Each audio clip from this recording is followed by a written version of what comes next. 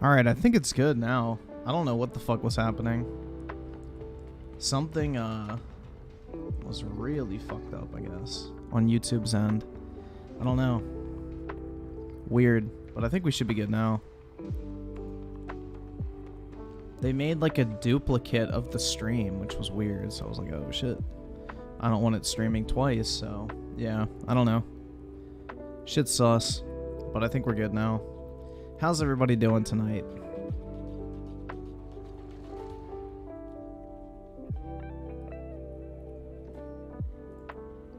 How is everybody doing tonight?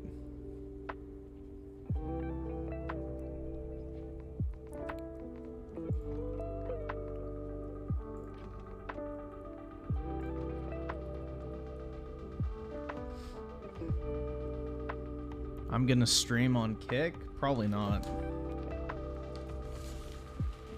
Probably not.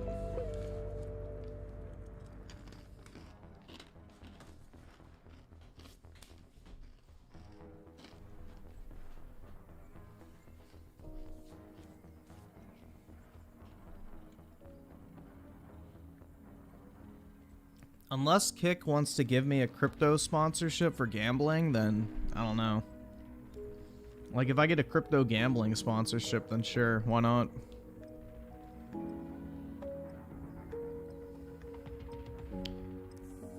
And Juan with the 1. Appreciate it, man. You're broke!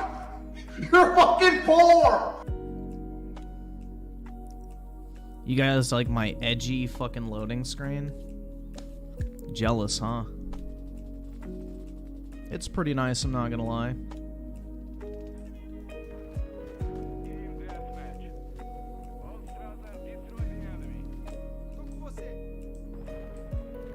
Rogue Spartan with the tier 1 membership. Appreciate it, man. Big ups. Oh shit, dude, how the fuck did I not see that guy?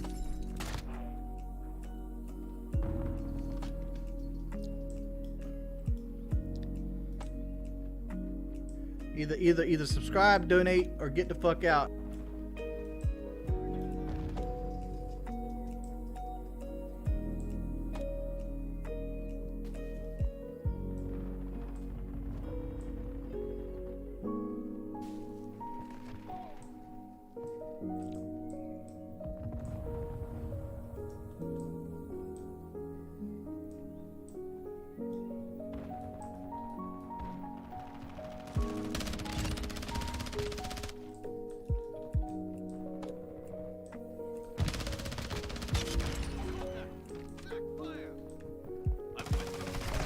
Oh shit, I didn't even fucking see that guy.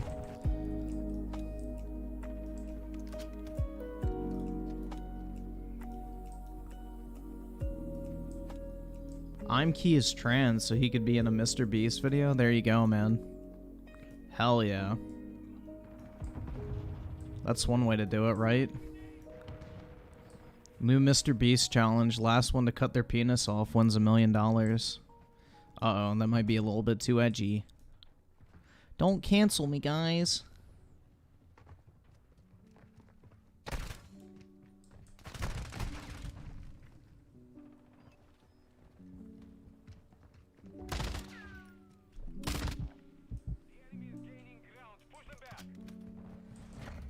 Don't cancel me, guys. I promise.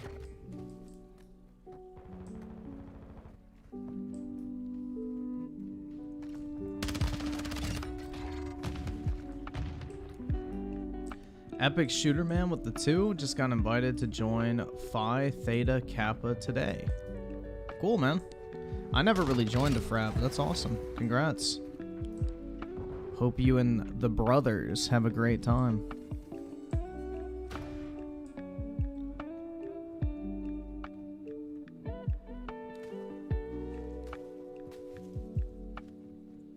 Did I go on Dreamcast Guy's live stream yesterday? No, I did not.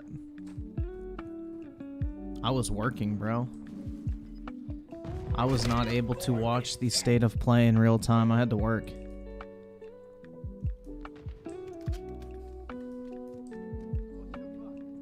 No, I don't think Microsoft tried to make Redfall into anything. I think Redfall has always been a mediocre, generic-looking fucking vampire shooter.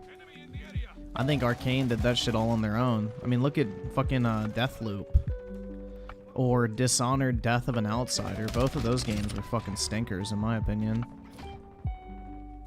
So...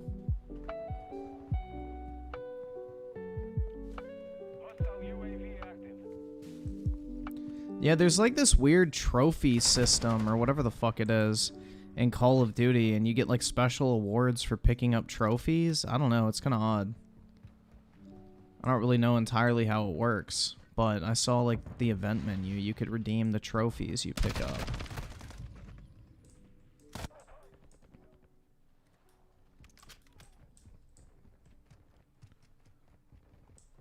Like you can get like, I guess, different cosmetic items and shit.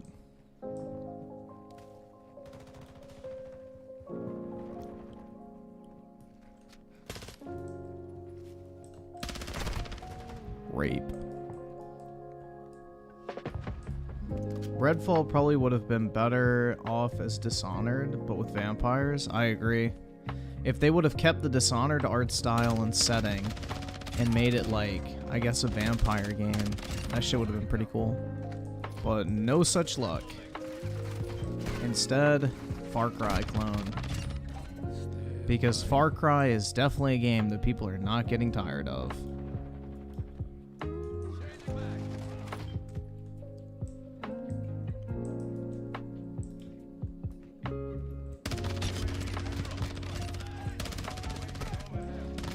Ah, shit. Damn, bro.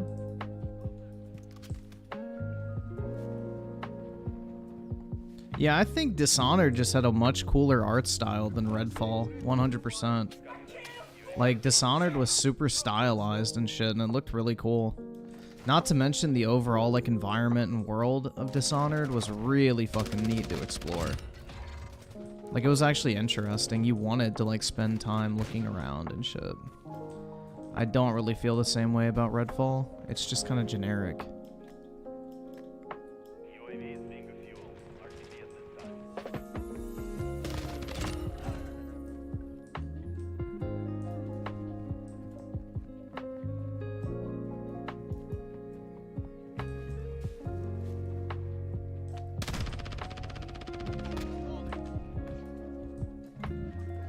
Oh, what? Damn, man. Epic Shooter Man with a 5. Phi Theta Kappa is not a frat. It's an honor society for those who maintain the high GPA. Gives access to scholarships and other benefits. I mean, technically it is a fraternity though, man. It's just an honors fraternity. But yeah, that's cool. Congrats. It's still considered to be a fraternity. I got invited to a bunch of those. I never did one though. I never ended up joining any like frats or anything. But that's cool. Congrats. Anything with like the Greek like names is typically considered to be a fraternity.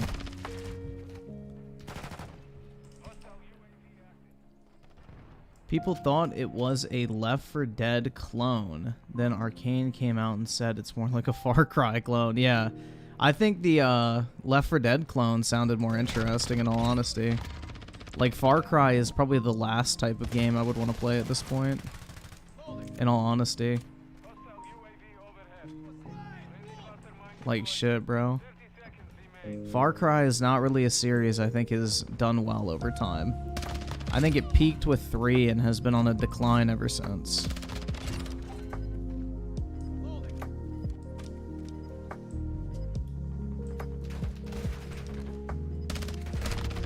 Rape.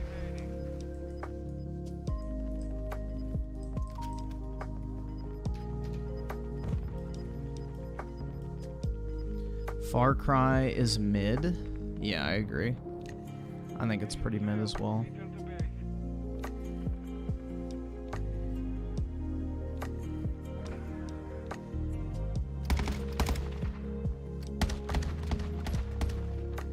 Never played a Far Cry game. You're not really missing out. The only one that's good is Far Cry 3.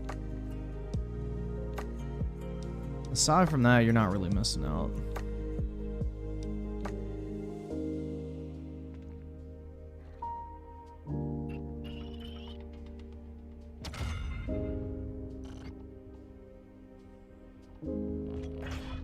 Trophy bank. Hell yeah, dude.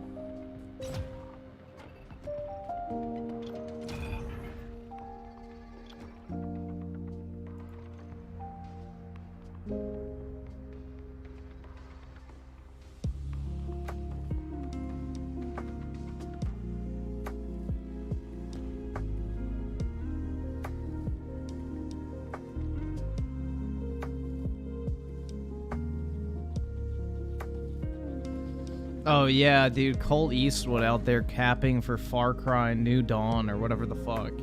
Like literally one of the worst fucking games that Ubisoft has ever put out. But hey man, he really liked it. He thought it was pretty cool. So yeah, there's like this special event or whatever the fuck going on right now. And you can like redeem your points to unlock stuff.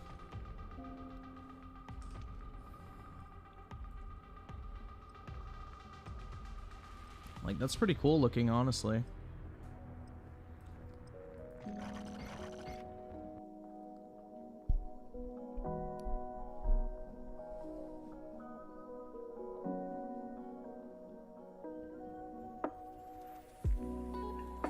Isaac Himmler with the 2. Bought myself a digital PS5. It's coming in 4 days. Very nice, man.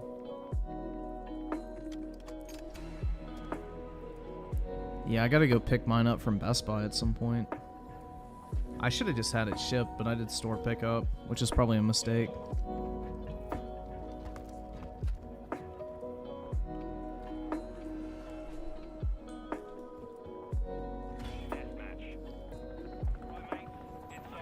Probably should have just had that shit shipped, because I'll probably forget to go pick it up.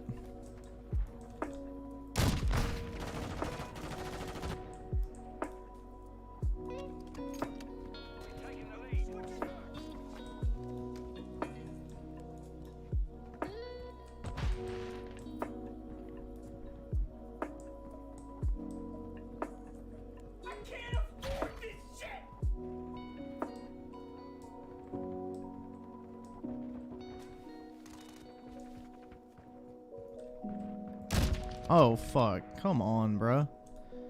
I'm feeling off right now. Like, really fucking tired. I don't know, dude. I need, like, some Coke or some shit to give me an energy boost.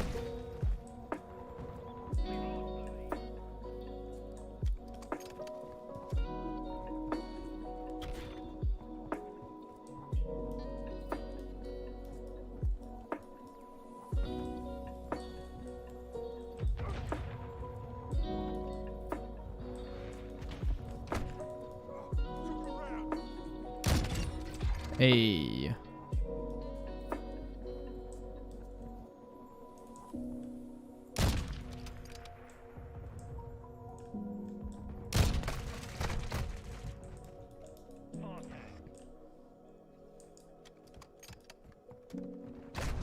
Taking fire over here.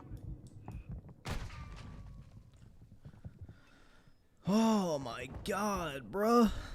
This shit's rough. You generation with the 2, do you want cringe to wake up? It'll make me not want to wake up, if that's what you mean. If that's what you're going for, then yeah. If you want me to not want to wake up, then sure.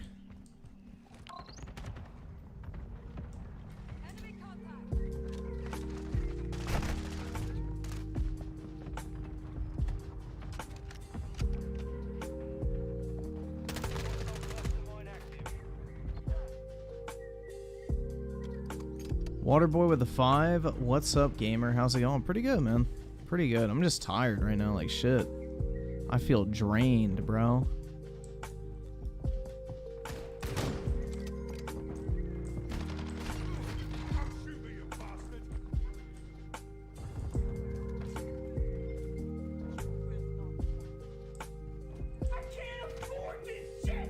I feel like my balls after getting home from your mom's house, bro.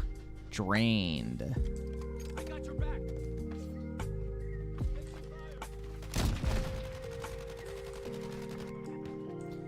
Kim is testing weapons again? Yup, that's because we got a weak fucking leader. Like, why wouldn't they? It's not like Biden's gonna fucking do anything about it. He was like, hey, can you please stop that? Thanks.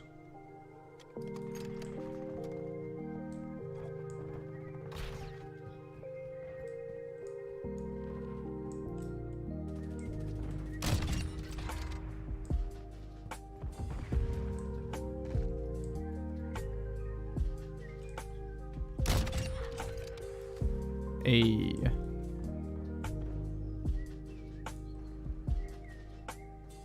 So why didn't they drop a trophy? I'm not really sure how the whole trophy thing works, in all honesty.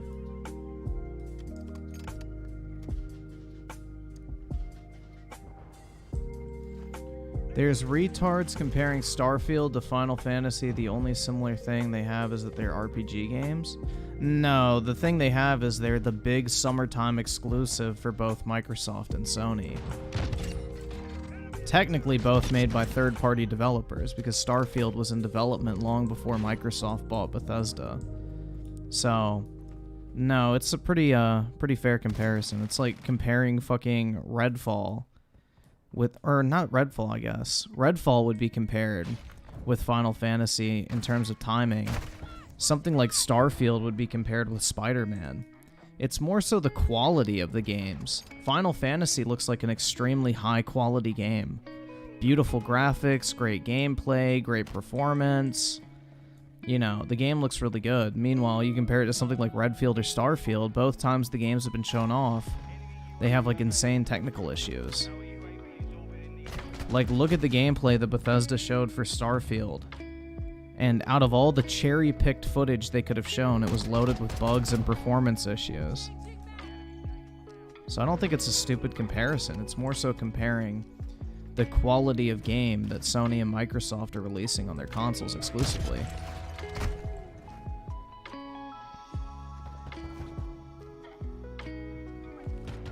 Timothy Marco with the 5. Don't know if you've seen it, but there's a video called If Andrew Tate Was Peppa Pig. What the fuck?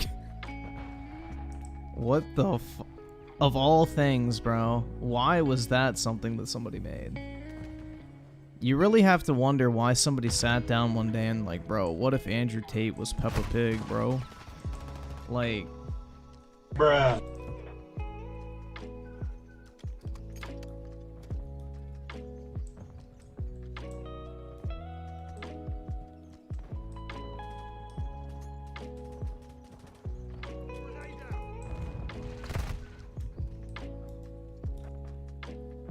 Yep, Final Fantasy 16 is a great place to start. You can really start with any game in the franchise. None of them are connected unless they have like a -2 at the end of them. So Final Fantasy 1 through 16 are all standalone games, basically. Yo, why didn't that EMP kill the fucking Claymore? I thought it's supposed to take out fucking equipment.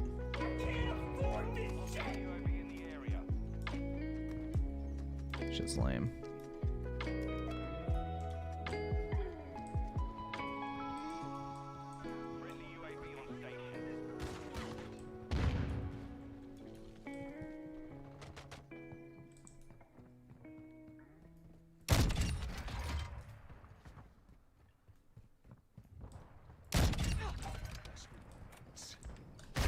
Oops.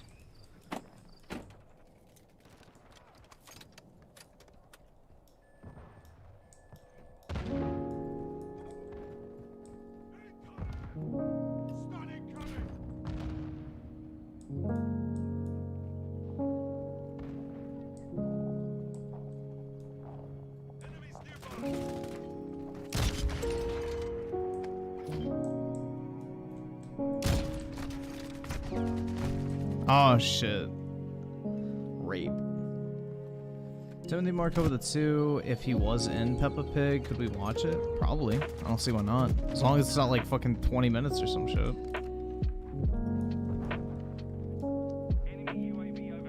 Final Abortion will flop again. I don't know. I don't know about that one, I'm Keith. I think Final Abortion's gonna do pretty damn well.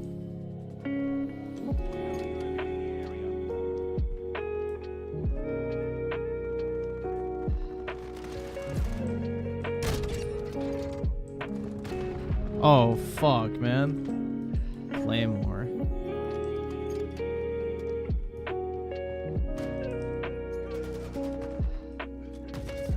Oh, fuck off, dude. Seriously?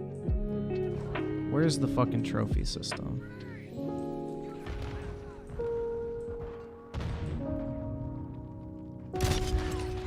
Chrome to the dome.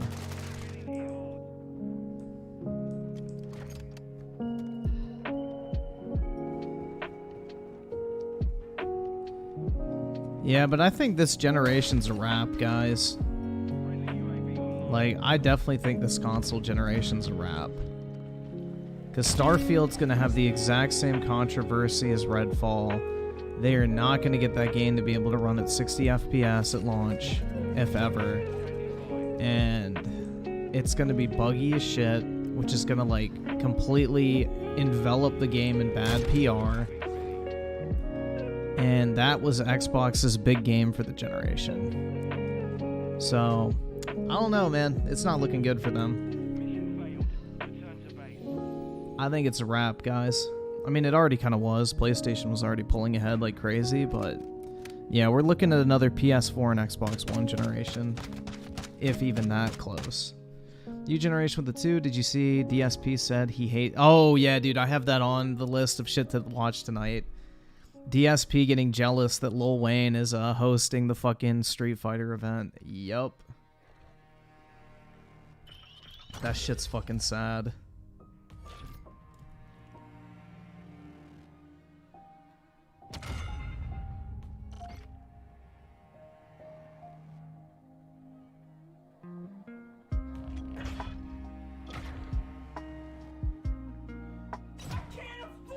Oh, it's only 3 years into the generation. Oh, guys, did you hear that? It's only been 3 years since the console came out. Guys, the generation's only halfway over. Microsoft still has plenty of time to turn it around. Waterboy with the 5, I'm surprised we haven't gone to war with North Korea. We actually technically are at war with North Korea. We're just in a basically prolonged ceasefire and have been ever since, like, I forgot, how long ago was that? Like the 80s or some shit? I don't fucking know when the Korean War was because I don't really care. But basically, the Korean War has never ended. We're just in like a long-term ceasefire, basically. That's why the DMZ zone or whatever the fuck exists in Korea to this day.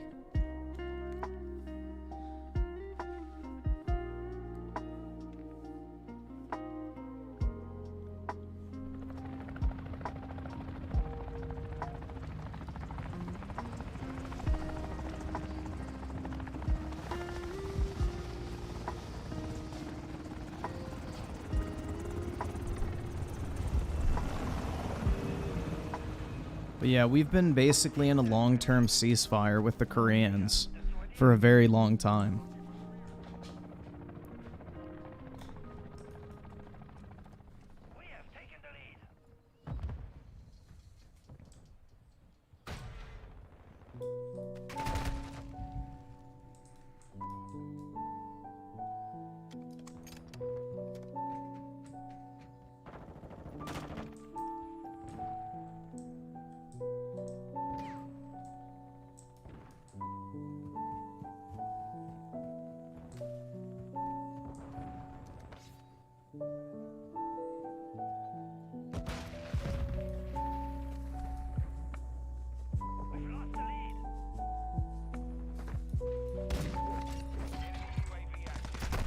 Ah.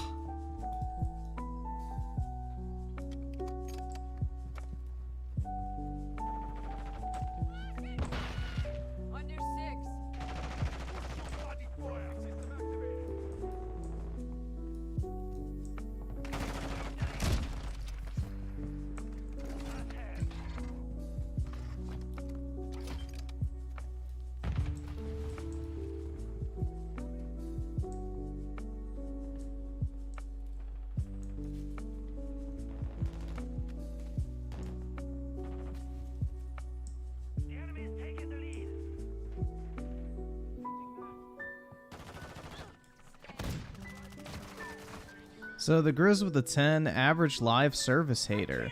They still haven't fixed all the bugs in Overwatch 2. I hate Blizzard. Also them. New Vegas is the best game ever made. New Vegas is broken. Wait. New Vegas is the most broken game imaginable. Yup. Bro, the thing is the fucking Reddit hate tards literally just get like these fucking buzzwords in their head. Live service bad. Single player good. Always online bad. Fucking, you know, whatever, couch co-op good. Like, it doesn't matter what the fuck, like, the actual circumstances of those words are. They just get it in their mind. Like, no single player game can be as bad as a live service game. And no live service game could ever possibly be good under any fucking circumstance. But yeah, you know, selective outrage. 100%.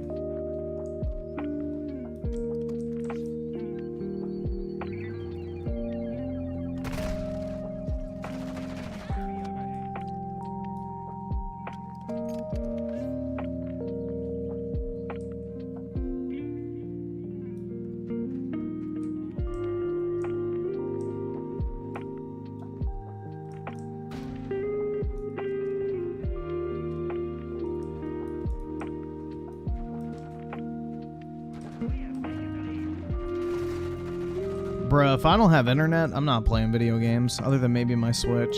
That's about it. Like, I wouldn't, like, if I don't have internet, I wouldn't even think to turn my computer on, if I'm being completely honest. So, the whole always online thing to me does not matter, because, like, 99% of the time, I'm not even gonna play video games if I don't have access to the internet. Like, my mind literally goes to any other activity than playing video games.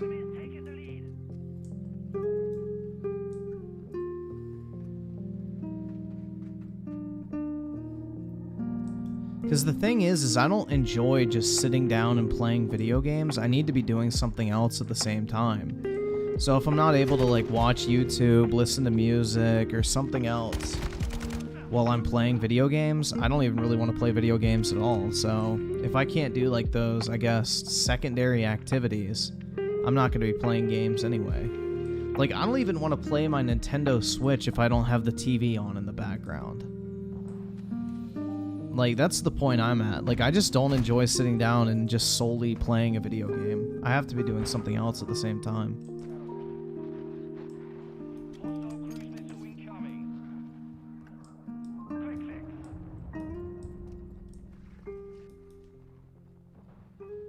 Like, games just really do not hold my attention anymore.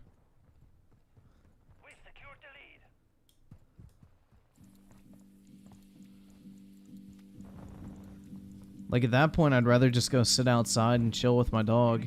Like, that first night I lost power recently, it was like fucking 40 degrees out. I just put my winter coat on, took my dog out, and just sat outside until like fucking 1 a.m.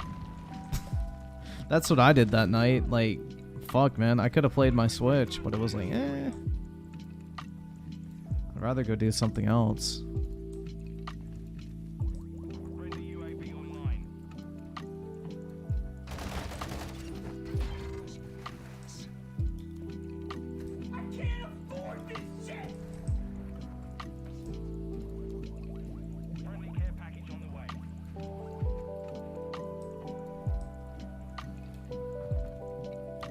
Waterboy with a 5, since you have internet outage from time to time, you should give dual WAN internet a try and set it to fallover mode. You made fuck you money, right? No, I don't have fuck you money.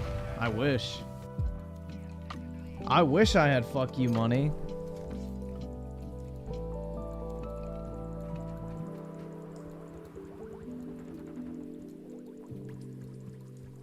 Oh, God. Damn it, bruh. I can see the color out of the side of my fucking left eye. I haven't even read that shit yet, but I already know what it is. See, the color is gonna start triggering me now. All I'm gonna need to see is that fucking shade of pink. And it'll just, like, send me down a fucking rabbit hole of despair. Hopefully I only have boys. U Generation with the 50. Oh god. React to anime has gone too far by GiggsUk. There we go. GiggsUk. I mean, I agree with the title, but I'm sure I will not agree with the content. Griffin only gets around 250k a year. I wish. I'm not quite at that number.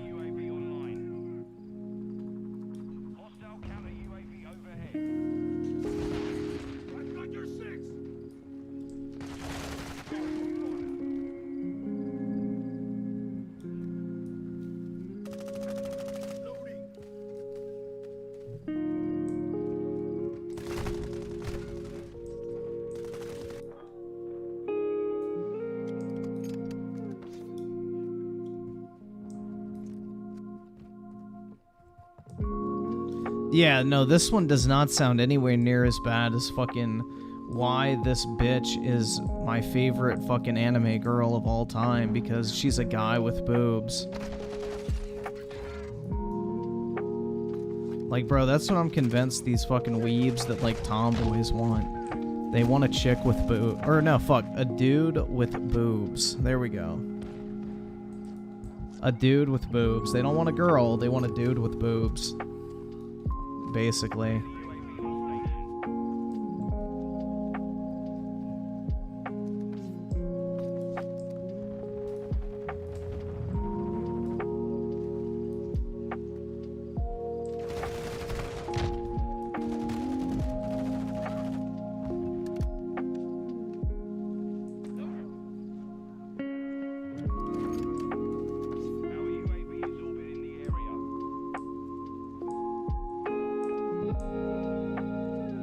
Yeah, bro, traditional gender roles and norms are evil. We need to break away from that so girls can bully us and physically beat us up.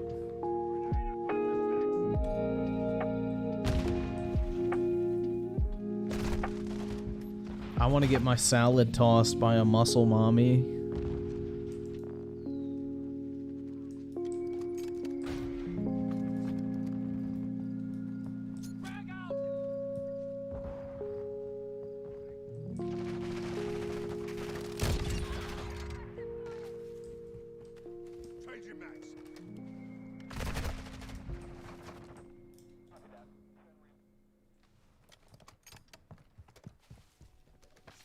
We all need an Abby in our life. Amen, bro. Amen.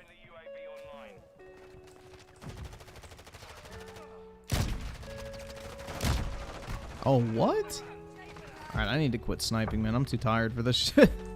That is going terribly. Holy fuck.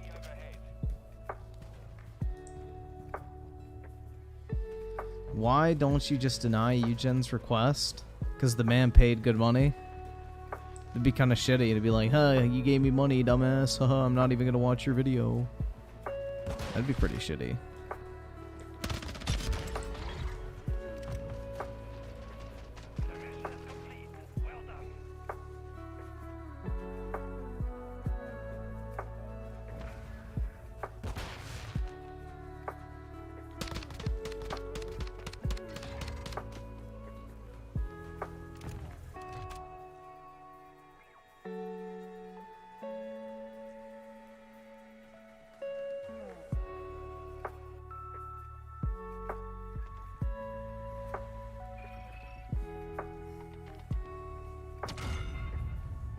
I know a friend who couldn't get a girl to peg him, so he got a dude to fuck him and told me it wasn't gay because he was imagining a girl doing it. Bruh. Damn. Yeah, I feel like that'd be a very awkward conversation. Be like, hey, honey, I have a special request tonight. And she goes, what is it? It's like, well, if you promise not to laugh, okay? She goes, I promise. Well, I want you to strap on a 10-inch rubber dildo and fuck me in the ass while I squeal like a little girl. Like, bruh, imagine. I want you to lay me down on my stomach, bent over the bed, and drill my asshole with a 12-inch rubber dildo.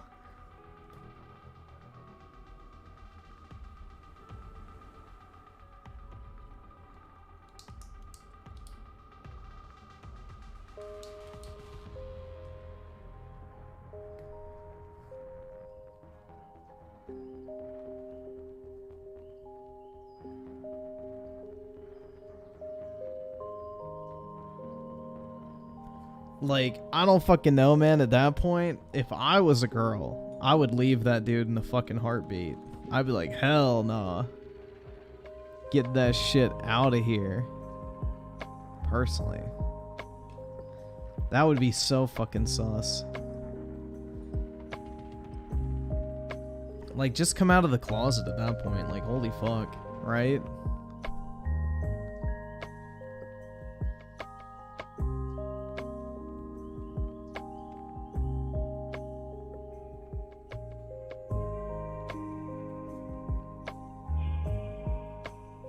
Homophobe? You're right, I'm Key. I am afraid of someone shoving a 12-inch rubber dildo up my ass. I will fully admit that. Yes. The thought of someone bending me over and shoving a 12-inch dildo up my ass is very scary to me.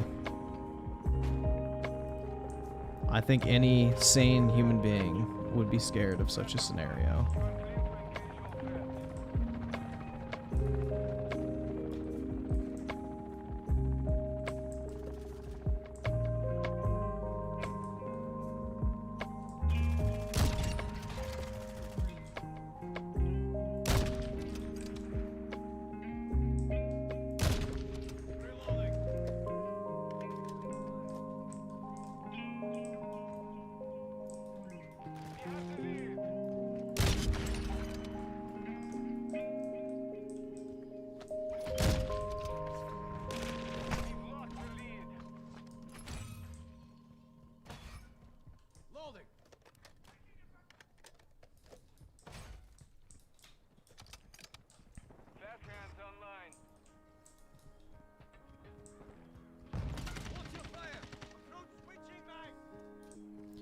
What's wrong with fucking college? College is fine, bro.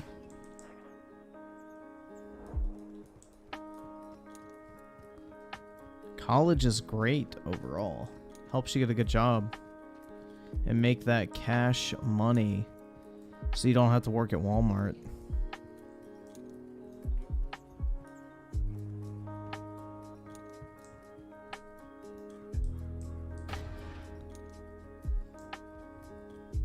Not to mention, as long as you're not a gaming shut-in like myself, you could probably meet your, like, future wife and shit there.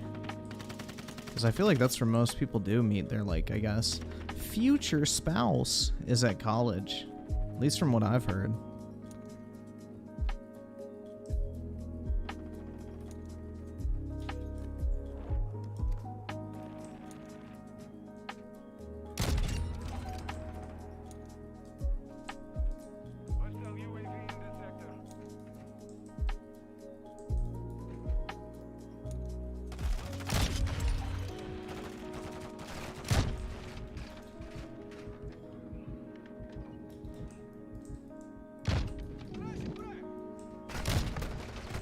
Shit.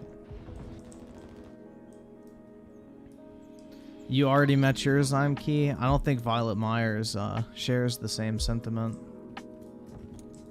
But praying for you, bro.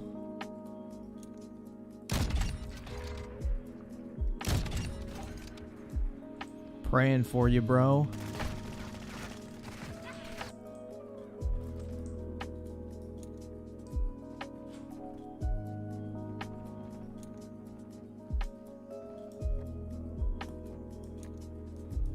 Timothy Marco with the 2. My wife. That's right. Me and my wife played Mario Kart tonight, guys. I let her win, but then she sucked my cock.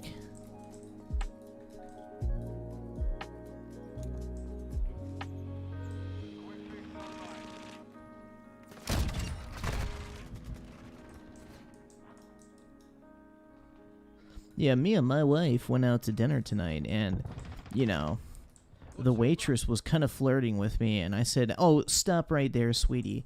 I'm married to my wife.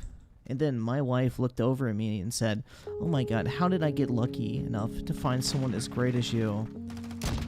And that's when I knew that my wife truly appreciated me.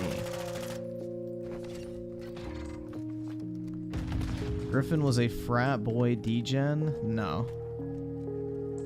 Bro, if I was a fucking frat bro, I wouldn't be on a fucking YouTube channel at this point. Like, shit. I'd be out getting lit, bro.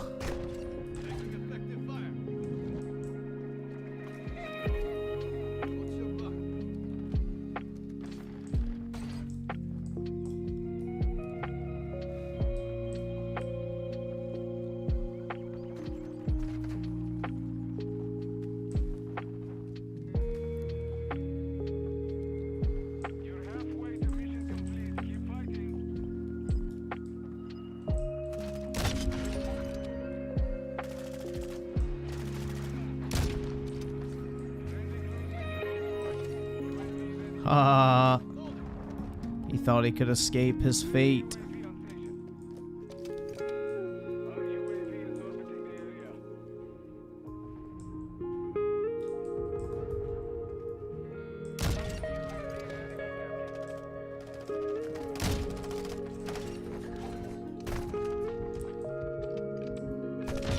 Ooh! Nice. All right.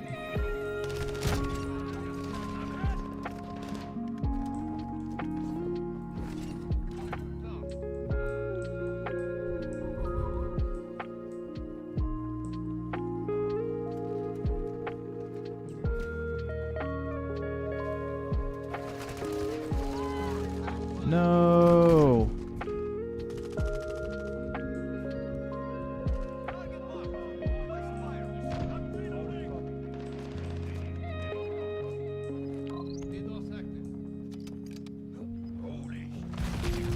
Bro, what? I was inside, dude. Seriously?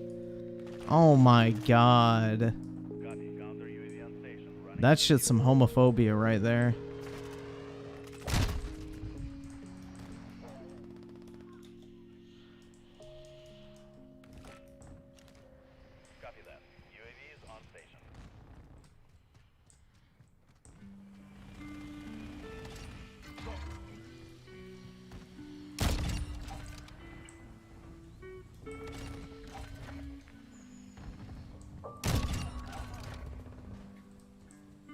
I'm actually popping off with the intervention right now.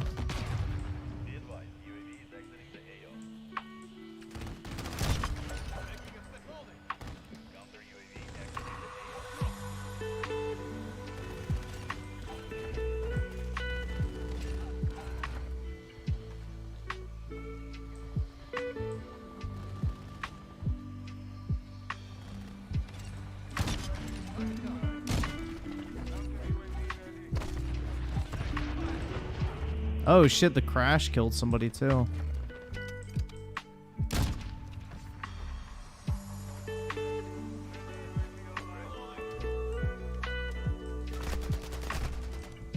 RIP. Yeah, we'll probably watch the SunnyV2 video. We'll probably check that out.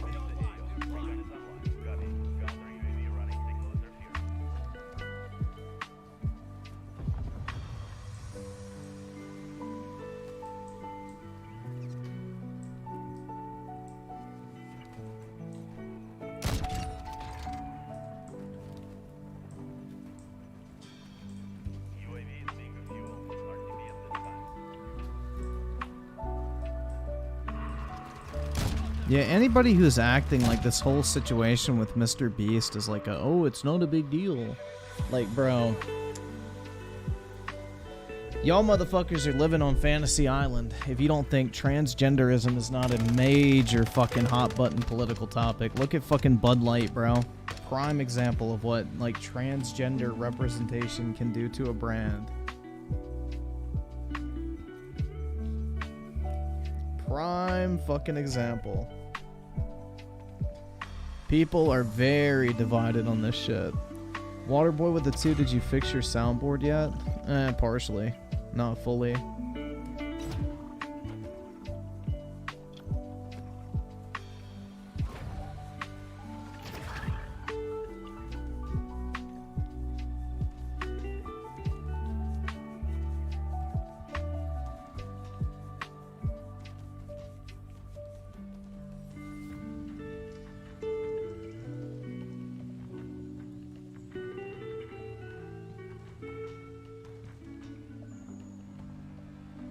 Yeah, and apparently I didn't realize this, but Mr. Beast made a response to the like drama, which I think is a huge mistake. I didn't realize that shit, but apparently he came out and said like this transphobia is irritating or whatever the fuck. And it's like, bro, no.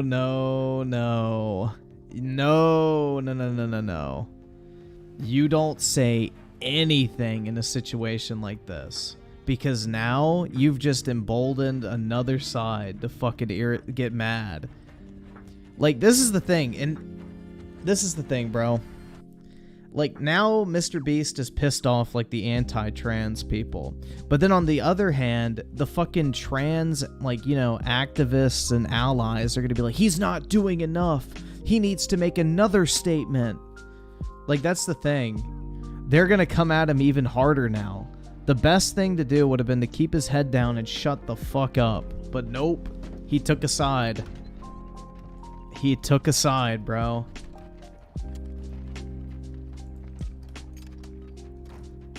So, yeah, I didn't realize he actually responded to that shit. No, the best thing to have done would have been to just never even fucking mention it. Act like business as usual. Let Chris fight his own fucking battle or whatever the fuck and not say anything.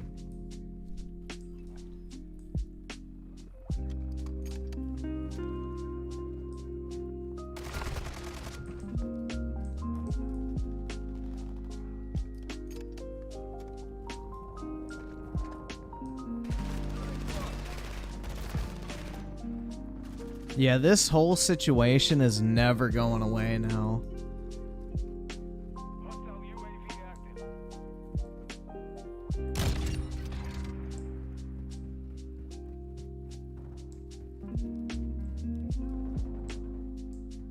This will be a permanent stain on Mr. Beast's career.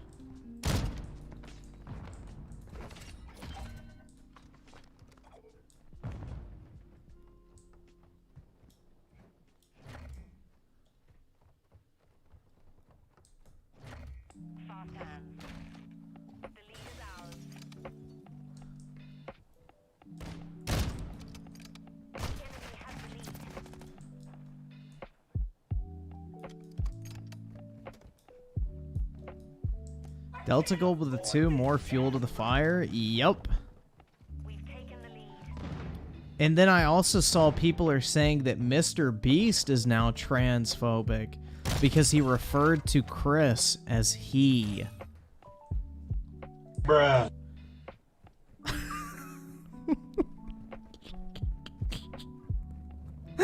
Oh.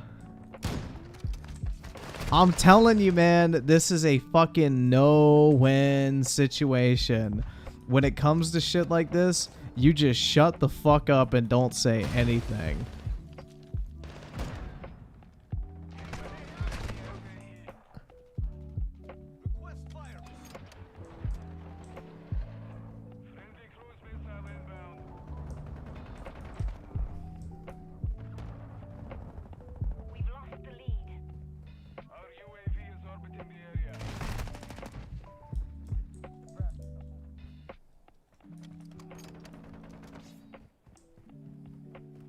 Like, bro, it's like Sunny said in the fucking title of his video. This is gonna turn into be a nightmare for Mr. Beast, whether he wants to admit it or not. This will be a forever fucking stain and problem that constantly pops up for the rest of his fucking career. This shit is going nowhere. And with all the stuff people are digging up about this Chris guy from his past, like, you know, it's going to continue. Because now they're, like, this is the thing, bro, is like, the Muslims didn't already fucking like him. Because, bro, if you go to an Islamic country, you come out as trans, you're getting thrown off a building in a lot of these cases. But now, it turns out that basically Chris has made all these tweets in the past saying that Islam is a backwards religion. I don't understand why anyone would be, like, dumb enough to actually believe in that shit. Like, all this other stuff. So now it's not just the fact that he's, like, fucking trans or whatever. It's the fact that now he's actively calling, like, Islam a fucking bullshit religion that's full of a bunch of backward-thinking retards and shit like that. I mean, bro, this is a fucking ticking time bomb at this point. So, yeah.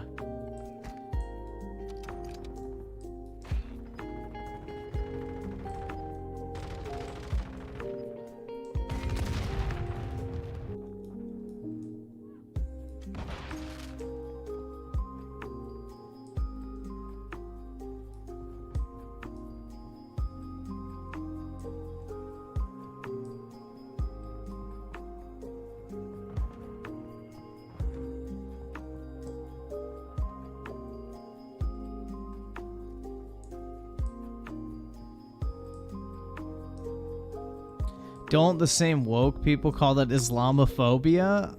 I mean, I think that's a fair definition of Islamophobia. You know, I'm not really one to throw out the whole fuck, oh my god, bro, you're being blank phobic, but that is pretty Islamophobic, saying that anybody who believes in that shit is fucking stupid and dumb, and that it's a backwards thinking religion that shouldn't even be around. Like, yeah, I'm pretty sure that qualifies as Islamophobic, right? I would say so. I mean, you're literally saying that anybody who believes in that shit's a backward-thinking idiot, so... yeah, I don't really think there's much room for interpretation with a statement like that.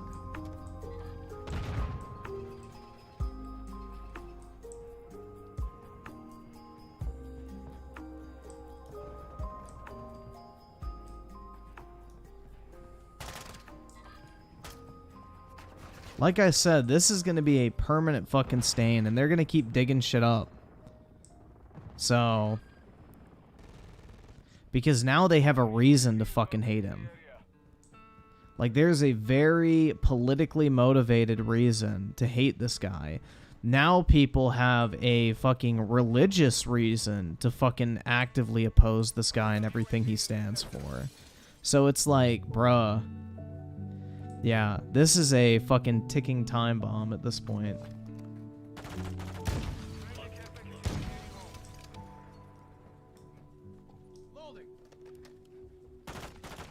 No, I am not Islamic, bro.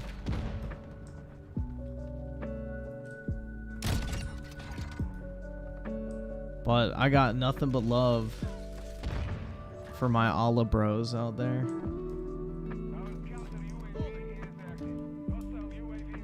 They're a lot more base than most religions these days. They actually stay true to what their fucking faith says, so big props to that.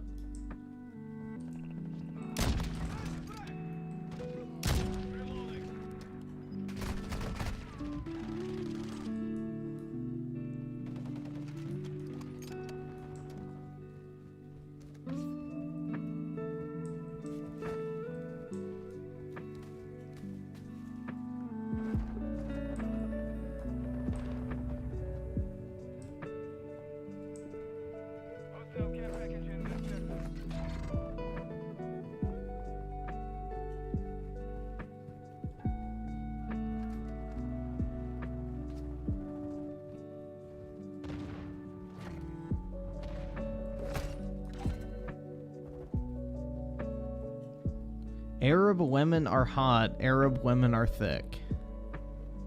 Sounds like y'all want some Arab women on your dick. Bars.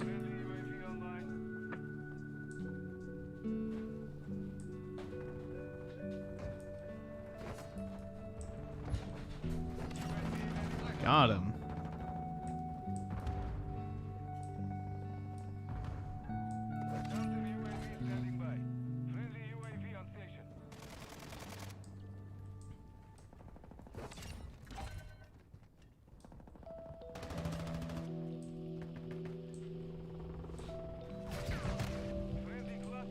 I don't know if I would want to live in Dubai. I definitely want to visit at some point, though. I think it'd be cool.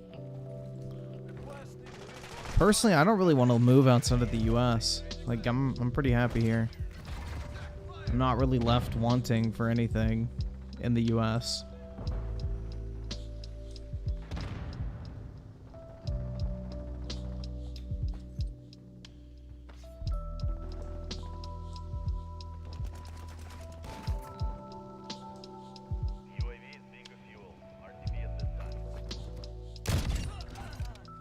Like, living in the US, I don't really feel like I'm missing out on anything. Mia Khalifa do be fine. Ew. Gross, man. Nasty.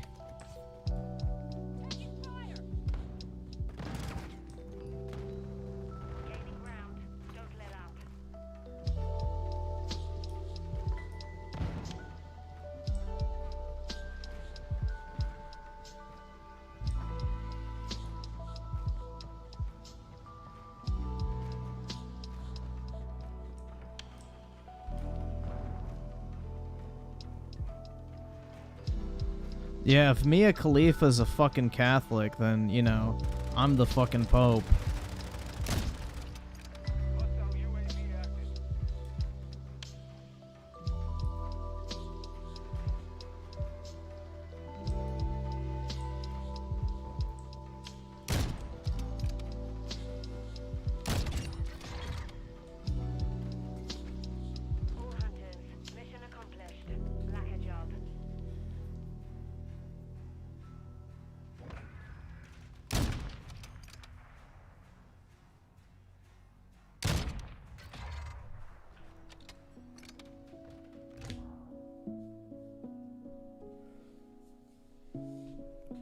Griffin wants to live in Cancun and get all the spring break bitches. Nah, man, I'm just gonna go hang out around like fucking college graduations. Easy. Get some prime cut. Get them fresh off the fucking bench.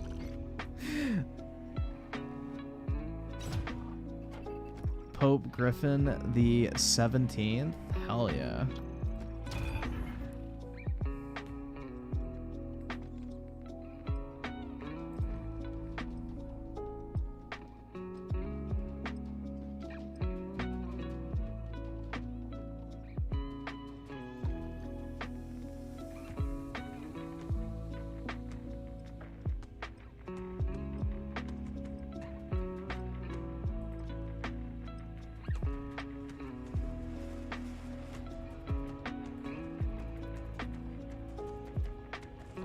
Let's get the CP.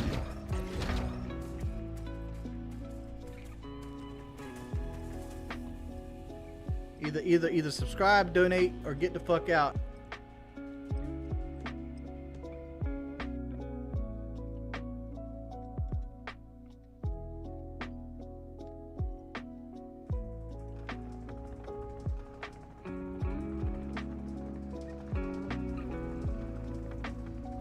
PS5 gamer with the 6 months. Here's to another 6 months. Really appreciate it, man. And as your name suggests, I am joining the PS5 gamer community once again. I just have to go pick up my PS5 from Best Buy.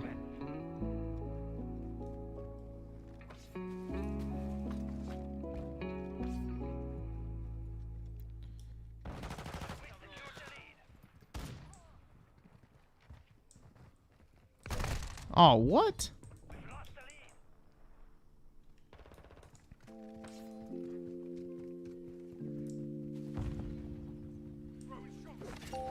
There we go. Not so Slim Shady. Uh-oh.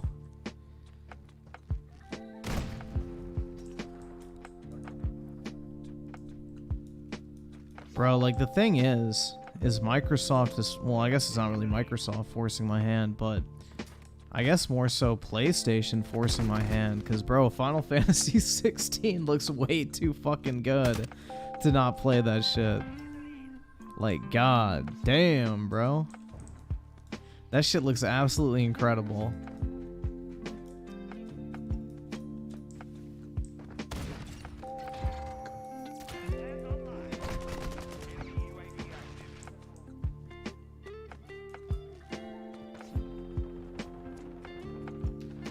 Yeah, Final Fantasy 16 is my definition of a fucking system seller. Like, I will gladly go out and buy a console to play that game.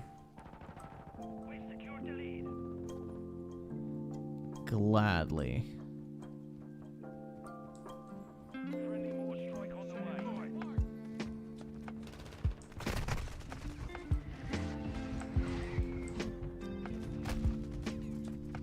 Acrylics of the 5, apparently I'm a raging alcoholic with anger issues, according to Brother Near 2.0, aka Near Fanboy. He's a bit upset. I don't blindly agree with him.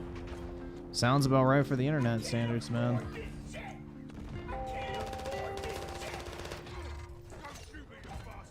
Sounds about right for today's internet standards, unfortunately.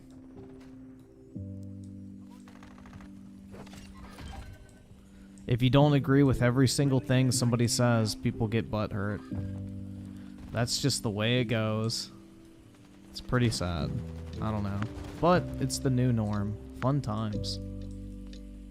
PS5 gamer with the 5. Yeah, my Walmart finally has a couple in stock. We about to take over. That's right, bro. We are the PlayStation Nation of domination. Whatever the fuck that shit was. I forgot who had that shit on their fucking YouTube video.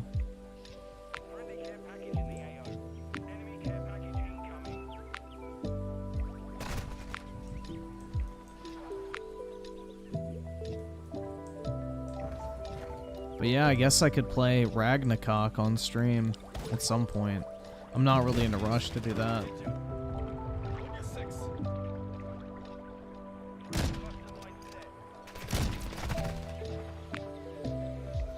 Let's see. Waterboy with the 5. Society these days can't say or do anything without heavily offending anyone, basically. All you can do is just, you know, sit back, be a gamer, and watch the world burn, right?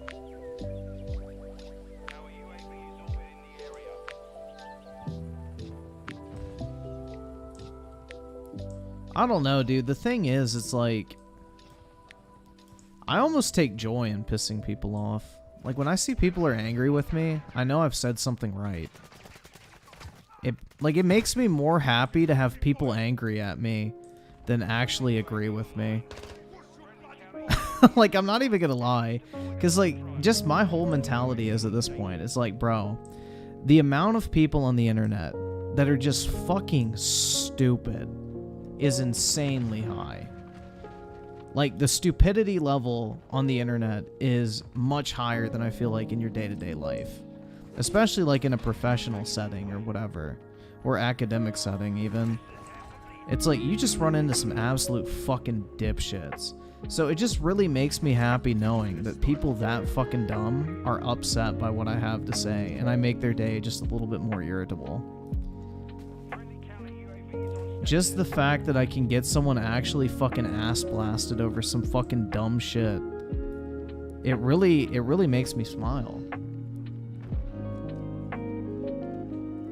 Like, that to me is much more rewarding than, like, putting out a video or whatever that everybody agrees with. I feel like if my like to dislike ratio is too high, it's like, bro, did I even do anything of worth here? Like, shit. That's almost how I look at it nowadays. It's like, damn, man, if I'm not pissing people off in the process, was this even fucking worth it? Was it even fucking worth it? Like, just knowing that I angered somebody makes my day. Especially over something related to video games.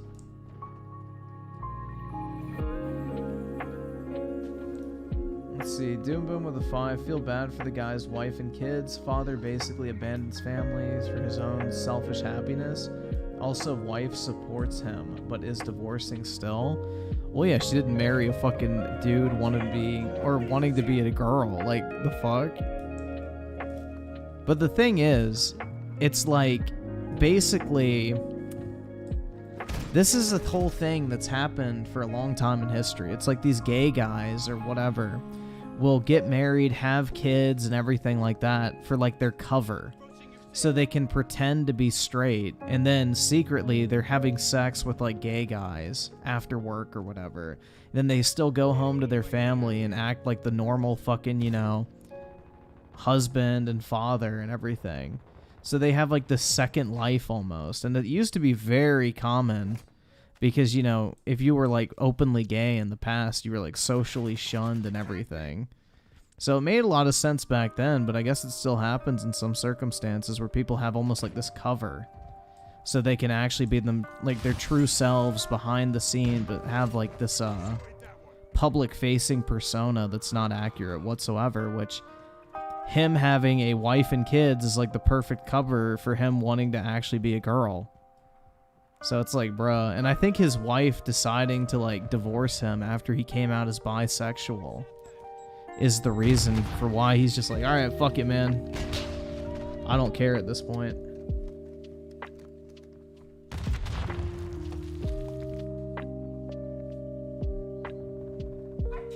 Let's see, Waterboy with the 5. I basically enjoy watching the world burn while I keep chill. Live and enjoy life to the fullest. That's right, man. That's all you can do. Like, fuck, I forgot what it is. It's like this old saying or whatever. It's like, sit back, drink the wine, and let the world be the world or some shit like that. I don't fucking know. It's like an old saying or some shit like that. But yeah, I agree, man. You know, until you have like the money and influence to actually change anything, I don't understand why you would let shit like that define your life. It's just really dumb. Gonzo with the 5. If I had a big Twitter/YouTube account, I'd tweet trans women aren't real women, then trans women are women within 10 seconds of each other, and then just walk. Dude, that shit would be funny. It'd also be interesting to see which tweet got the most engagement. That would be very interesting to see, like, which tweet got the most engagement with it as well.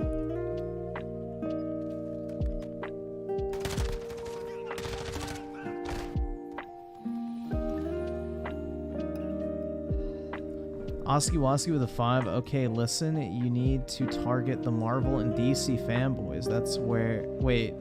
They're at the breaking point, especially with this whole situation surrounding it. Easy money? Dude, I don't know. I probably should. I should make like a video saying like the Marvel Cinematic Universe is the worst thing to happen to movies. That sounds like a clickbaity enough title.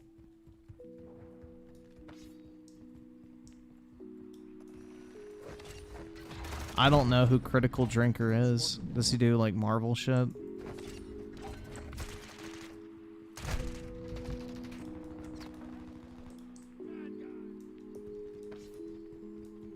Travis Cooper with the 25 months. Either subscribe, donate, or get the fuck out.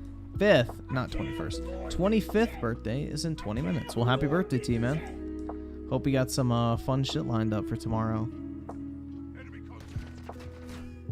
And Bragnir with the 2. It's crazy how upset people get over video games. It really is, man. But that's because they fill their otherwise meaningless lives with meaningless fucking entertainment products.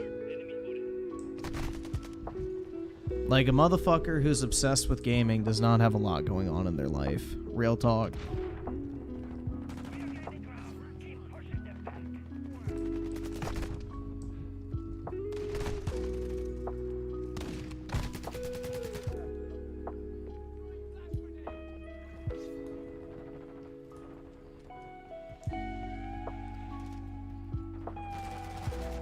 Yeah, I like Synthetic Man, bro. I think Synthetic Man makes very good content. I don't agree with him on everything, but I think overall, he offers a very interesting perspective. I like Synthetic Man's content, personally. He's naturally entertaining, I feel like. He's somebody you don't mind listening to, even if you disagree with him.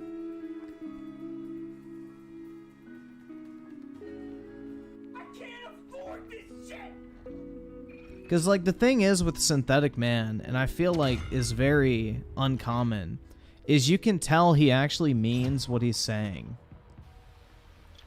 Like, regardless of if you agree with him or not, or think his take is complete dog shit or whatever, like, he actually believes what the fuck he says. He's not fucking bullshitting. He's not sugarcoating stuff. He's not worried about people disagreeing or agreeing with him.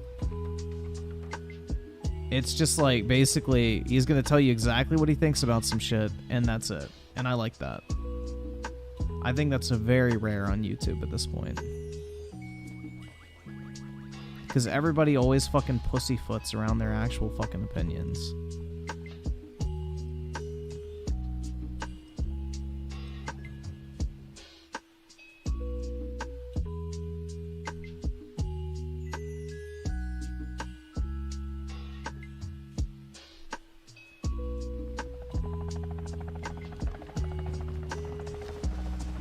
So WH with the 2, love your stream. Appreciate it, man. Big ups.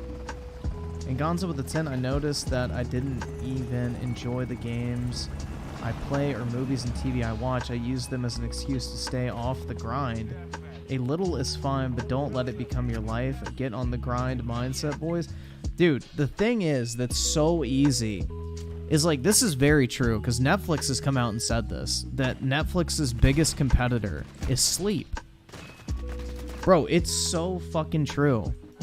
Like, you fall into the cycle of just sitting on your fucking bed or couch, watching a TV show for hours upon hours, and, like, the way Netflix is set up, you're like, oh, it just auto-plays the next episode. You're like, oh, after this episode, I'll get up and do something. Or, oh, after this episode, I'll turn my fucking TV off.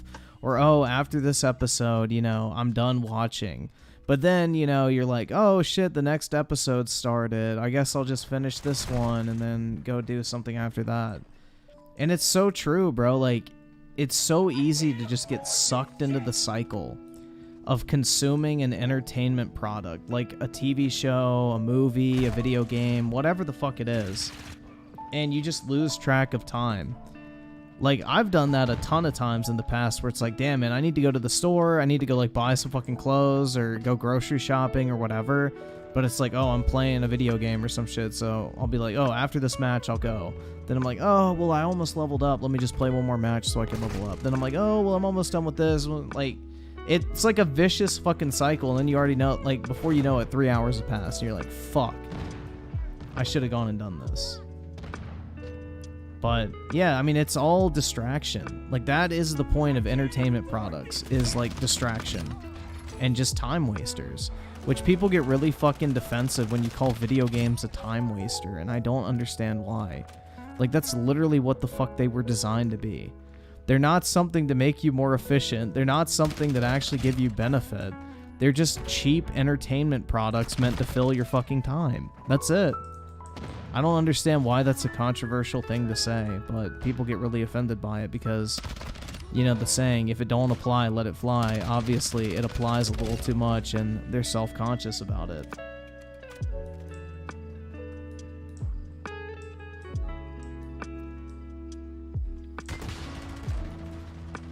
Vendetta with the 2 critical drinkers, a grifter, echoes popular opinion. So is he like a, I'm guessing that means he's probably not like an anti-SJW channel, right? So he's not like the quarter pounder. He's more of like, I guess, pop culture, just news and shit like that, and reviews and things like that. Or what? I don't fucking know. I've never watched him, honestly. So he's not like the quartering who like caters towards a political ideology. He's more so just like a pop culture channel that just covers like the popular take on popular media. He reviews movies. Okay.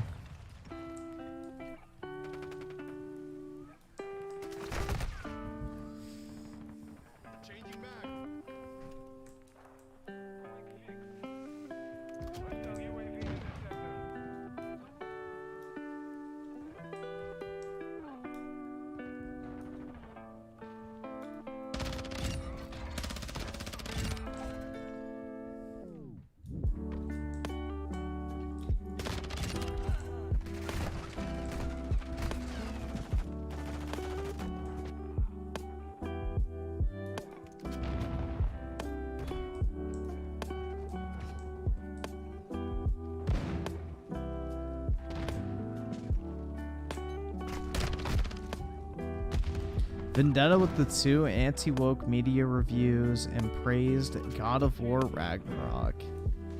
Gotcha. So I guess that's why Synthetic Man called him a grifter, right? Because he praised God of War Ragnarok, but is supposedly anti-woke. That makes sense. I see.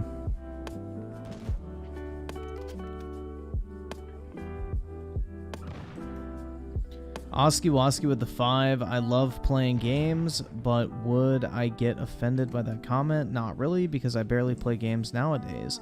I just use them now as time wasters. Well, you're using them correctly, my friend. And that button is still not working. RIP.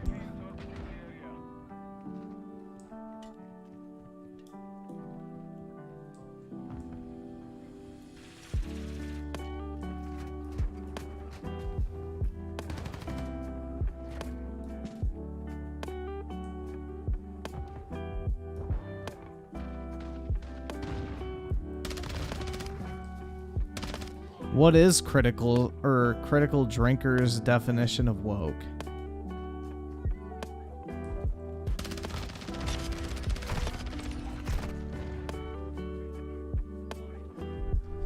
What is his like definition of woke?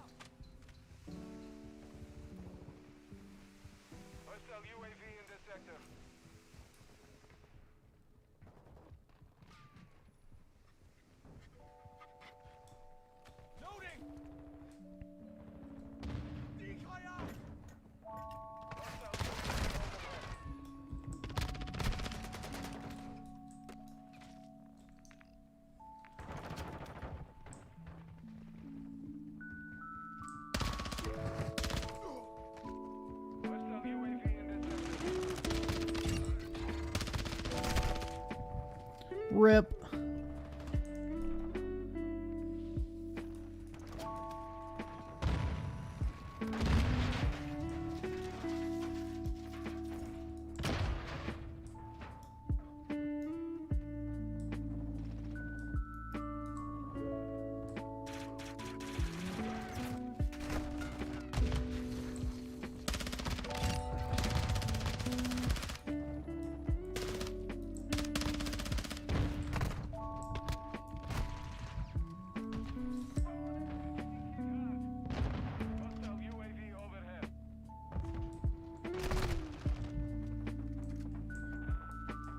Vendetta with the 2 drinker and Mauler are buds and regurgitate the same stuff. Got it. So basically it's just like, he calls something woke if that's the popular opinion to do so, is my takeaway from all of this. From what I've read in the chat over the past couple minutes. Is basically he's not like dedicated to fighting wokeness, but if enough people view something as woke, he'll call it out for that. So he doesn't actually have a stance. It's more so if a movie's getting enough shit for being woke, then he'll be willing to label it as such. That's kind of my takeaway from what I've read from the chat. That sounds about right.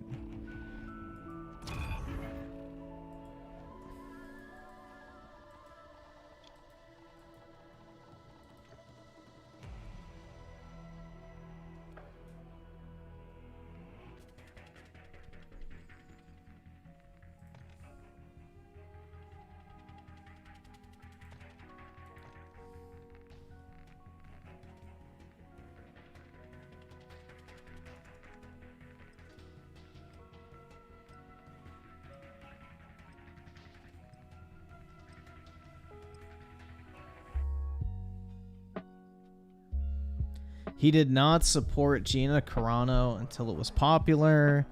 Mike TUGC with the 5. I watched the Mario movie a couple days ago. Honestly, loved it. I might go see it again. I think it's probably the best video game to movie adaptation.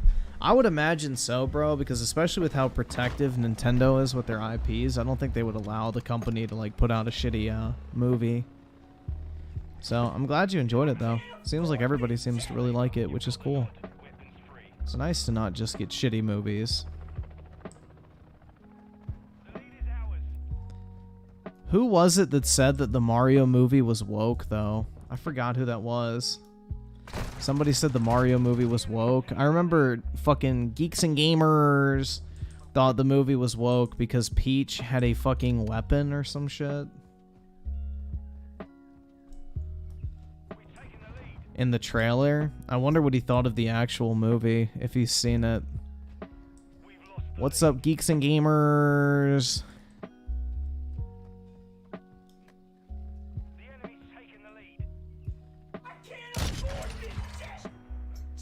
Chromed his dome.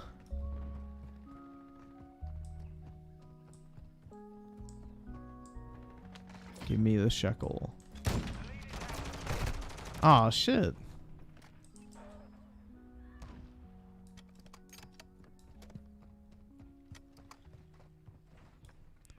What's up, Geeks and Gamers?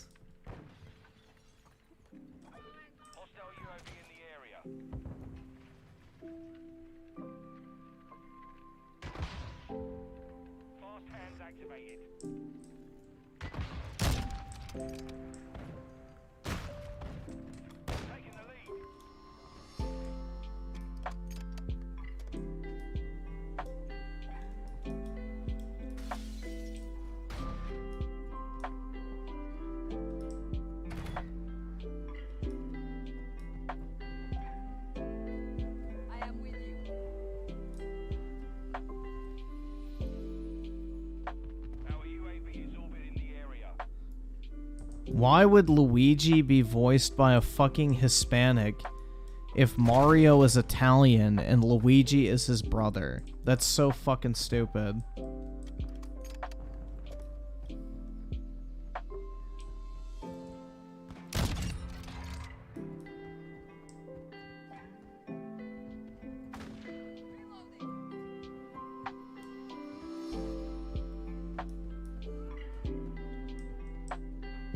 Tim Pool called it woke? Really? Oh my god. For what reason? What was the reason for the Super Mario movie being woke?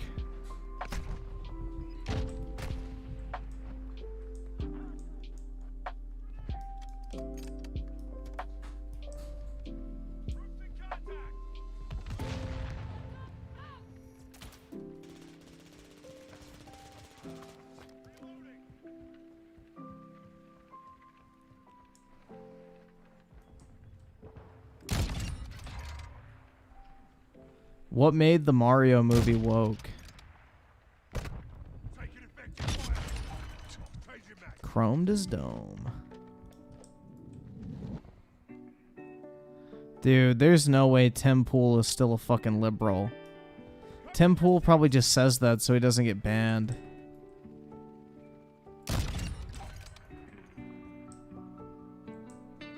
Or he can play the fucking informed, enlightened centrist thing, or whatever the fuck.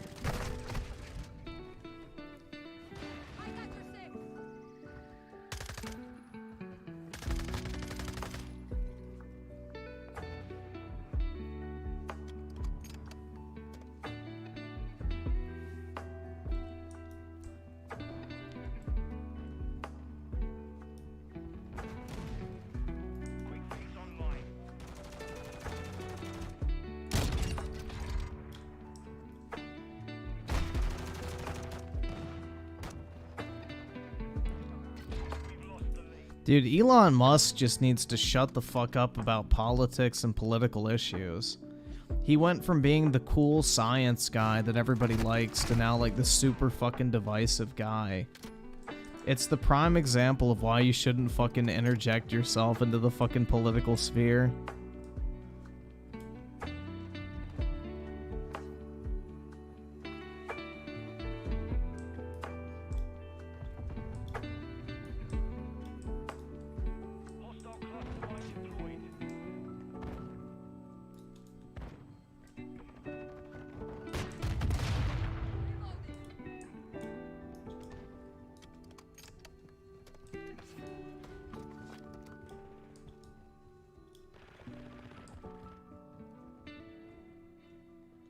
Like, I don't know, bro. If I was super fucking wealthy, the last thing I would want to do is interact with, like, fucking normal people.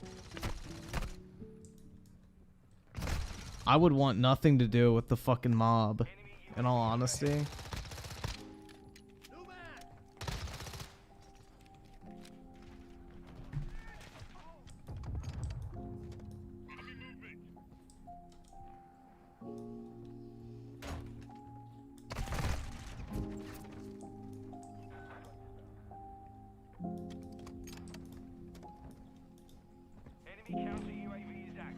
Dude, Bill Nye is a fucking actor. Why anyone actually values his opinion on anything is fucking stupid. Like, Bill Nye is not even a fucking scientist. Like, it's really fucking dumb how people actually think that dude is any sort of authority on anything. He literally is a fucking actor, and that's it.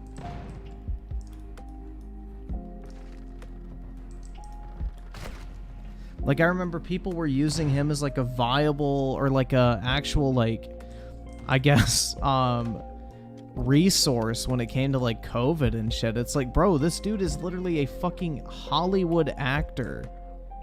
He's not a fucking scientist, dipshits. Disney literally just paid him to put on a fucking lab coat because he looked dorky. That is his entire qualification.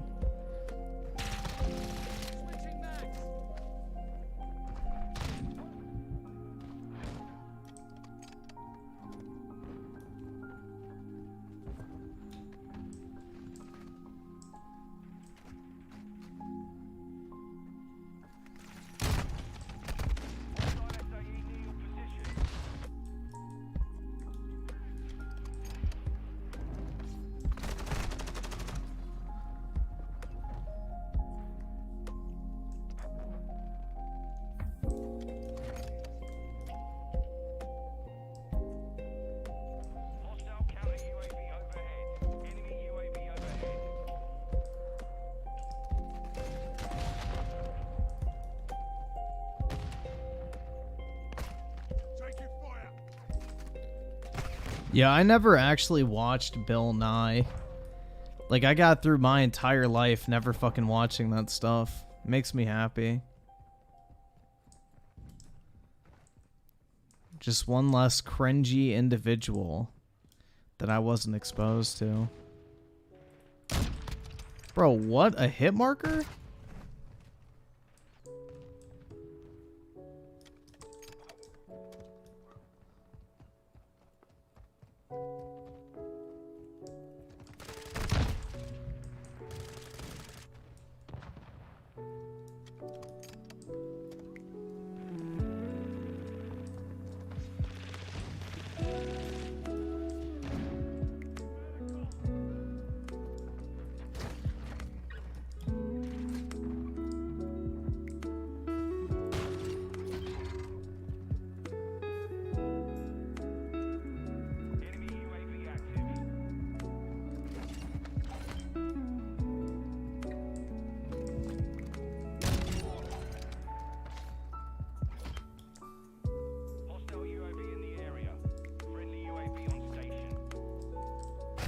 Ah, shit.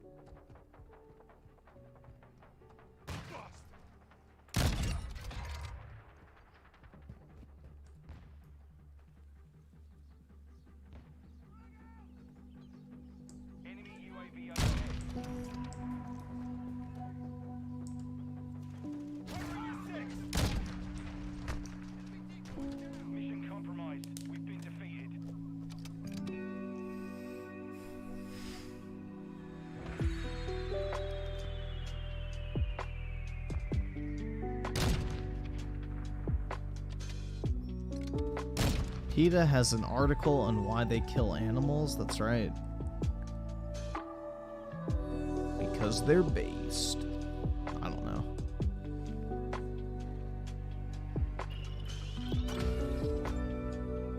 Ooh, a shekel to spend.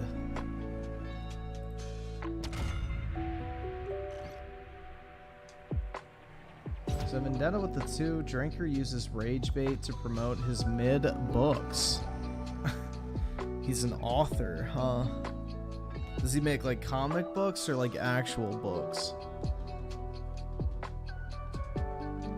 Dude, I really don't understand why people make books, because like, let's be honest, bro, the average YouTube audience member is not gonna fucking read a book. It's kind of sad, but it's true.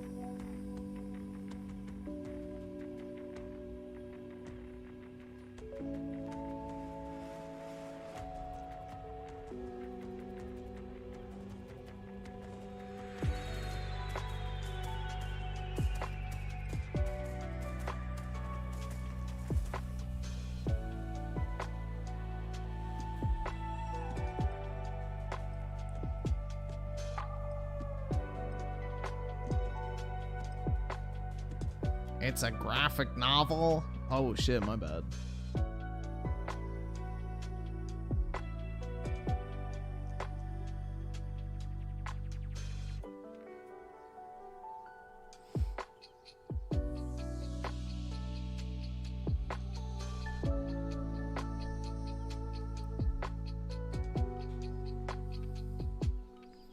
Guys, it's not a comic book, it's a graphic novel.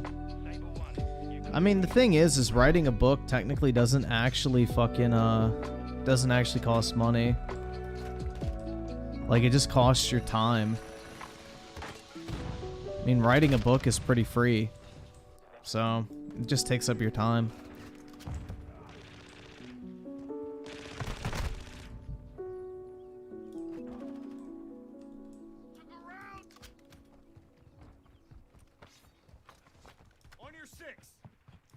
Do you ever go to Wizards game?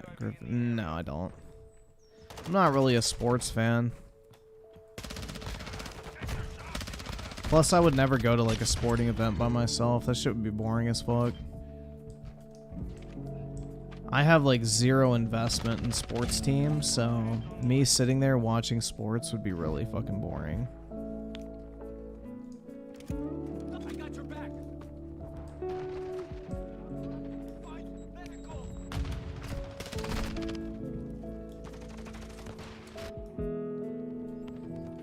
Yeah, LeBron reads upside down. Yo, what was that one book he claimed to? I think it was like a Malcolm X book or some shit. And they asked LeBron, like, what was your favorite part? And he, like, literally couldn't fucking think of anything to say. That shit was so fucking funny.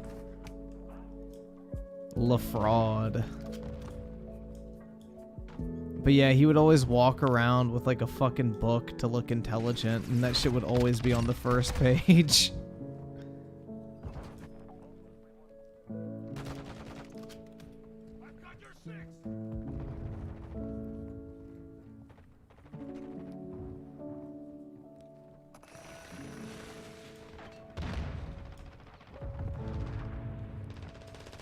LaFraud James.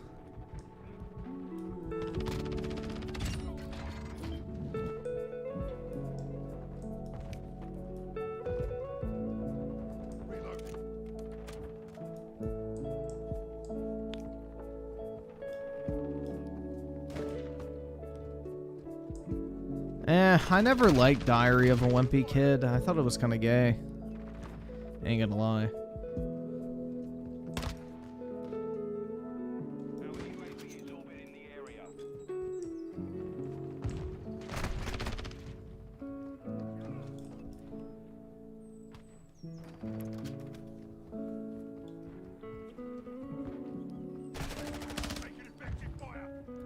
Lejong Zhang. There you go. Lejong Zhang is his fucking Chinese name. Li Zongzang. There we go. Like Zong Xena.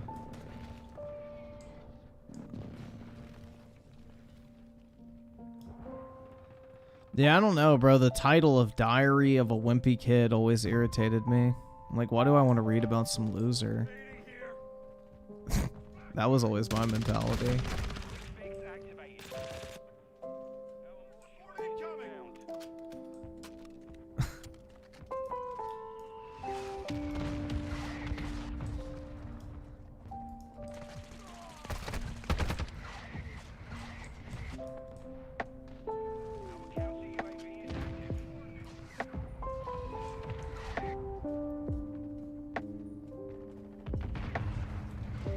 Weaponized Autism, the 2000s kids fantasy books were peak literature. There were some bangers, bro. There were some certified bangers. I can't afford this shit.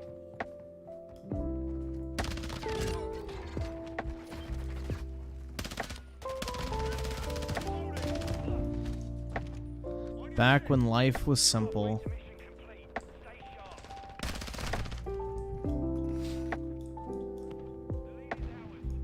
Yeah, I don't know, man. The title of Diary of a Wimpy Kid turned me off from wanting it. Like, that and fucking Captain Underpants, bro. Like, that shit looks so fucking stupid. I remember a bunch of my friends like, bro, you gotta read Captain Underpants. And I'm like, Bruh. hell nah. That shit was so fucking dumb.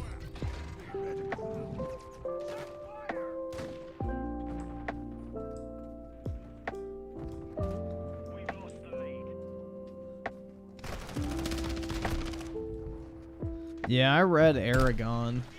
It was okay.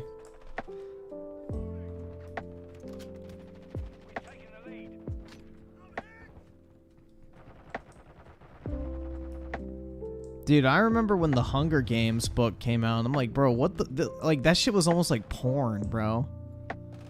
Like, you could tell the author of the Hunger Games wished she could put fucking sex scenes in that book.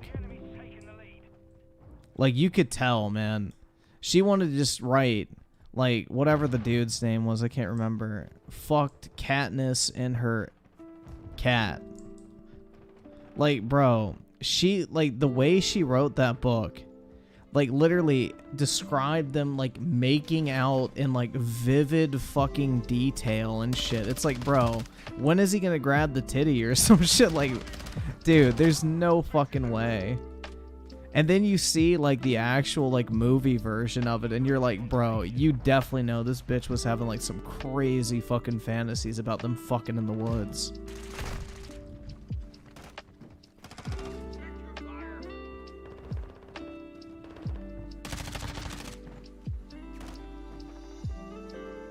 But yeah, I remember I read the Hunger Games series after my exams, I think in middle school. Like, back then, I was like a speed reader, bro. Like, I could get through a book in an afternoon if I really tried. And so I read, like, the full Hunger Games series over the course of, like, my fucking exam week. I think in middle school. Or maybe it was early into high school. I don't remember exactly when, but yeah, I read through the whole fucking series. And, like, that was the vibe I got from that series. It's like, bro, she really wanted to put fucking sex scenes in there. 100%. I mean, the thing is, bro, is like a lot of those, like, you know, teenage fucking books and shit, they're super easy to read. Like, they're not long at all. And, like, the language is so simplistic, you can almost, like, skim through it.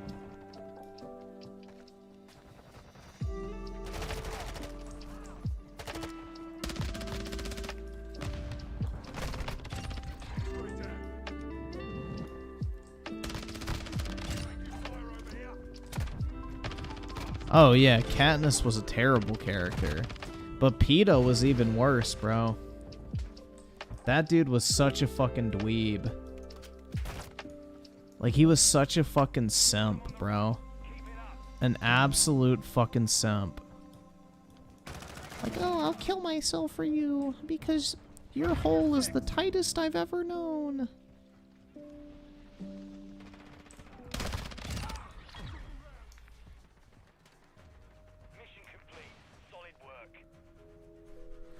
Dude, I think the worst one of those like teen fucking romance slash action movie series or whatever was the Divergent ones. Dude, that shit was so fucking bad.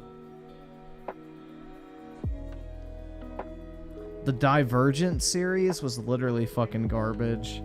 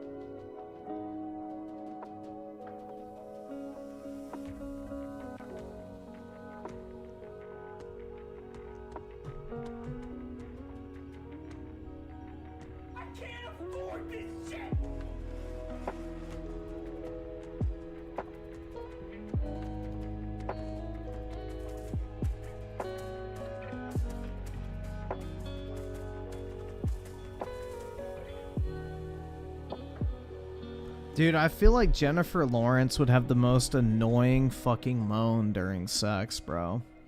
Does anyone else get that same kind of vibe? She'd be like, like,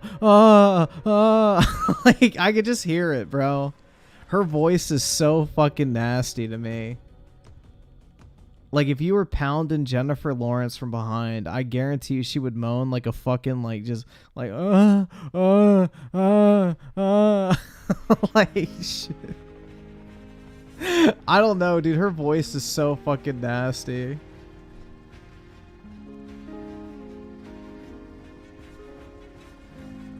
Like, if a voice has ever turned me off as a guy, it has been Jennifer Lawrence's voice.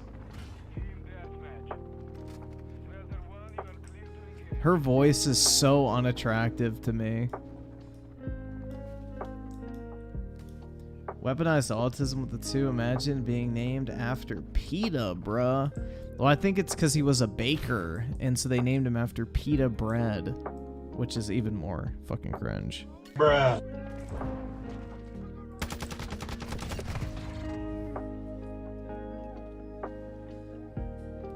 Have you seen her leaks from the fappening? No, I did not.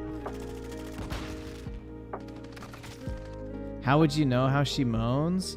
Because if you listen to her in the Hunger Games movies when she makes like fucking grunts and shit, you can tell. Plus her voice is gross.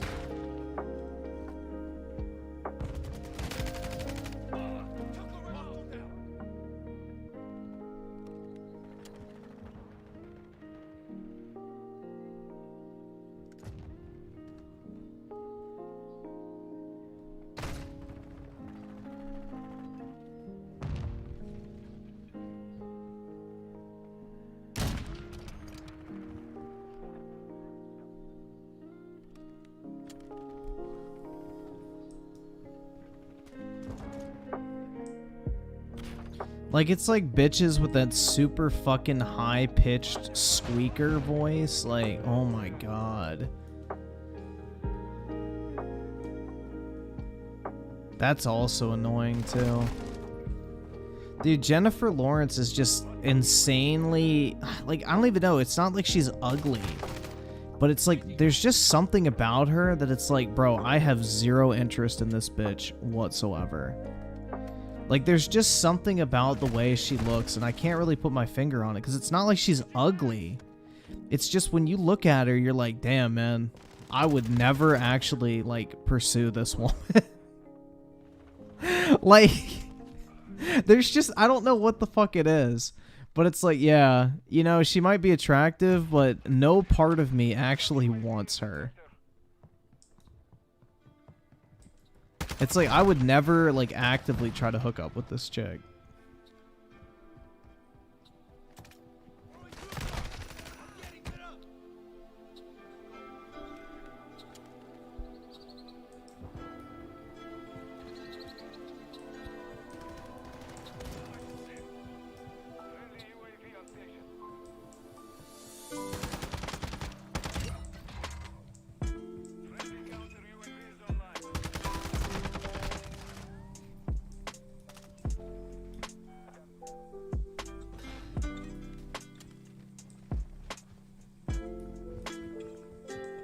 Yeah, like Jenna Ortega or whatever. But the thing is with Jenna Ortega, I can put my finger on exactly why I think she's ugly. Her face is just very fucking strange looking. She has like that really skeletal look with very like angular and rigid facial features with no fucking like soft or feminine like features to her face. Like she almost looks skeletal, bro. And she has like no soft facial features, which I think look really good in general. Especially on like girls, like shit, bro. If they got like a soft looking face, dub. Not fat, but like soft facial features, not super angular and shit. So I can like exactly put my finger on what it is with like Jenna Ortega that I don't think is attractive. But with Jennifer Lawrence, there's just something about her, bro. Like there's just something off. And I can't like put my finger on what the fuck it is. She just makes me feel uncomfortable. Like, bro, she may be like attractive, but it's like, yeah, I just would want nothing to do with her.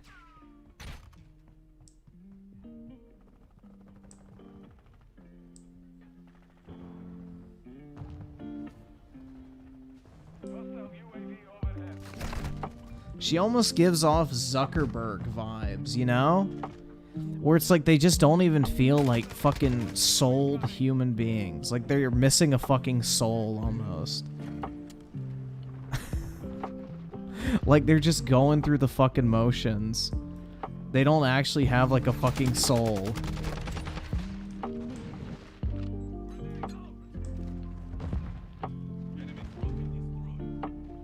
They look and act human, but there's just something off.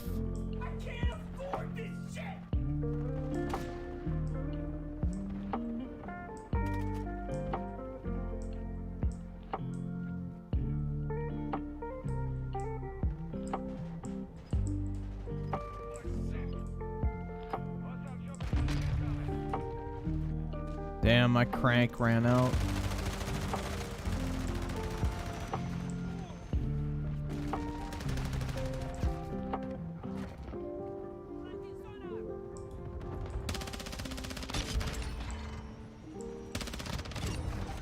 I do think it's really funny how like every Hollywood celebrity dates other Hollywood celebrities, and no matter how many Hollywood celebrity relationships there are that don't fucking work out, they never actually like date outside of the actor pool.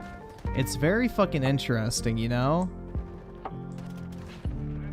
Yeah, she fucked Harvey Weinstein. I know that. She wanted that fucking job, bro.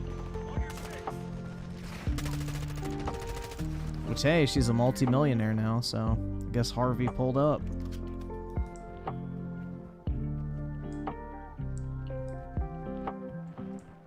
Like, the last thing I would ever want to personally do, especially if I was famous, is date another famous person. That just sounds awful.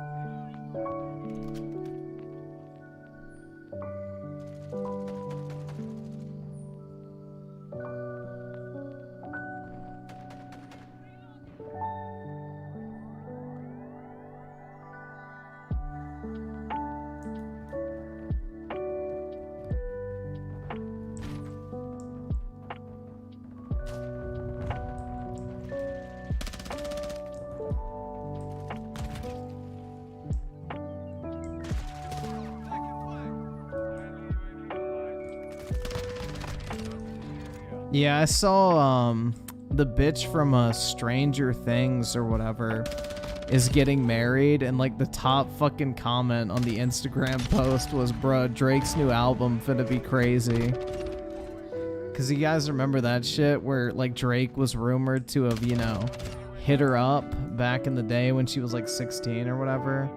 Like he flew her out to Canada where the age of consent is 16. And there was like that massive fucking rumor that, you know, Drake was trying to be a little bit more than friends. So now that she's getting married to somebody else, the joke is like, oh shit, Drake's about to drop a crazy ass album. It's like, bruh. Drake wanted her Stranger Thing. That's right. Or he didn't want her to be a stranger to his thing.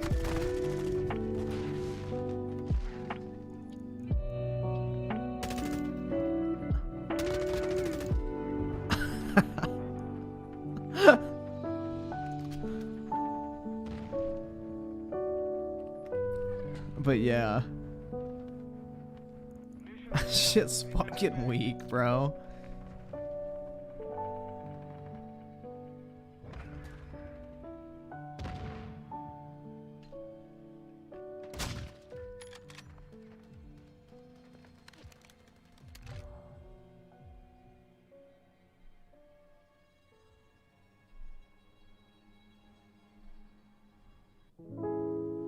I would never date a British woman. She would have to be really fucking... I don't know, bro. I probably wouldn't either, but she'd have to really be good. Like, we're talking very attractive, great personality, had regular dental visits. I can't afford this shit. I will not say your name.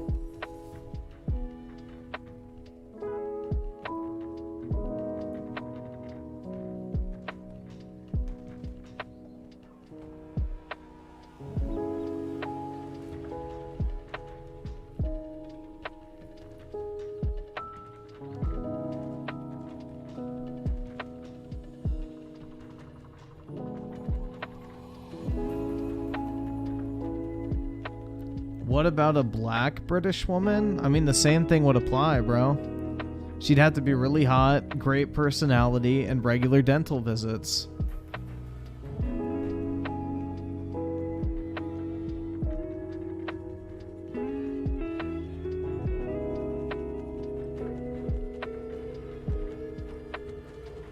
Bruh, $3 is not enough for me to drop the N-bomb, bro. Real talk. Swear Spark with the 5. Have you heard a 21-year-old leaked classified U.S. documents on Discord? That's fucking weak, man. But no, I did not.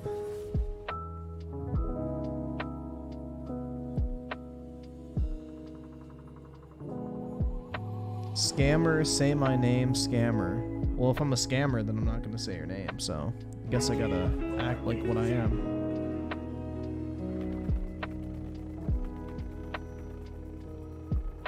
Soulwalker with the 2.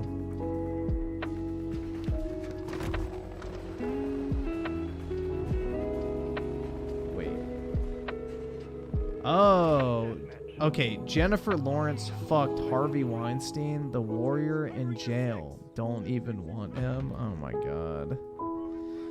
Dude. Yeah, but yeah, Jennifer Lawrence fucked Harvey Weinstein for her like fucking roles in movies and shit.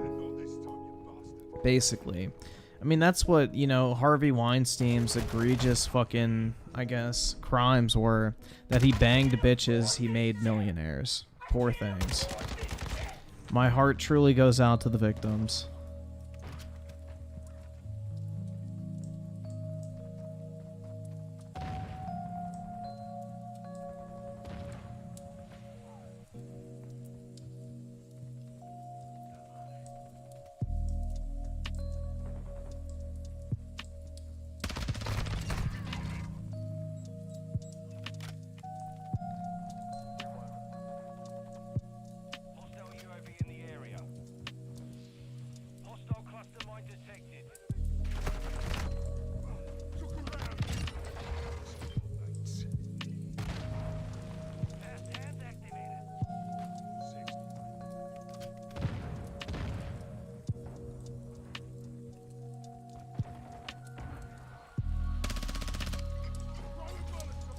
Why do I have... Oh, that's right, that challenge.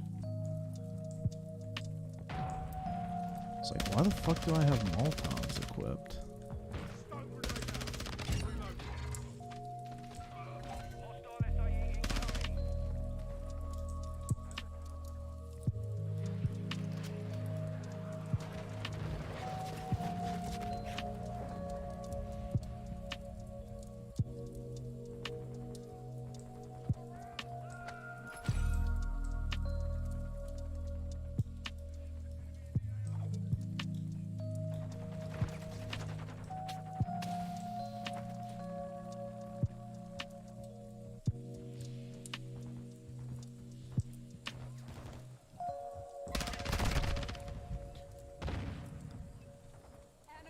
Reported to JagX for scamming. Enjoy your ban. Hashtag Black Lives Matter. Hey man, that's a lie, bro. The rise and fall of Griffin Gaming. If only there was a rise, bro.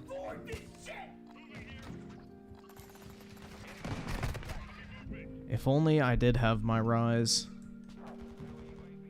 I could have been a professional YouTuber, bro, with 1 million subscribers.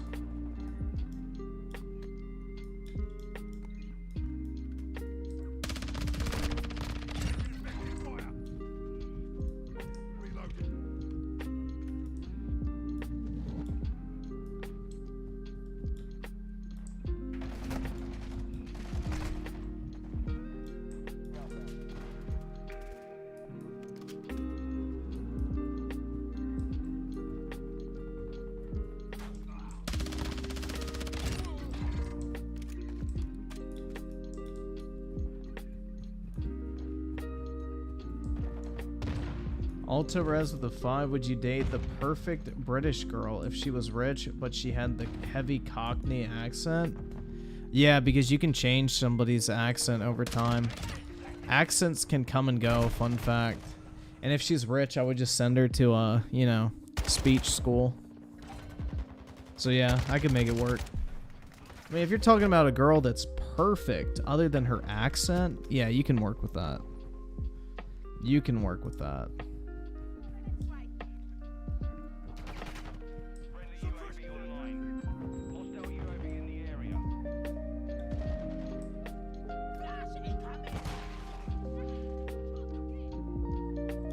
Waterboy with the 1? You're broke! You're fucking poor! Uh-oh. Go get a job at fucking McDonald's, cause that's where you fucking belong! Look here! Look here! Look, listen! Whoa! Welcome to the real world! You're broke! You're fucking poor! Nasty.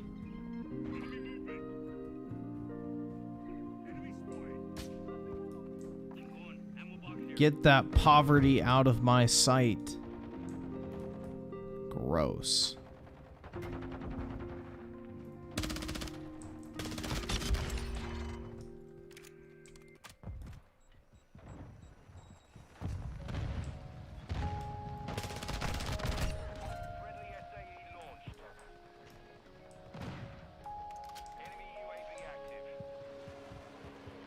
There is no nobility in poverty. Agreed, man. Swear Spark with the 169. I like the sense, but that dollar amount, bro. You're broke! You're fucking poor! Gross.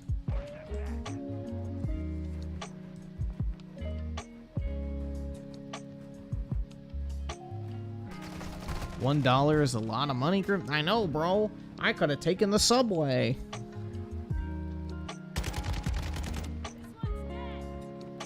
I could have taken the subway to see my dying grandmother, bro. That would have changed my life if I had $1.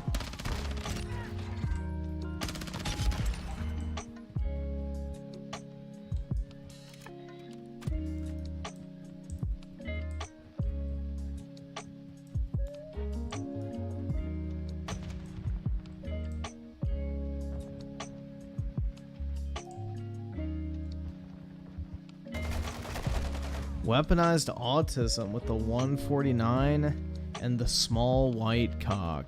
You're broke! You're fucking poor!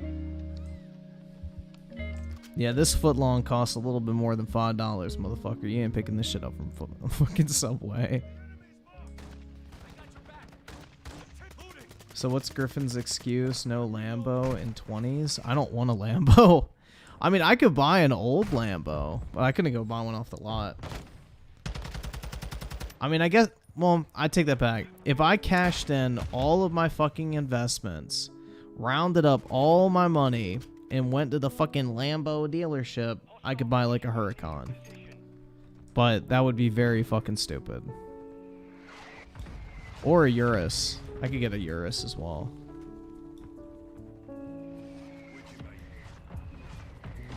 But yeah, I have zero desire to buy a Lamborghini.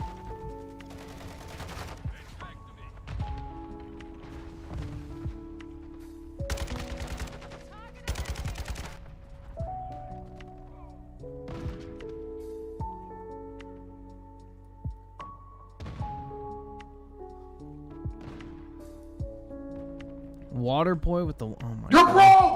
And then You're again, fucking Go get a poor! job at fucking McDonald's, cause that's where you fucking belong!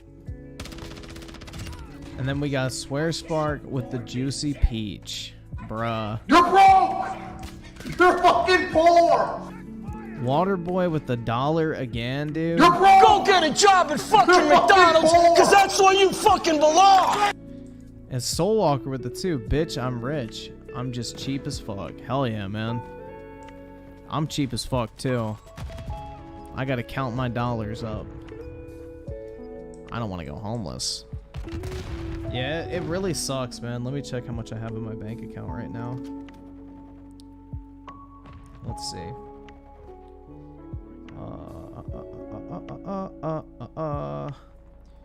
$37,532.01. But when Tuesday comes, I have to pay off my credit card, my taxes, and my prepaid taxes. Which my taxes are about $8,000, my prepaid taxes are about $8,000, and my credit card has about $6,000 on it. So in reality, what is that? That's about $22,000 that's going to leave my account, so I will be left with $13,000. Easy come, easy fucking go, bro.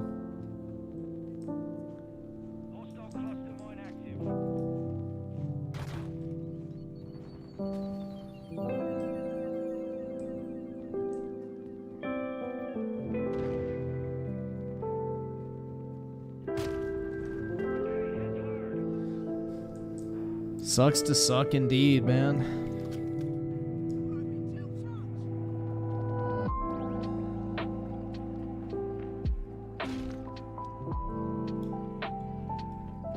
Time to e-bag? I know, bro. WH with the 1. You're broke! You're fucking poor!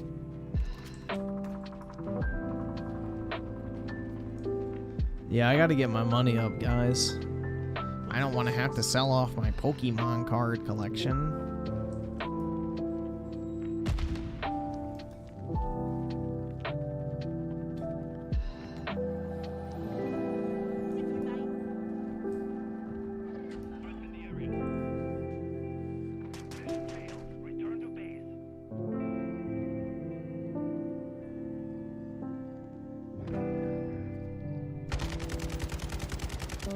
Swear Spark with the 5. I love paying to a government that doesn't use my hard-earned money. That's right, man.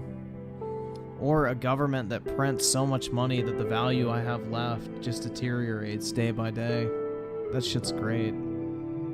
Altarez with the 2. Stop streaming, you brokey. But if I stop streaming, then I can't collect my super shekels. And Senso Kid with the 1. You're broke! You're fucking poor!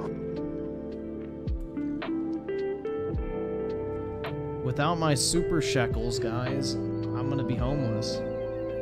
I literally won't be able to fucking put ramen in my bowl.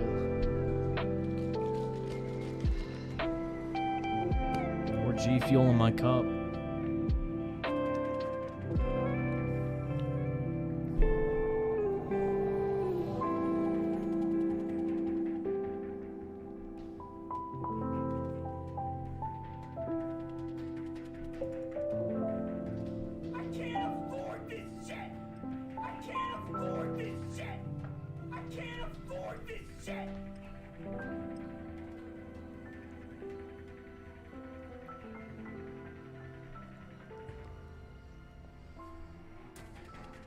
Yo, I should check if anyone has bought my merch recently. I haven't opened up my Teespring account in like a year. Like shit, man. I wonder if somebody has bought something off of there. I could have money just sitting there waiting.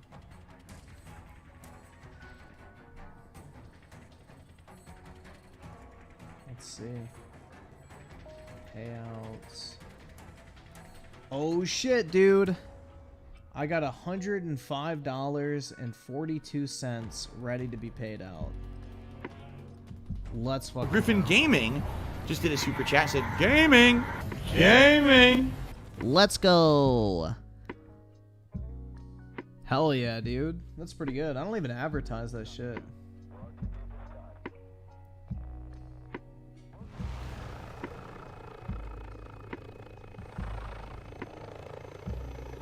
Free money. I mean, it pretty much is free money. Because the merch designs have already, like, paid themselves off. Now it's just, like, passive income if people buy, merch or not. Oh, dude, the pathetic mask sold, like, hundreds. Dude, the thing is apparently Teespring, like, they will promote listings or whatever that they think have the opportunity to, like, I guess make money outside of just, like, people coming from your link. So I think they chose to promote my pathetic mask or whatever. And that shit sold, like, hundreds of units. Like, during the peak of COVID, because I think people thought it was, like, a knock towards, like, the fact of having to wear a mask, which it kind of was. Like, you know, it's fucking pathetic. I have to wear this stupid shit. And, yeah, because of that, those things, I think, like, just sold a fuck ton because they kind of went, like, viral on fucking whatever ad platform Teespring was using. It makes me wish I would have made them more expensive because I only made, like, $1 a piece off of them, but, you know, I made, like, several $100s by literally putting white text on a black mask. Like, dog, that shit was great. That shit was fucking great, dude. I made, like, I think close to $1,000 off of those masks. Just literally putting white fucking Calibri text on a black mask. It took me a total of probably 2 minutes to design that. So, yeah. Stonks. I could have probably sold them for like $15 and like made, you know, $5 or $6 a mask.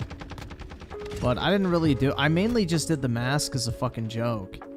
At the time, I didn't think anybody would actually buy one. But yeah, they actually did it really well. You should start Oh, I should do brokey merch. You're broke. You're fucking poor. Or I should just do flexing on the broke boys. Something like that, I feel like, would be good. Just like flexing on the broke boys. Just in like a plain ass font with like a fucking $sign in the background. That shit would be too easy, man. That shit would be too easy.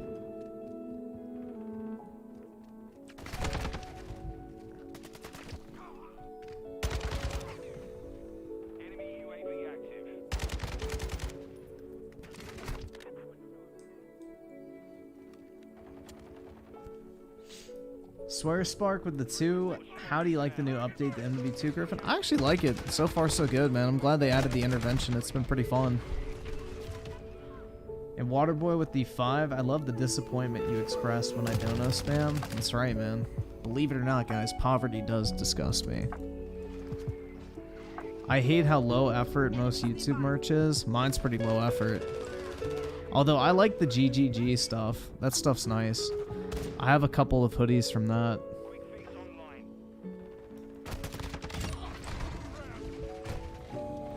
The GGG logo looks cool in my opinion because you would never know what the fuck it actually is. That's the thing. Is if you wore that shit out in public, nobody would be like, oh, what the fuck is that, bro? Are you a YouTuber fan or whatever the fuck? Like, nobody would know what the fuck GGG means. Unless you're, like, on these fucking streams, nobody would have any fucking idea what the hell that is. And the thing is, too, like, even the Griffin merch or whatever with, like, the design on it, it has nothing to do with my YouTube channel. Like, it's not even the art from my channel. Like, it's completely fucking different for that exact reason. So if you bought it, nobody would know what the fuck it is from. Unless, you know, they're an avid fucking merch page viewer.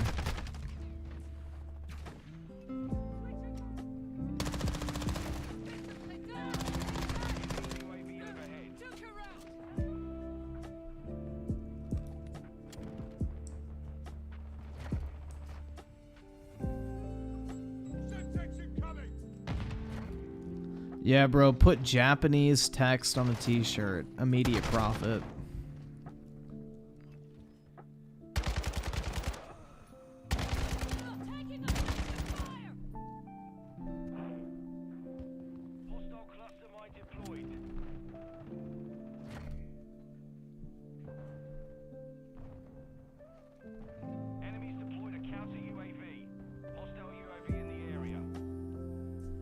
I like the pathetic merch. I agree, man. There was a lot of effort in that.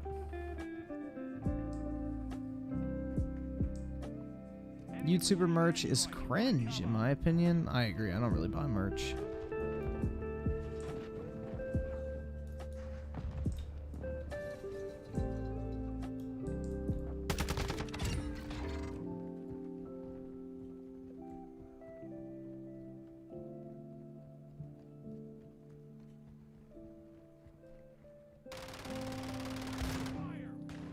Bro, Japan is so cool.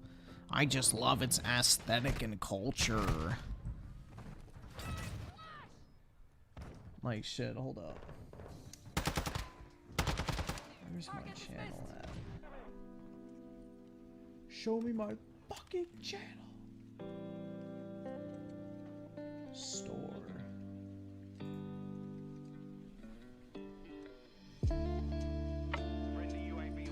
Yeah, like, I like this. Honestly, this shit looks pretty fire. Hold on, let me pull up the hoodie. The hoodie looks way better.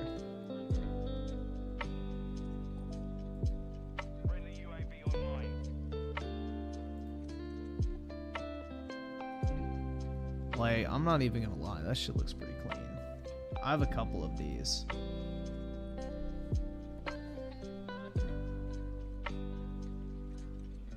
That shit looks pretty clean, man.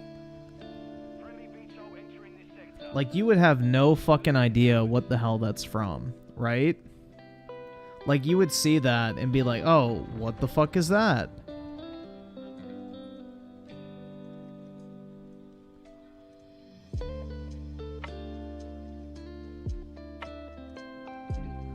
But yeah, I think that one turned out really good. I mean, I love black, green, and white. I think it's like the best color scheme. Can you get a link? Yeah. Here you go.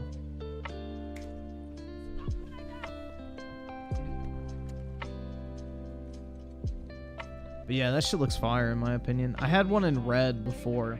So it was like red, white, and red for the G's, and then black as well. But yeah, I mean, you can get different colors, but I think the black looks the best, personally. The blue actually looks pretty cool. That's pretty cool. I like that one, honestly. Maybe I'll order a blue one. But yeah. There you go.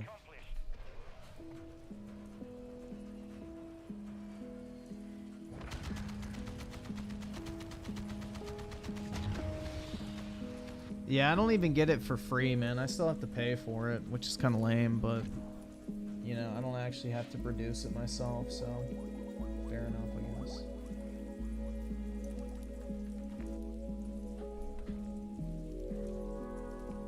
guess. Yeah, the Geeks and Gamers gang.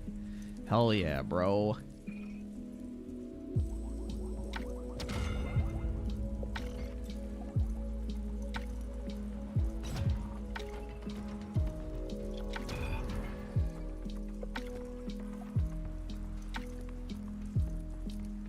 Hello, Britt.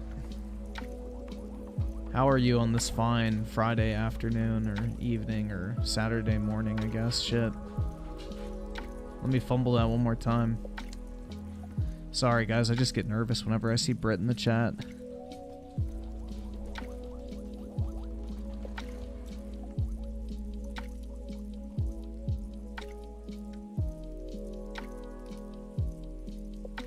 Honestly, the pathetic iPhone case is kind of fire. Hell yeah, dude.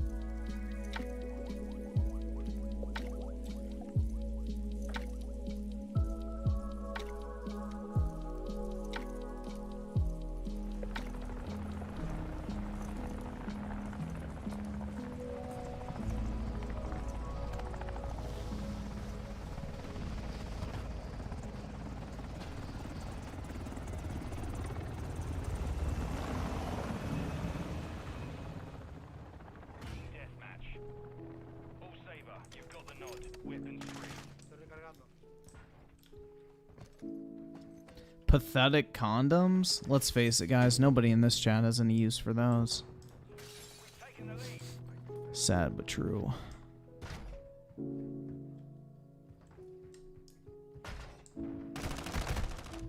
Oh, dude, I've seen people wear fucking PewDiePie merch. As well as Mr. Beast and Logan Paul merch. I mean, like, I feel like the only way you're ever gonna see, like, actual YouTuber merch is from, like, a super high-profile YouTuber. Not like some fucking normie grade fucking dork on the internet like myself.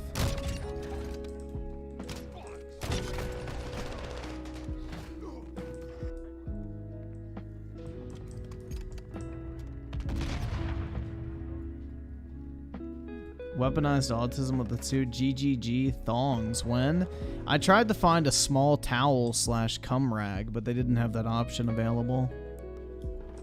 I looked. But yeah, no thongs, unfortunately, I believe.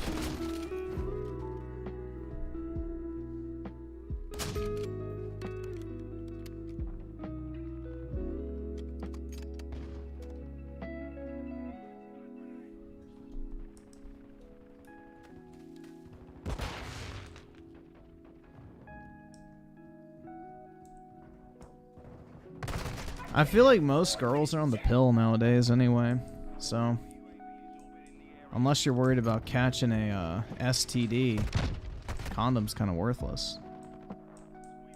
GGG flashlight when I gotta get my fucking asshole molded, but soon.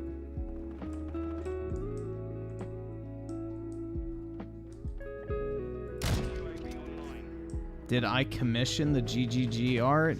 Yeah, I paid some dude on $5 or $30 to make it, and then I recolored it.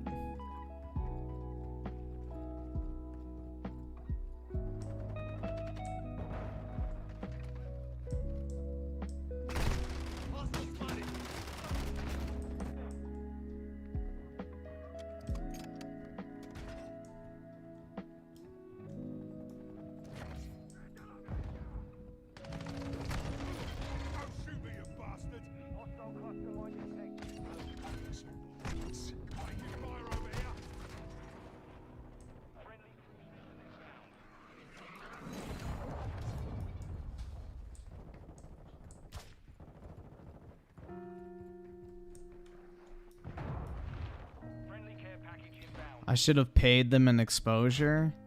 I didn't tell them who the fuck I was, bro. I just like placed the order on Fiverr and said, yeah, I want a 3G logo. Or not like 3G, but whatever the fuck. I want 3 Gs in a line with 1 G slightly below the first two. And like a futuristic blocky font is literally how I described it. And that is what I got. So, easy clap. Griffin will marry Amaranth. No. She's too old, too fake, and her voice grosses me out.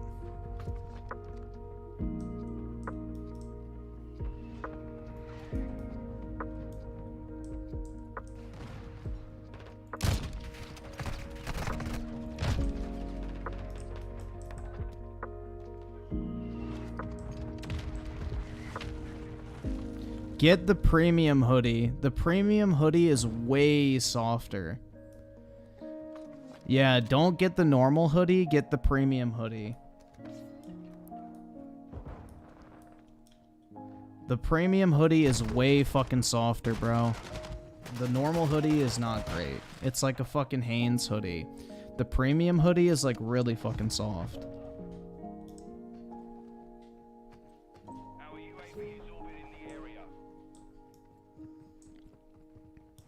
I tried to make the premium hoodie as cheap as possible. They try to recommend you sell the premium hoodie for $60. It's like, bro, I only like, this is the thing, is for the merch, I don't make very much money from the merch. Because I only make like a couple bucks off of each one. Because I tried to keep the prices low because, bro, $30 for a fucking t-shirt I think is ridiculous. which is what they recommend you sell it at, because they figure, oh, if somebody's buying merch, they don't really care how much it costs because they just want to support their favorite creator. But yeah, I tried to make it cheap because it's fucking YouTuber merch, bro. Like shit.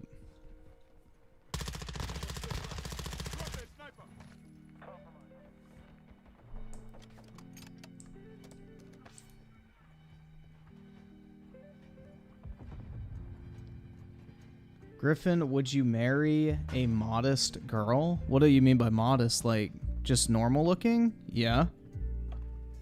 That would almost be preferred. Nah, you gotta spend $100 to get a babe, T. Them bitches expensive.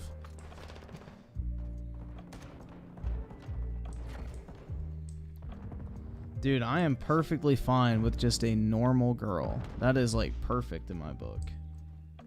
I don't need like some model type chick or like some weird alternative hoe. Just normal, man. Good enough. I'm not very picky. Good face, good personality is about it.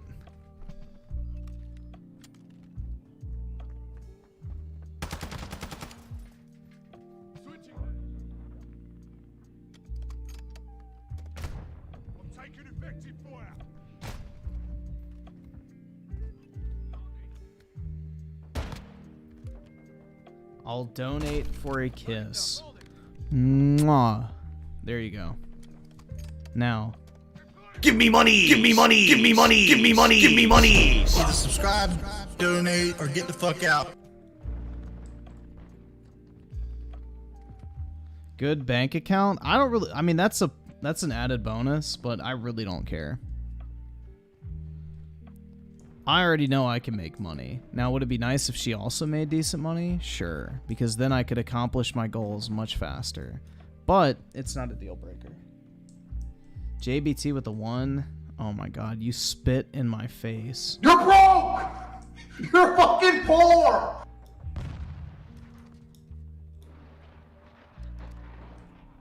Hostiles launched a cruise missile.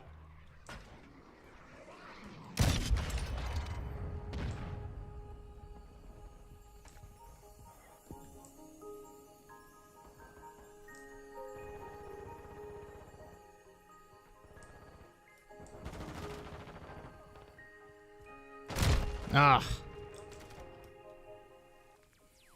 Nah, Griff, you wouldn't want a girl asking you for money all the time. That'd be annoying as fuck. I mean, she could just have my credit card, man. It ain't that deep. Waterboy with the 1? Uh-oh. You're broke! You're fucking poor! Like I always say, man, if I shine, we all shine together. Like that's the thing, is I wouldn't mind paying for a chick if I'm like dating her. Like shit, why would I want to be with her if I don't want to like actually do anything for her? Like the fuck? U Generation with the 149 and his big black pussy. You are a big black pussy, bro. Real talk. Black from all the fucking pubes all over it. Ooh, got him. You're broke! You're fucking poor!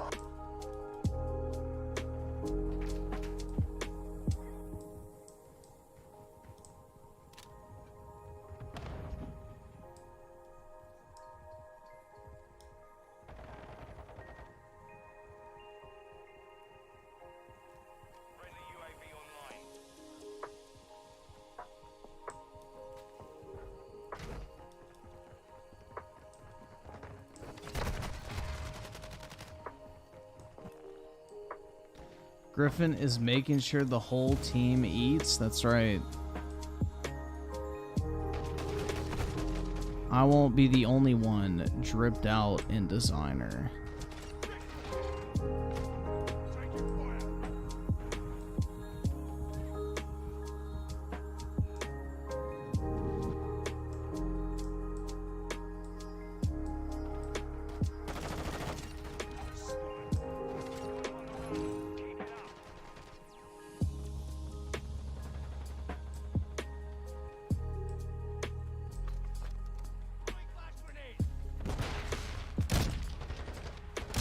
Oh, bruh. I did terrible. See, so Juan with the 2. Griffin, I need a waifu in my life. Can you be him? Well, actually, bro, that would make me a husbando. Duh. A waifu is a girl. A husbando is a man.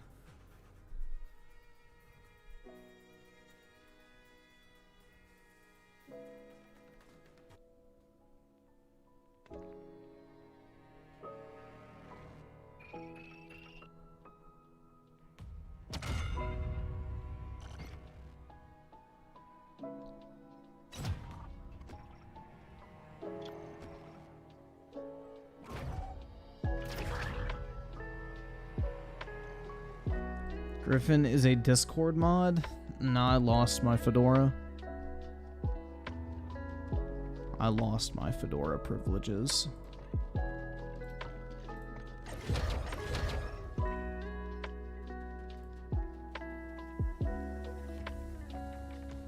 You can never watch too much Otaku Daikin, man. It's such an informative and fun channel to learn about all things anime. Yeah, I'm a dude with titties. I'm a tomboy.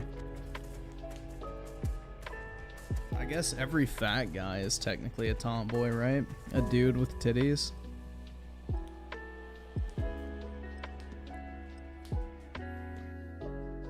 Yo, I'm gonna be honest, Brit seems like the type of person to wear glasses. 100%. Round ones, too.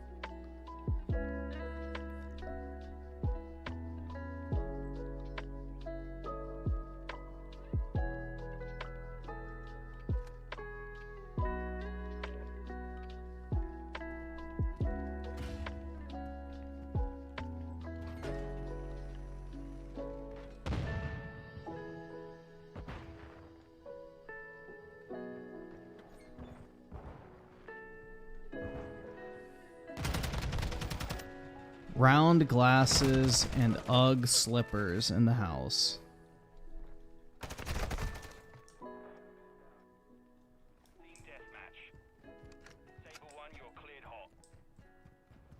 Brit is the type of girl to laugh at any joke, probably. Like, gets super fucking giggly and goes, oh no, I knocked over my Stanley cup. Now I've got to fill it up with more water.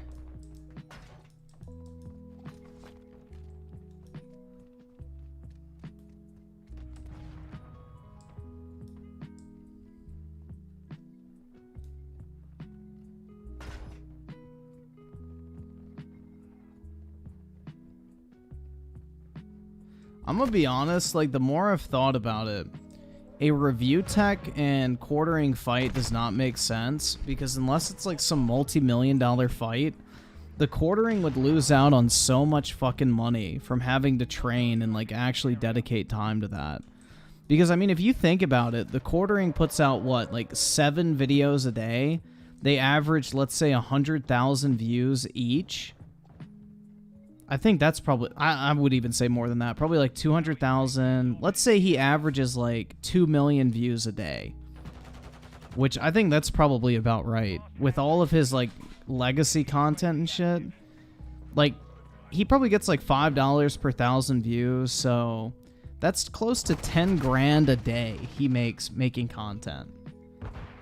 Unless he's making just fuck you money from a fight, there is no point in him, like, not making content instead. Like, the dude makes fucking bank making YouTube content. So it wouldn't really make sense for him to dedicate a shit ton of time to, like, training to box and stuff like that.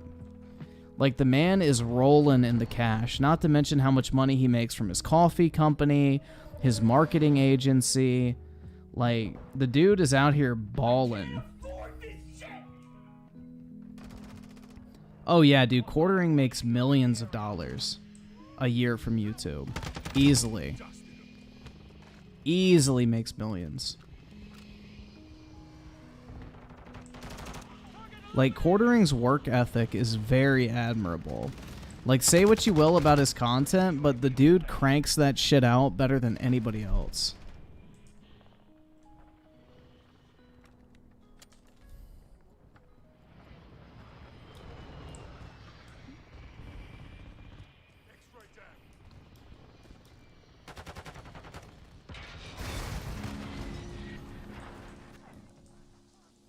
Like, the thing is quartering's way more relevant than, like, review tech, for example.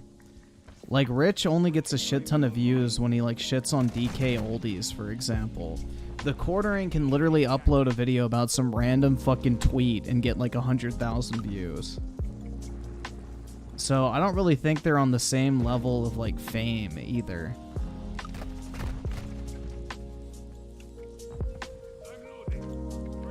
Yeah, Tim Pool probably makes more money from than the quartering because Tim Pool live streams, so he probably gets way more money in super chats.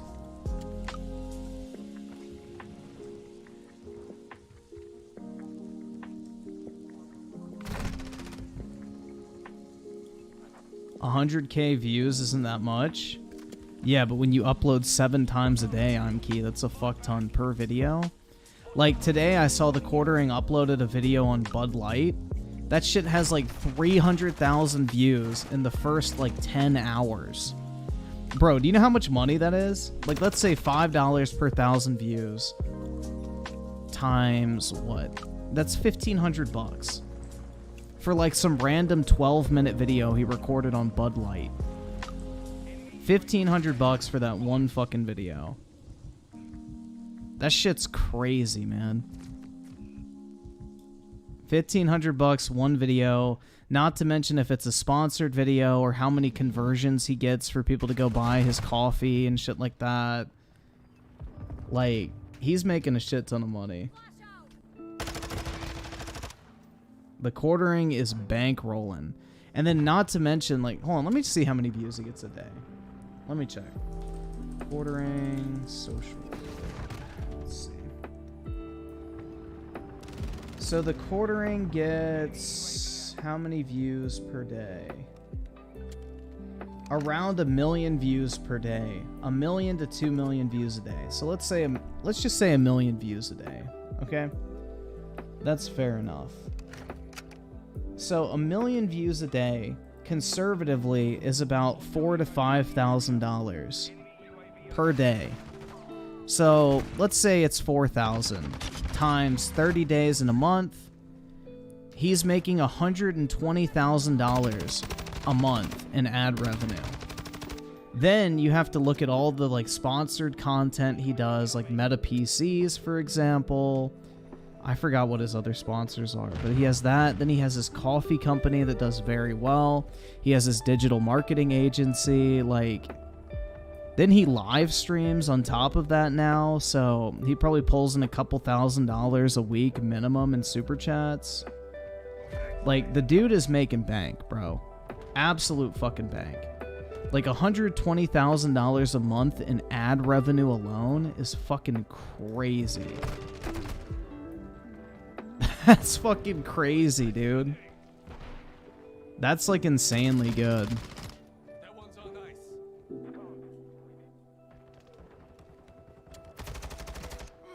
Don't shoot me, you bastard!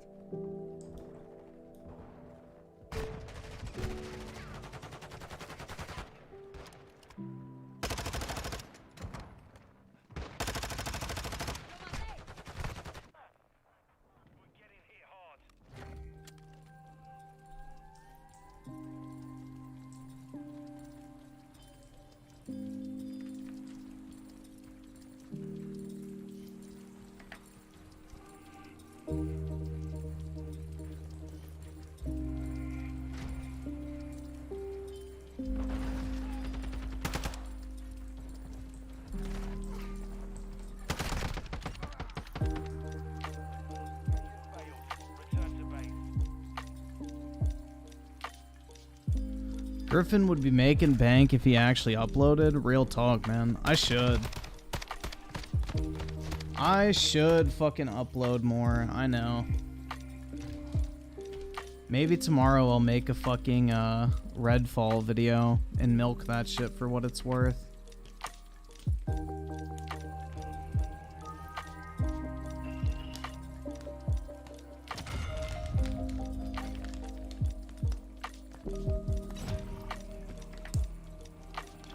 Isaac Himmler with the 2 Xbox has no games. I switched to the Apple gaming. That's smart, man. Yeah, I got my PlayStation 5 waiting for me at Best Buy. I need to go pick it up.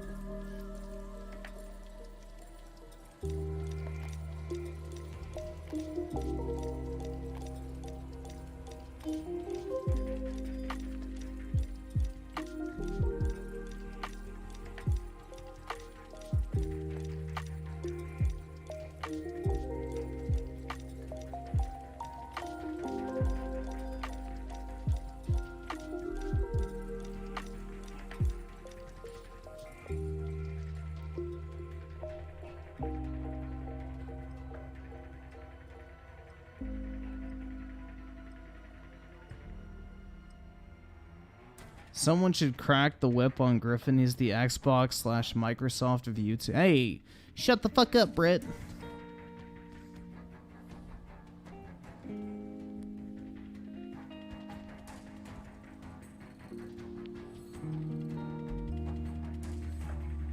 Stop bullying me.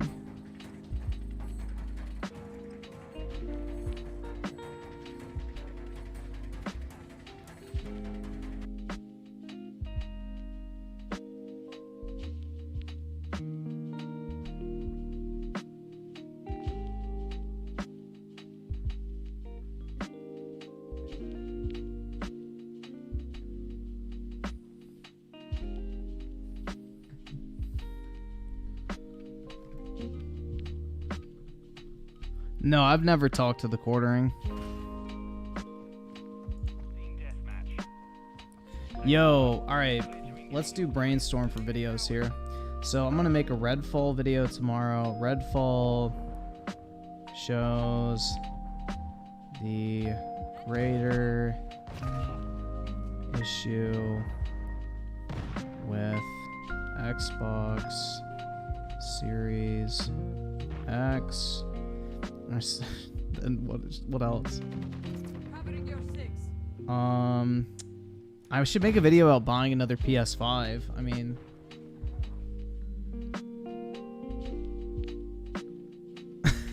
maybe I should do a video called like Xbox Series X is so bad, or the current state of Xbox is so bad, I bought another PlayStation 5. Bro, that would be a great fucking clickbait video. Hold on, I'm gonna write that down. That shit would anger a lot of people. The current state of Xbox is so bad. I bought a PS. Bro, that would make a bunch of people pissed.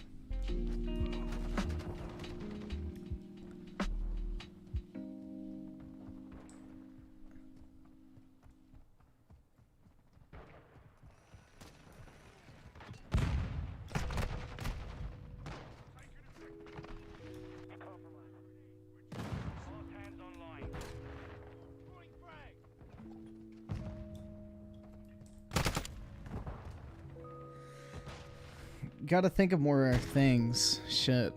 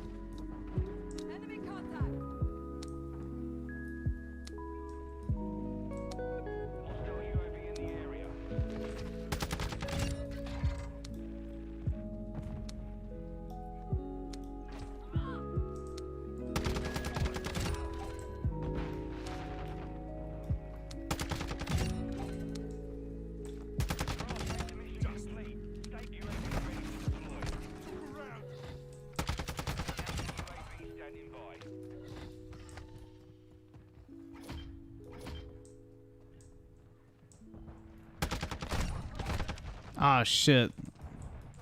I couldn't pick up the shekel in time.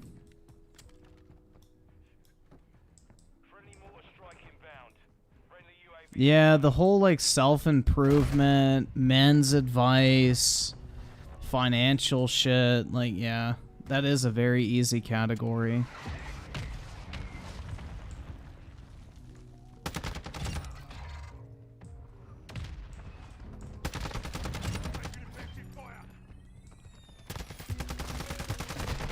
Oh, man, that's painful.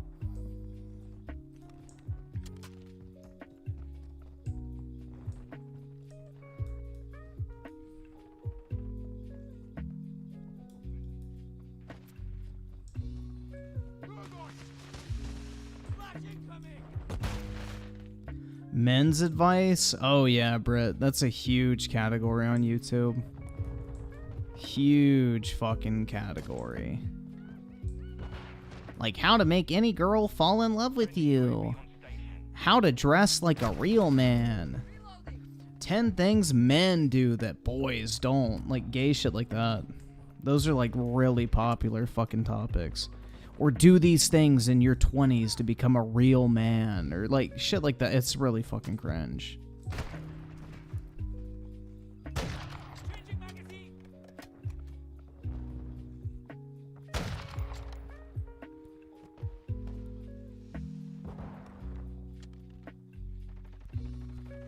How to get any girl to talk to you.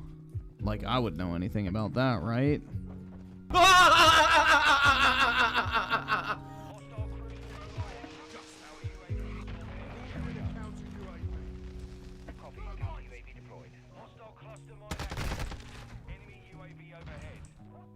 How I became a millionaire at age 29.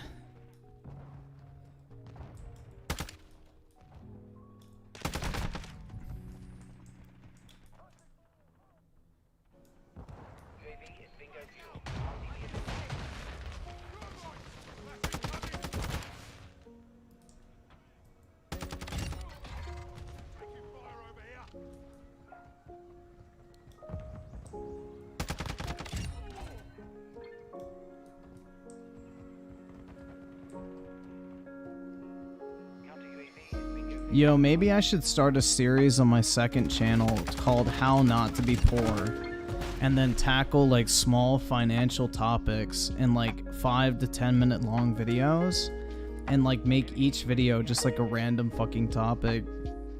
Honestly, I feel like I could do that and just make it like a no fucking bullshit, straight to the fucking point video with like my advice on a certain issue. Like, prime example, somebody asked, I think yesterday or the day before, about like interview advice. Like, bro, I could easily fucking make a video on that type of shit. And just title the video like How Not to Be Broke. Interview advice. Or How Not to Be Broke. Fucking Roth IRAs. Like shit like that I feel like would be, I feel pretty easy. And that would be something I could easily do on my second channel. And I would just put like some random ass like fucking surf or Call of Duty footage in the background.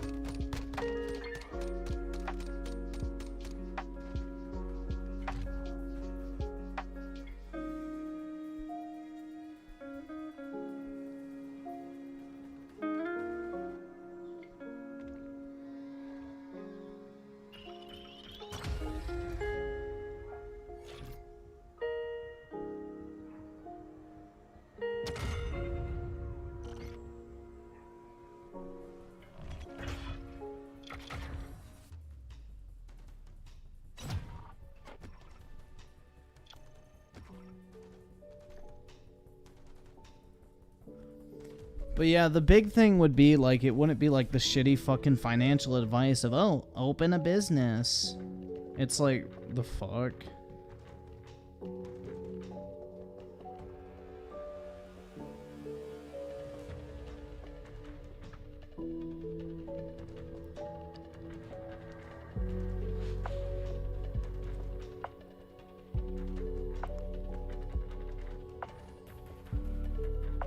Make sure you repeat, I'm not a financial advisor, every sentence. That's right, Britt. Thanks. Ultra-res with the 2. Can you give advice on fixing my broken marriage? Yeah, have sex every night.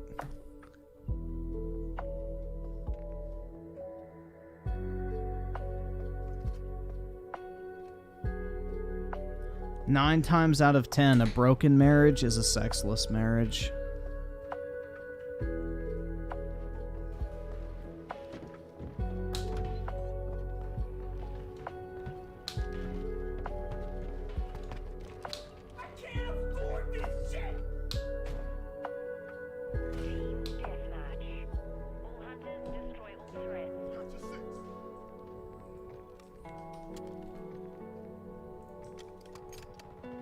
Griffin would be a good life coach. I know, I would be.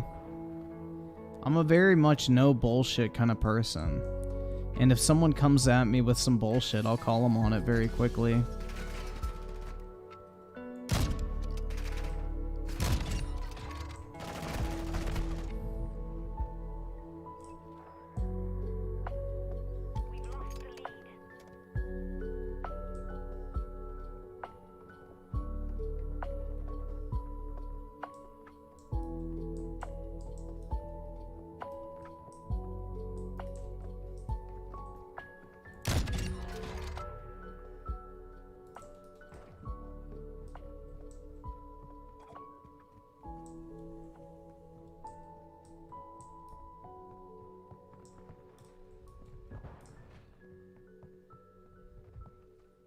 The doctor now of financial advice. That's right, bro. Absolutely. I'm gonna fucking die because I can't find anyone to kill. No! Shit, man. I mean, not to fucking suck my own dick or anything, but I do feel like I have some pretty good advice to offer people. In all honesty. I would like to think so, at least.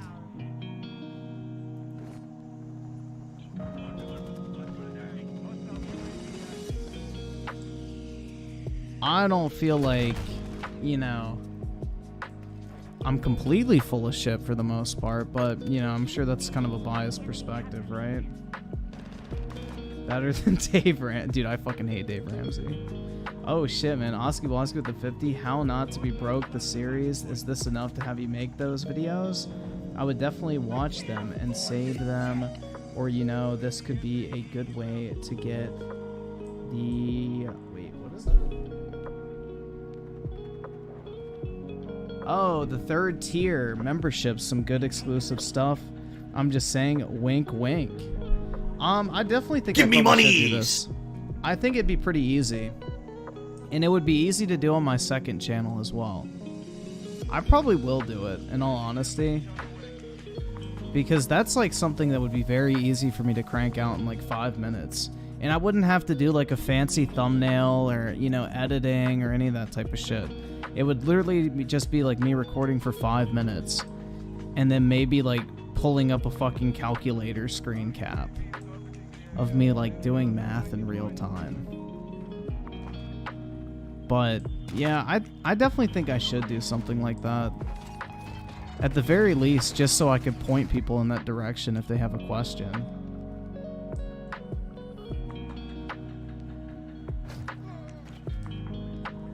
Because that way there's like an actual like video that they can go watch and I don't have to do everything off my fucking dome.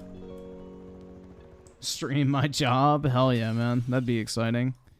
Do you know what I did today? I redesigned our fucking team website, which was fucking trash, bro. That shit was so bad. It took me forever to clean that shit up. And then also, what was the other thing I did today? I finished up that training guide the other day. Oh, yeah, I had to like find a bunch of fucking emails for like, I think 100+ people, which was awful. I had to like gather emails into a fucking spreadsheet. On your 6. Credit cards are the devil. They're the work of Satan. They're designed to keep you poor, even though they pay you to shop. And you get to keep your money longer. But they're evil.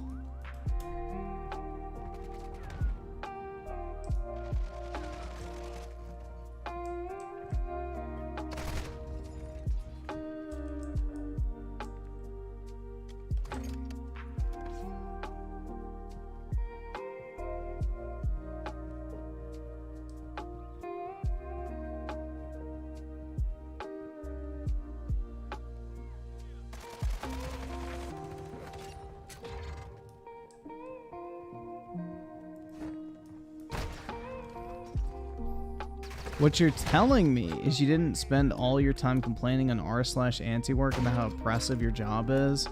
I know, man. My job is so fucking terrible. I have to put in 8 hours of work plus a day, but make 6 figures. I hate to be me. I wish I could literally be anybody else, bro.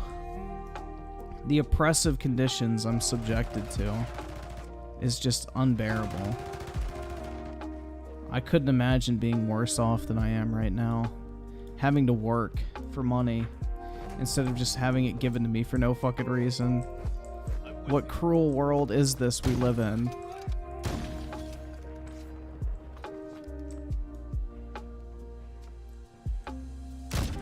Oh shit.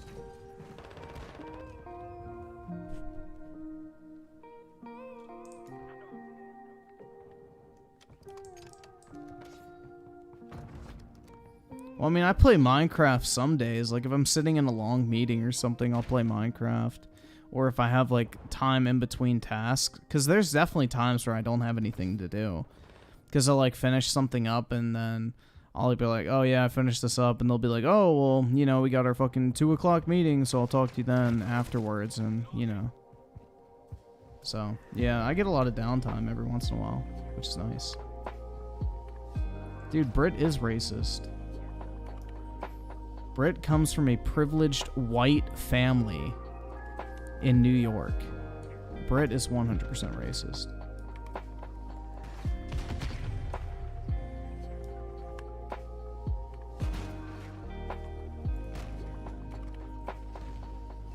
Weaponized autism with the 2. I have to work to get money. What?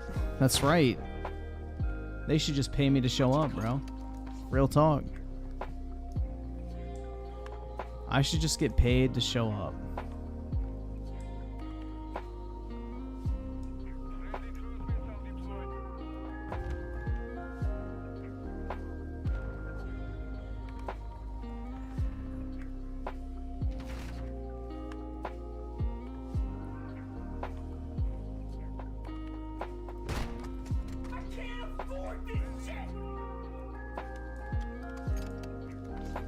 Griff plays Genshin on his phone during downtime.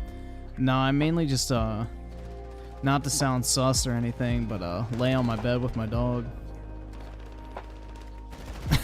It's a nice break from staring at a fucking computer screen.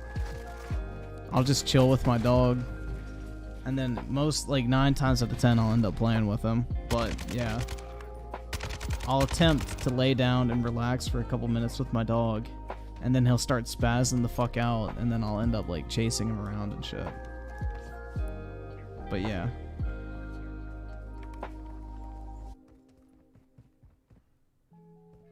Yeah, I work from home.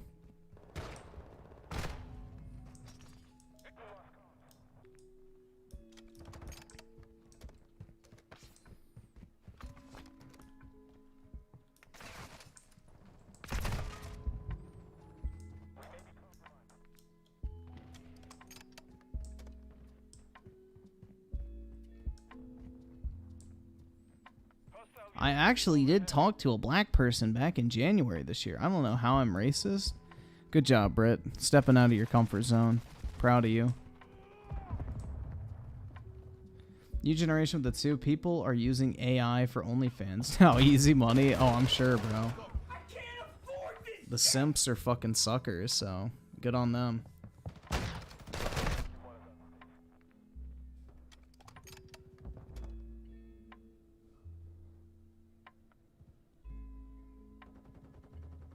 Dude, that's the thing, is like, I need my mental health break with my dog. I'm like, bruh, come here, bitch.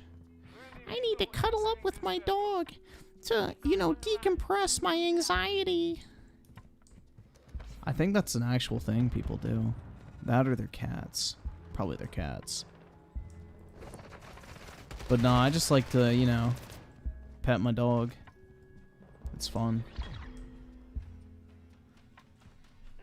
Apollo is a very cool dog for the most part.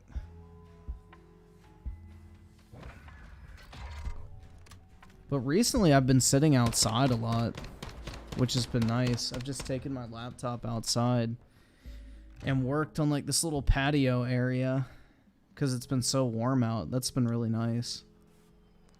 But unfortunately, my laptop dies very quickly, so I'm only able to stay out for like a couple hours at most. Otherwise, I'd probably just work out there all day. Nah, not grass, bro. This is concrete.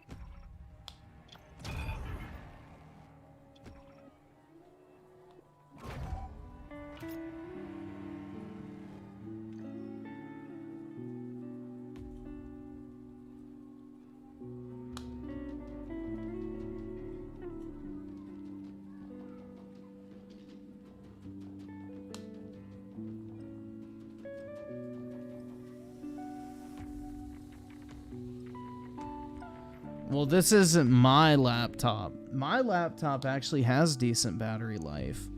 But this is a work laptop I got from the company I work for. And it's a shitty fucking Dell. So, yeah, it dies very quick. I don't get to control which laptop I use for work, unfortunately. It's a shitty fucking company Dell. Griffin, should I go home? Where are you now, Britt? You better not be outside of my place again. That shit was creepy. Stop trying to send Britt to the hood. She wouldn't last 5 minutes. I don't know. Britt has that snow bunny energy. Probably be fine.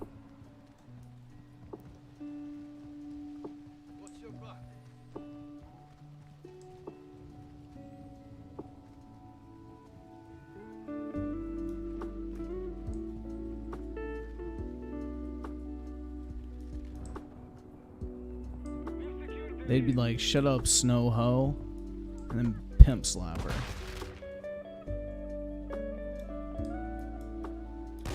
Hell no, I don't want to go anywhere near Brit. Brit scares me. Racism has no place in my life. A bigot like Brit is no one I want to be around.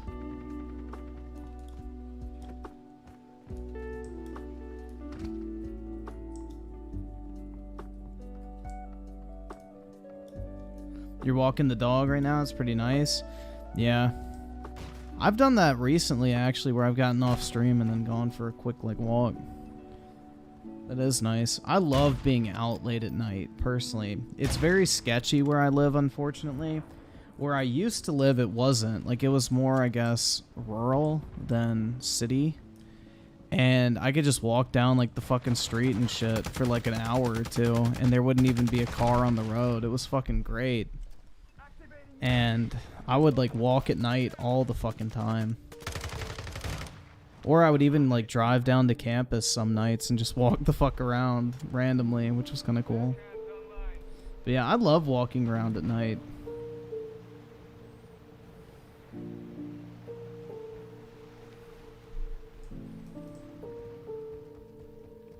Griffin lives in a concrete jungle? That's right, bro. Zoo York. No, I don't live in New York. I live in the DC area, so yeah, pretty much.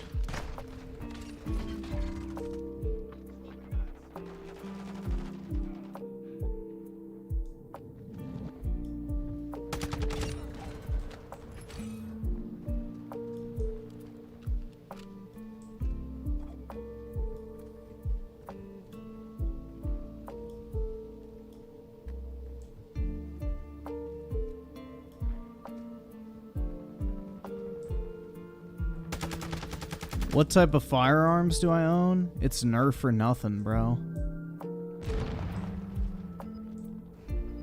It's Nerf or nothing.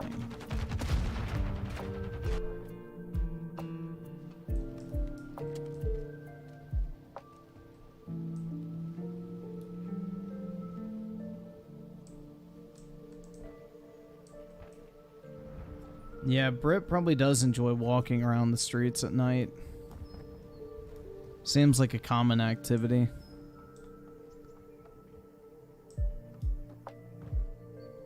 I'm convinced Griffin is Jewish with the map packs, bro.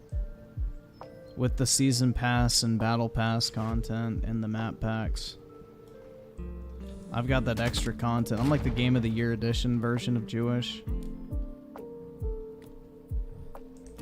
I got that Jesus DLC.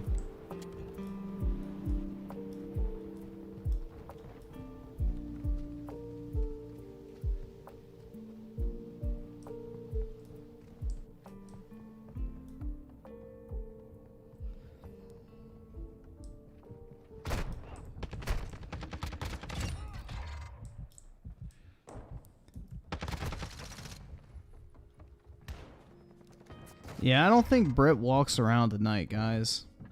I think the activity that Brit does is more so in line with what could be considered riding, if you catch what I mean.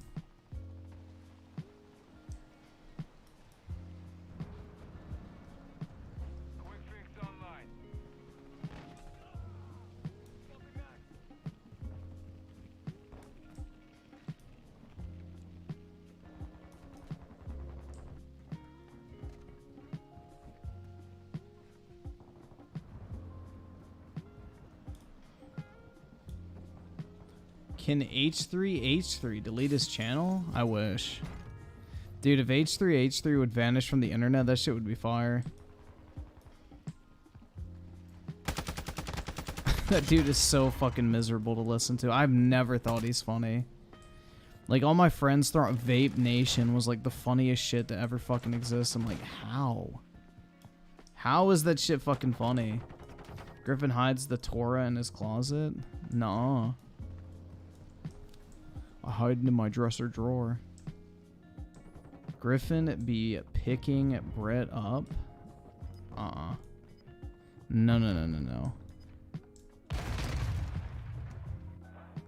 No, no, no, no, no, no.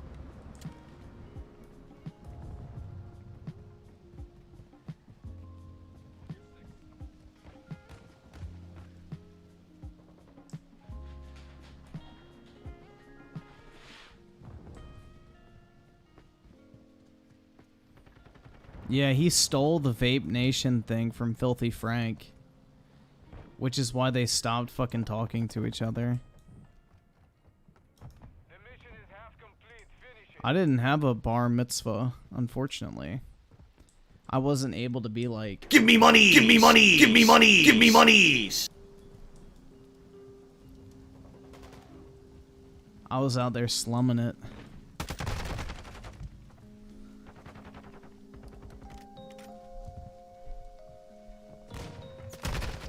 Swapping mags.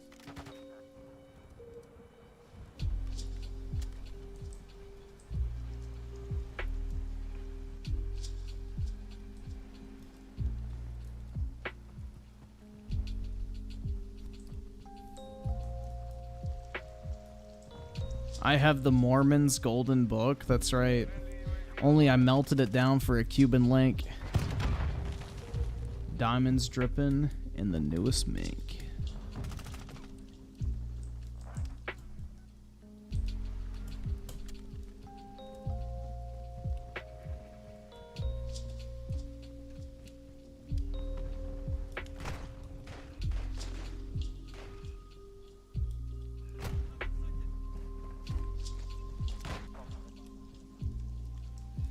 You want to get a Cuban link? Go for it, I'm key. Pick that shit up, boy. If you can afford it.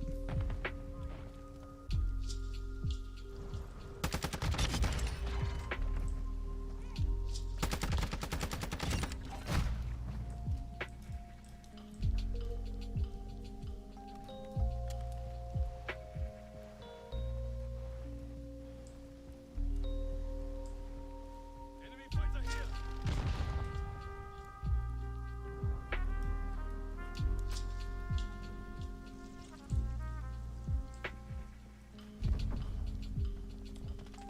Close one.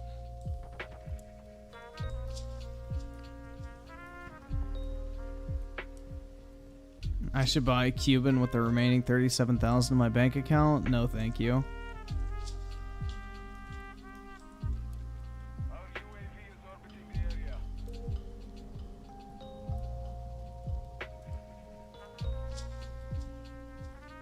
You're a spineless, low-energy clown and hopelessly out of shape. Nuh-uh, bro. I'll have you know I have lots of energy.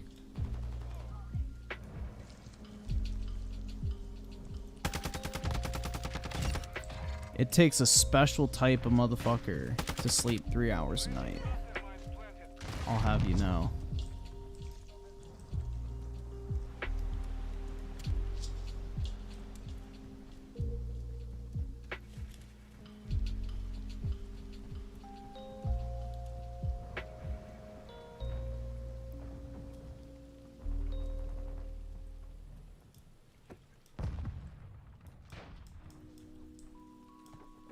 Yeah, I think Britt wants to be like a kindergarten teacher or something.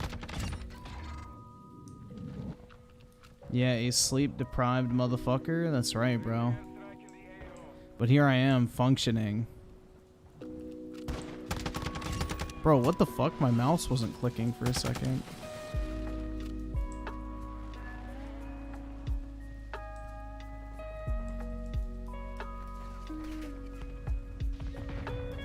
Buddhism is in shambles. Why? Because the Dalai Lama likes to suck the tongues of little boys. Or I guess get his tongue sucked by little boys.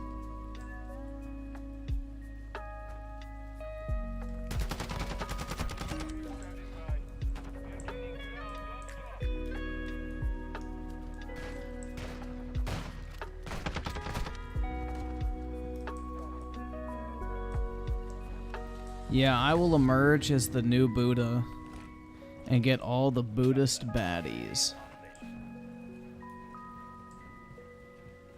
I am the new Dalai Lama.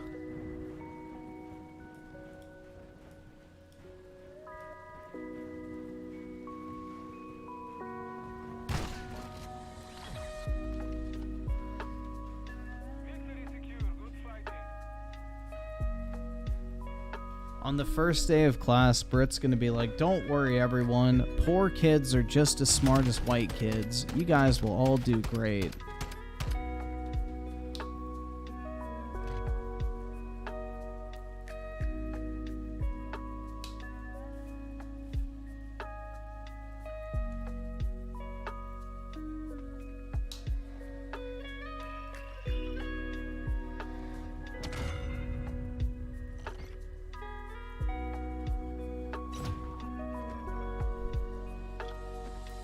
And Britt would definitely be the type to make like those shitty fucking TikToks where it's like the like slutty teachers or whatever, and they're like, I can't wait for all the single dads to come in for parent-teacher conference night. I brought my hair tied just in case. Bruh.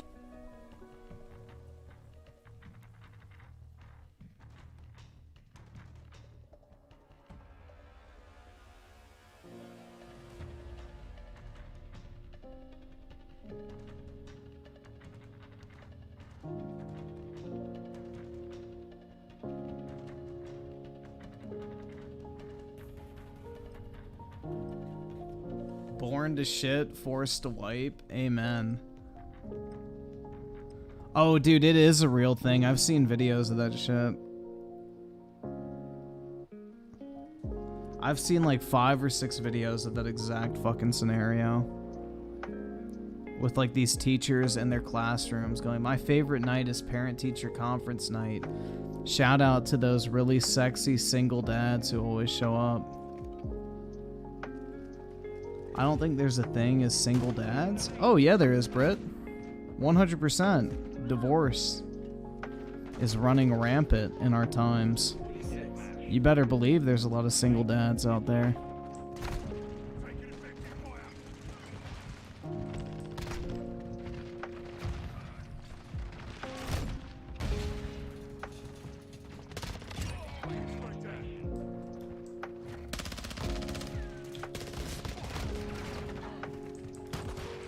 Bruh, teachers be thirsty as fuck. Probably.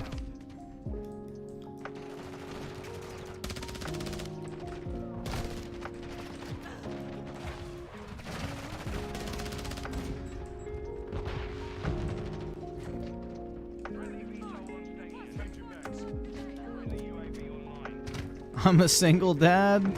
Last time I checked, I'm not. I better look into that.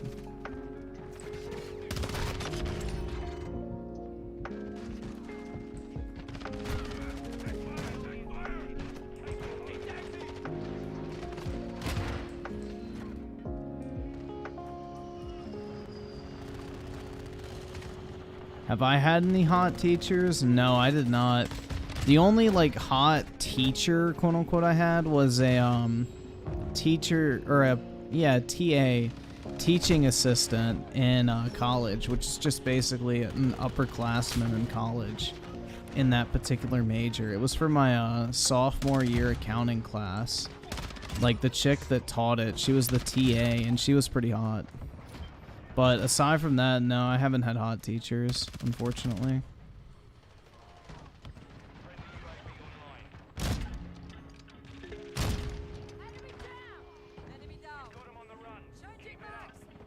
Yeah, just my one accounting class. Like, she was hot, but that was about it.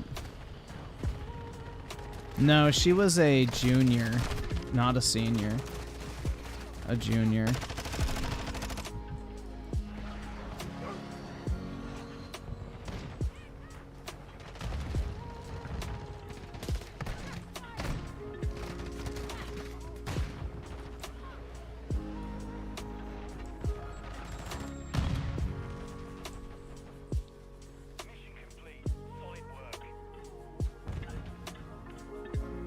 Why didn't I make a move? Because she basically was my professor, bro, and could directly impact my grade. That would not be a great idea.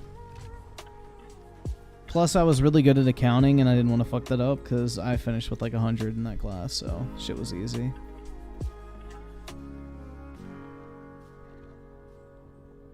But this was also around the time when I was really grinding out on fucking YouTube, like hard, bro. So, yeah, no social life, guys.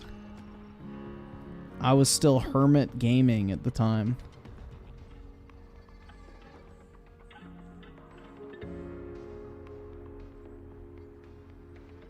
The only time I had was for studying and fucking content creation.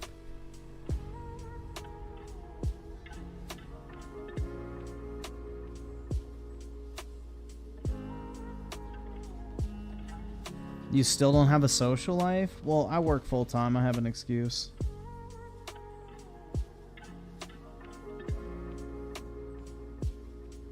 I always have an excuse, bro. That's the great thing about being busy. So nobody can tell me nothing, man.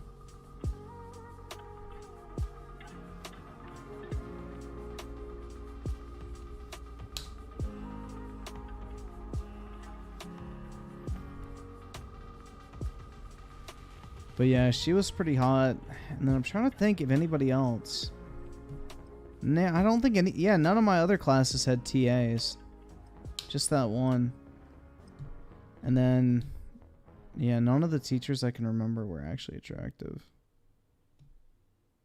So, Griffin, why were you a hermit gamer? From high school to college? Well, I wasn't really a hermit in high school. Like, I did a lot of shit in high school. Like, every day after school and shit, like, I would hang out with friends and stuff. We would go, like, grab food, go fucking to, like, Walmart or some random shit. I had, like, fucking after-school practices and games and shit like that. So, it wasn't like I was, like, some fucking hermit in high school. Plus, most people during our free time, like, everybody socialized on PS4. Like, that's just how everybody fucking, like, hung out. We would just hop on, like, a fucking PS4 party and chat. And shit like that. Like, most of us wouldn't even be playing video games most of the time. We'd just be doing random shit, talking in the party chat. So, in high school, I wasn't a hermit. It's just in college I was, because that's when I started, like, going hardcore on fucking, like, YouTube and shit. And I would literally go to class, come immediately back to my apartment, do all my fucking, like, college work, study, and then just work on YouTube videos and shit for the most part. That was about it.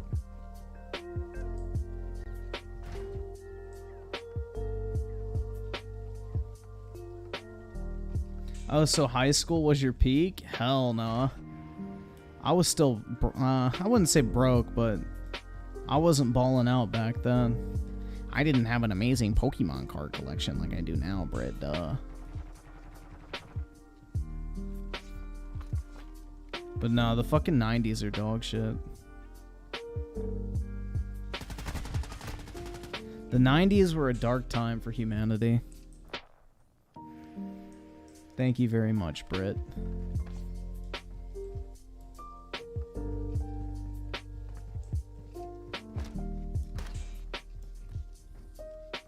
That's alright, guys. Britt likes bullying me because Britt is still a virgin with rage.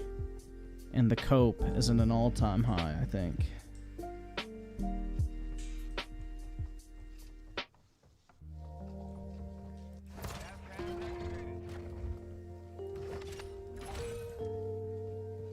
Britt's got that Chris Chan song on fucking repeat.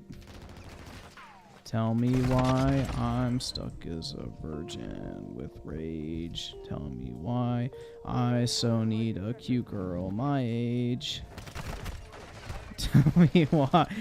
What the fuck was it after that? Shit, I can't remember.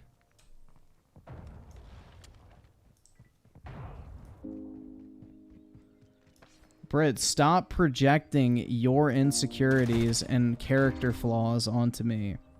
This is the reason why you are filled with rage. Because you don't take accountability for yourself and instead try to pass that shit on to other people, deflecting the criticism. Maybe if you weren't such a racist, hate-filled, bigoted individual, someone would be down to pound. That's all I'm gonna say.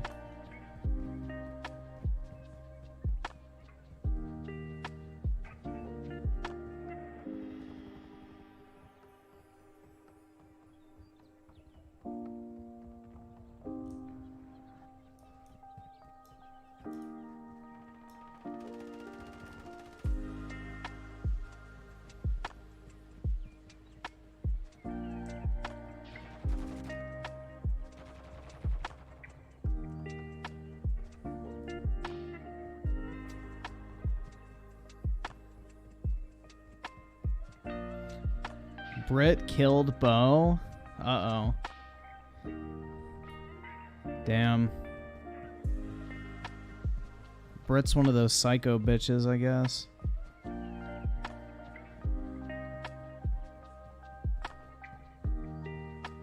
Got your cover.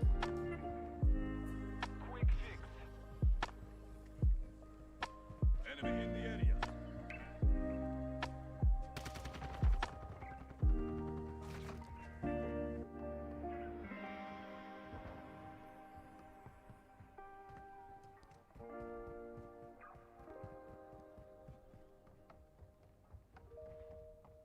We have the lead.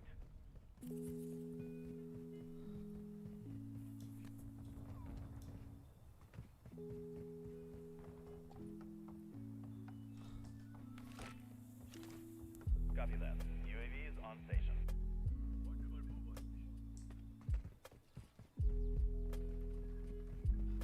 Covering your six. All right.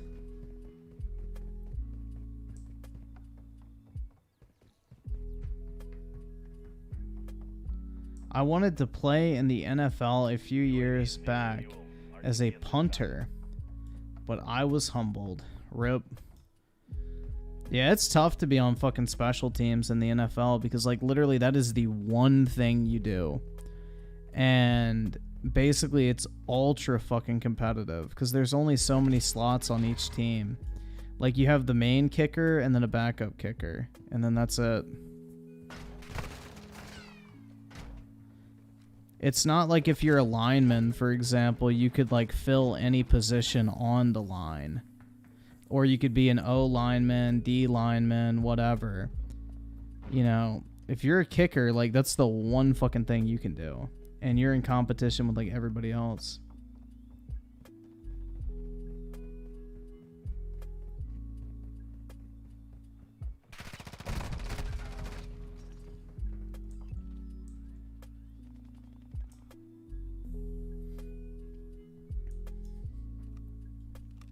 Well, yeah, of course they get a lot of shit for a missed kick. It's like their one fucking job, man. That's like all they do.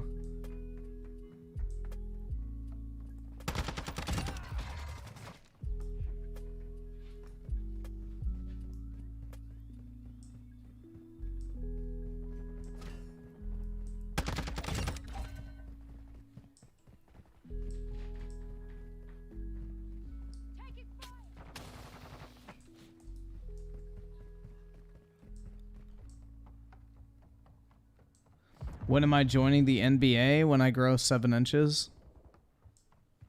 In more than one place.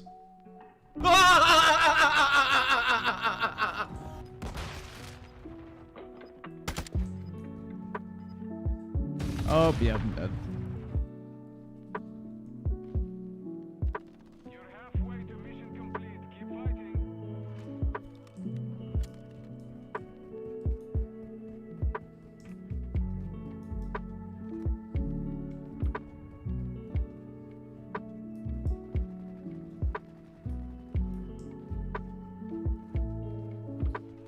I got your back.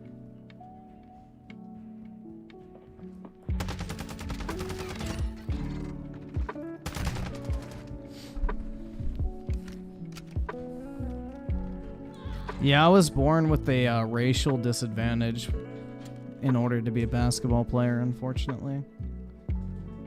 I have to use the tactical insertion for the fucking challenge I'm trying to do. You have to respawn 50 times using one, and I always forget to fucking use it, because I don't fucking use them.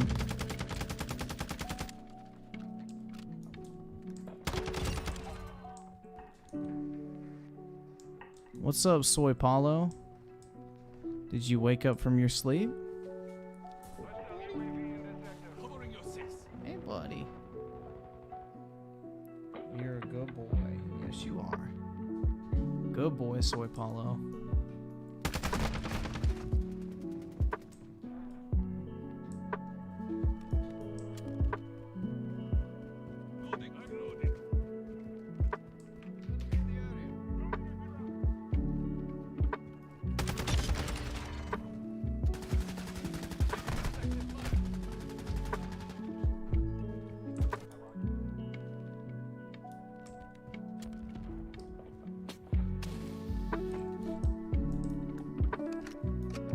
Hostile UAV active.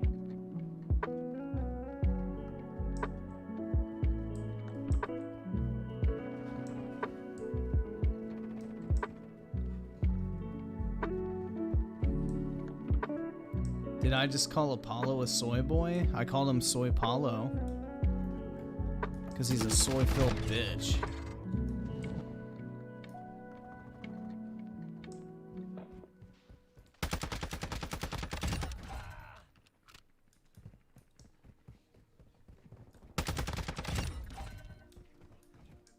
Yeah, I think the weirdest thing my football coach ever said was eyes on the thighs, boys. Eyes on the thighs. It was like...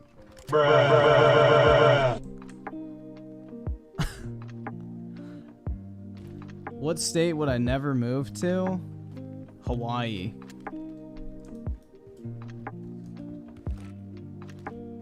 Copy. UAV orbiting the AO. Recon is online.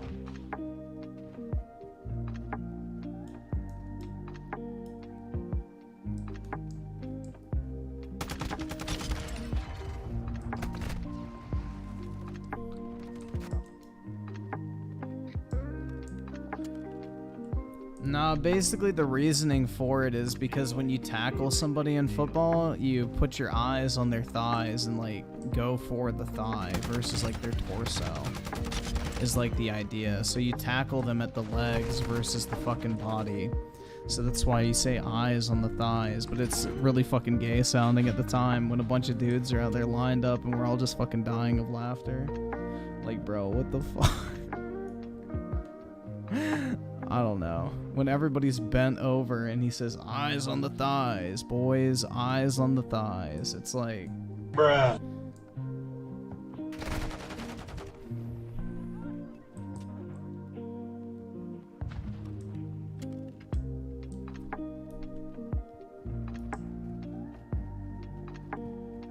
Well, it doesn't really matter because you're wearing a helmet, bro, so it's not like you're gonna have their fucking meat slap against your face or anything. You're wearing a helmet, so...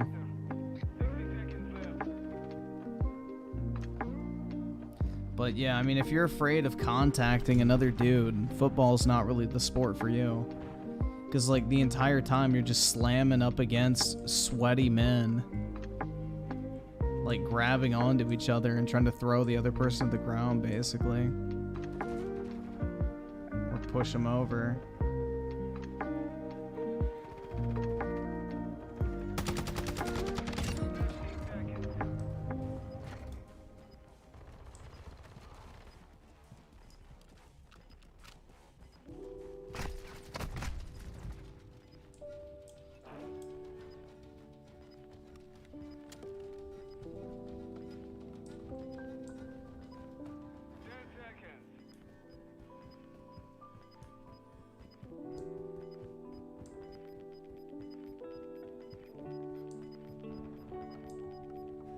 You and the boys were giggling, Griffin? That's right. Lots of gay little giggles.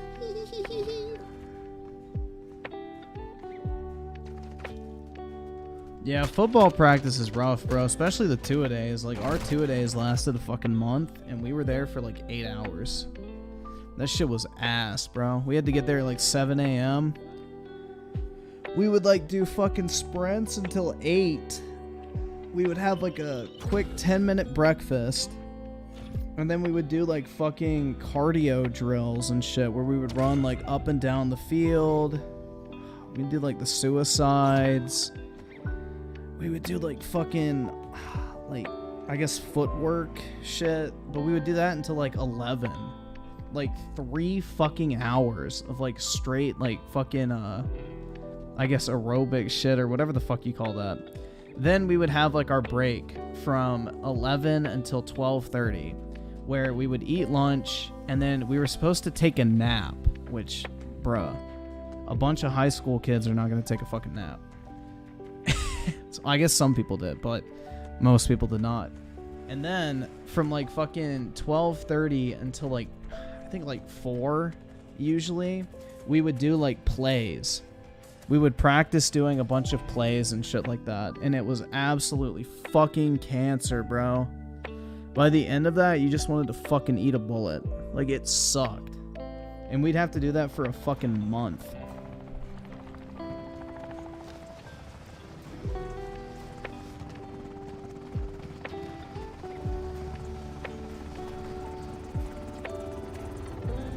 In full gear, too.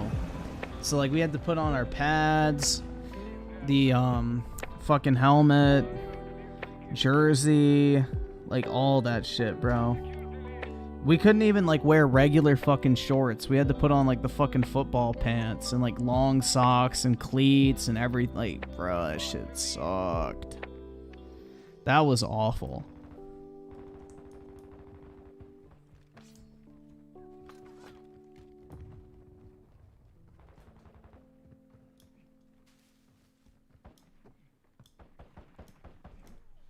But yeah, we would be done by 4, and then like everybody after practice, we would all just like go meet up at fucking Taco Bell and hang out for a couple hours and shit.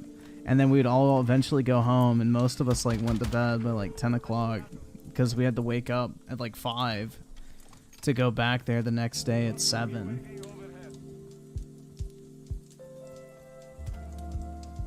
So yeah, fun shit, man. Fun shit.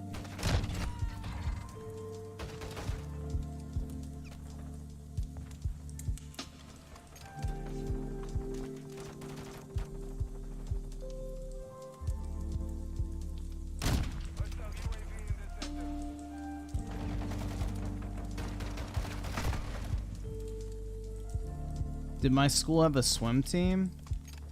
That's a good question. I think so. Maybe. I don't honestly know. I think so.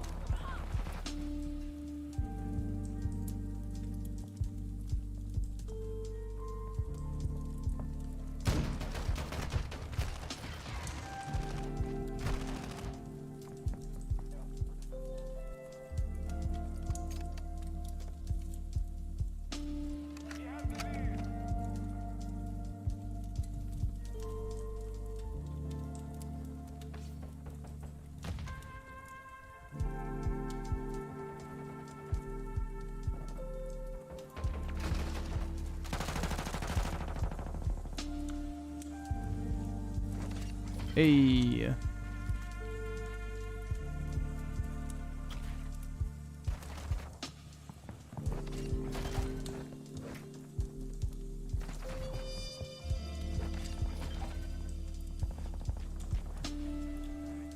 Slice.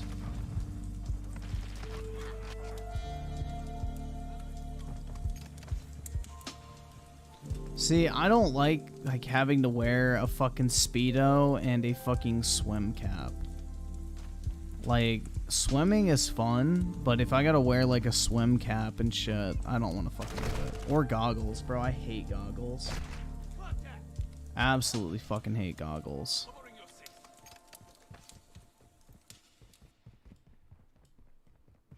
Goggles are fucking AIDS.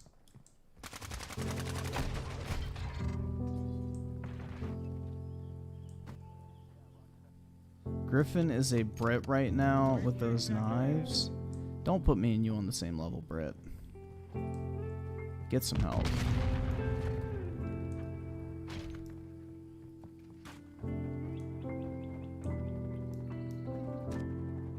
Our mortar strike is inbound. The mission is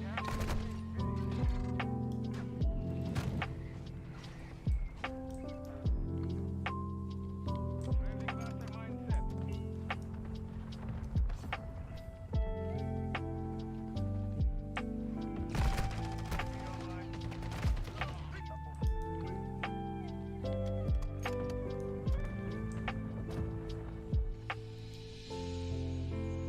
I'm not a Brit, but Brit, it's in your name. How can you be named Brit without being a Brit?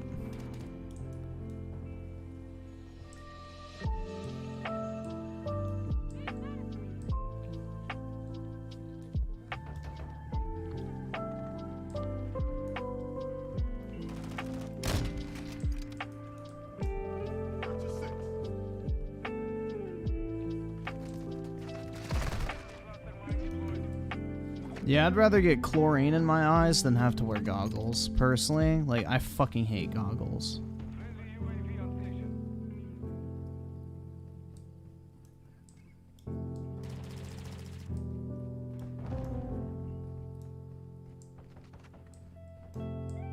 Got your back.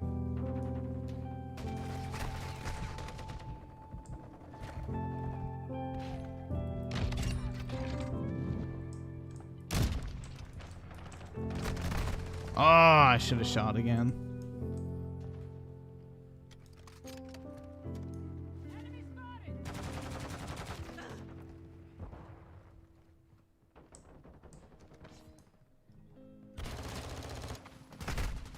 SAE on the way.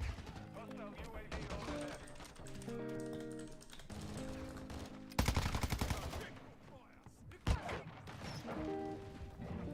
Hey, Britt. I just want to say this for you, okay? Brittany, the name means from Brittany or Great Britain. The origins of this name seem pretty clear. The first use of the word Brittany was used in northern France, where a region by the same name was founded and is still called today. There you go. Your name literally refers to Britain. To Great Britain.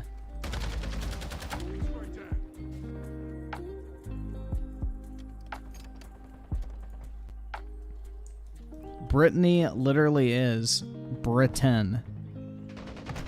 Just in the feminine form. Unlucky.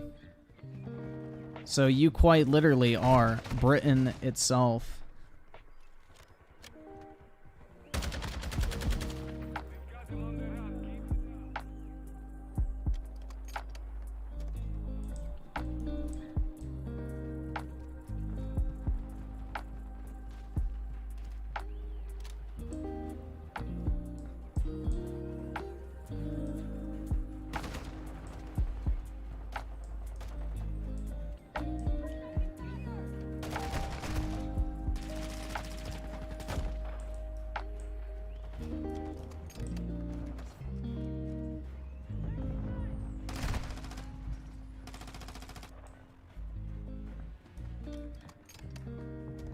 Yeah, Brit probably should move there. Like, Brit may be like a 6 out of 10 in the US, but a solid 9 out of 10 in the UK, mate. Especially if Brit has been to the dentist throughout her life.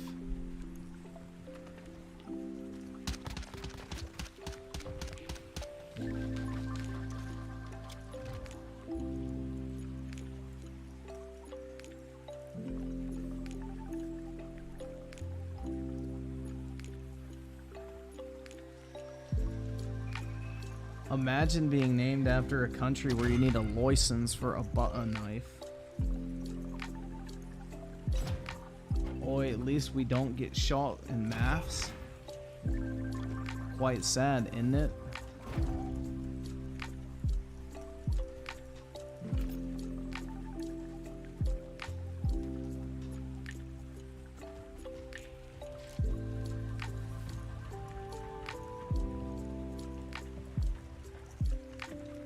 How do you know she's a 6? Lucky guess. I don't fucking know. I mean, if I take Brit's word for it, Brit is not obese. So, that automatically puts Brit in the top 40% of women, so above average. So, 6. That'd be my guess. But at the same time, Brit is a virgin with rage. So, there could be some cap detected.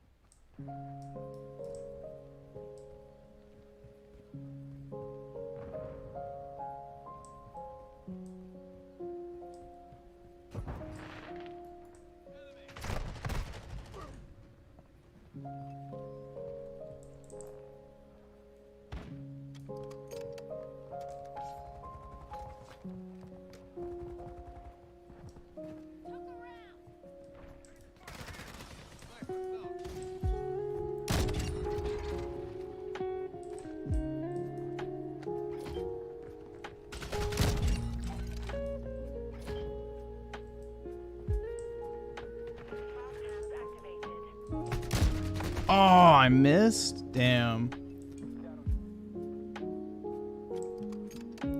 I hope you date the typical Scottish women, Griffin.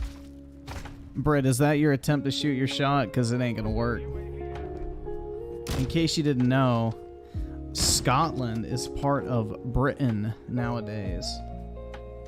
But, you know, effort, I guess. I don't fucking know.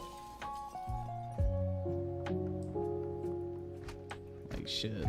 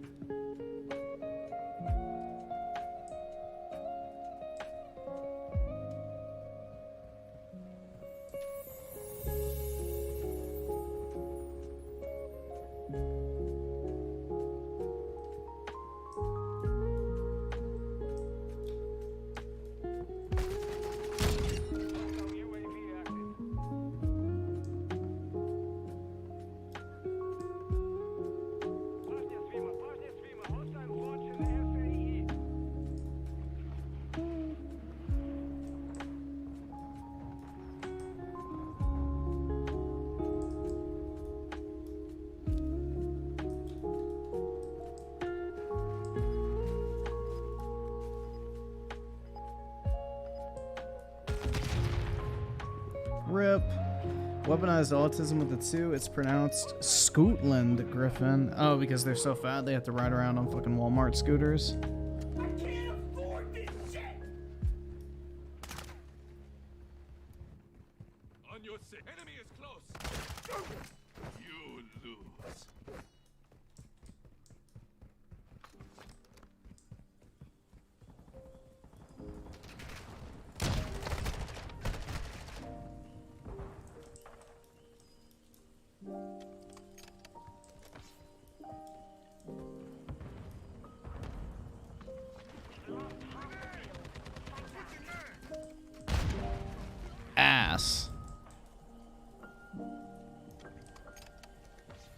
Enemy incoming!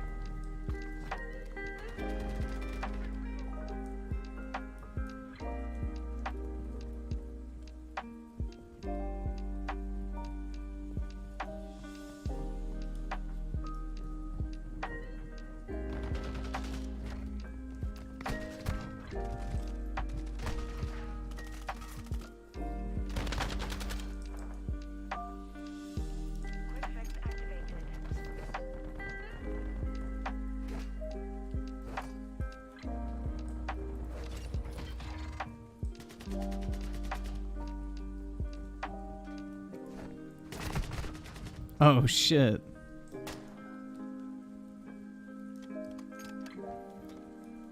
What is your opinion on the Scottish accent, Griffin? Well, I think it says a lot that when Scottish people speak, you need to put subtitles up like 5 times out of 10. Like, that's pretty bad. If a guy is short but not obese, is he a 5 or a 6 or lower? I don't fucking know. I'm not gay. I don't know. Ask Brit. That ain't my territory. I'm not like, oh my god, bro, what a nice piece of meat. Like, I ain't swinging like that, guys.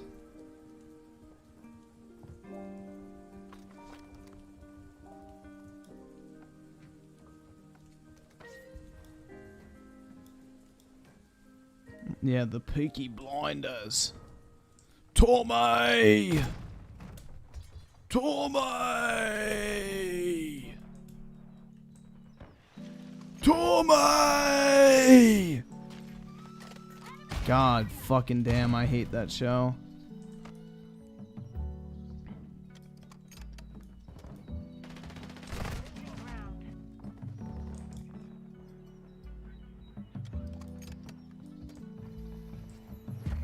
I'm 6'3" and extremely underweight. What am I? You're broke!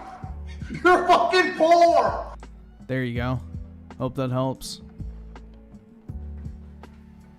Hostile VTOL incoming. Hostile SAE incoming.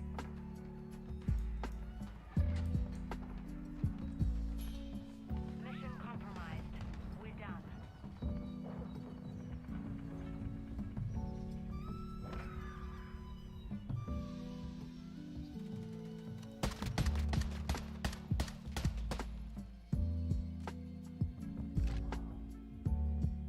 Damn, I did great.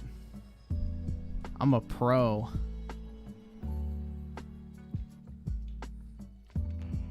Pro gamer moves. Alright. Let's do videos before it gets too late. So that way I'm not up till fucking 5 a.m. And I can get my beauty sleep, because God fucking knows I need it.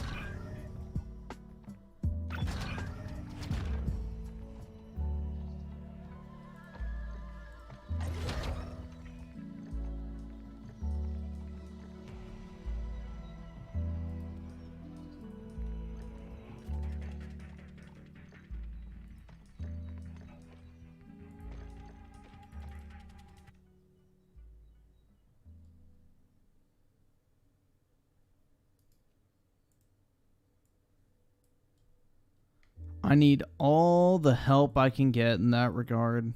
Right, guys?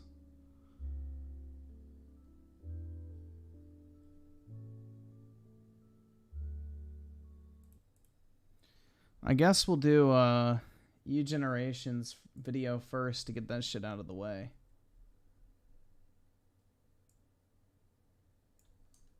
We'll go ahead and get that shit out of the way. Since he's obsessed with watching anime-related content. For some fucking reason. Azul with the 1? You're broke! You're fucking poor! Here we go, guys. Anime has gone too far.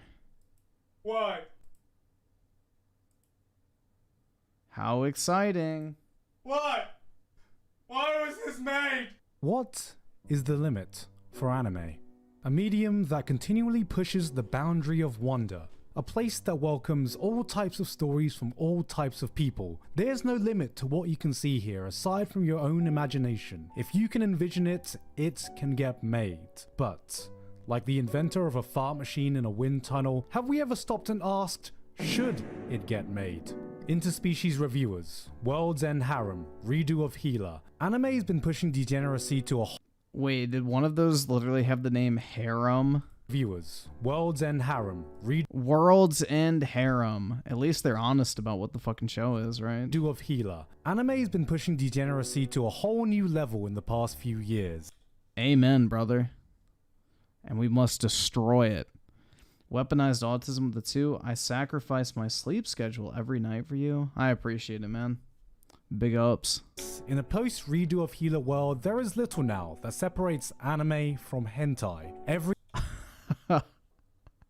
A weeb's like fucking dream. day, the line gets more and more blurry, so the weebs are probably hoping the line doesn't fucking exist anymore.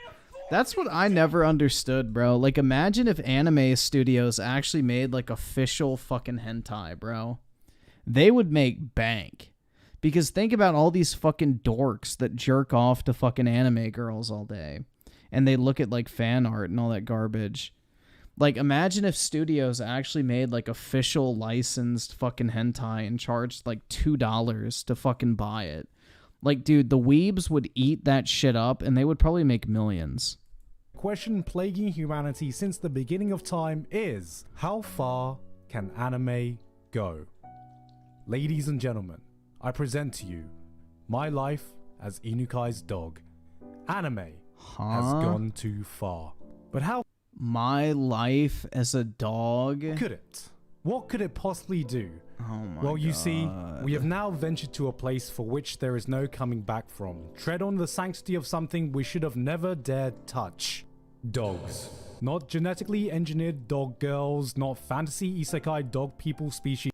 Furries. He's not some guy wearing a dog costume. Just dogs. Why did it have to be dogs? What did dogs do to deserve this? Man's best friend, the purest thing Mother Earth has gifted us with. If you've ever thought humans don't deserve dogs, here is the evidence to prove that you are categorically correct. This is a cursed show I probably should have left to die in obscurity until I had a single, terrifying thought that dwarfed any existential horror or Lovecraftian nightmare my mind could come up with. Somehow, somewhere, this is gonna be— Bro, do the dogs fuck her? Like, do they fuck the dog or some shit?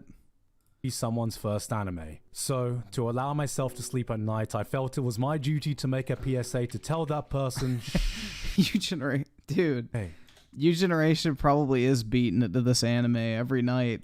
it's alright. I can't promise that tomorrow's gonna be a better day, but I can promise you that we're gonna get through it together. I've committed to fully talking about this anime, but first, I need to talk about today's sponsor, Higan Yuruthil. Damn, I wish it was Raid Shadow Legends.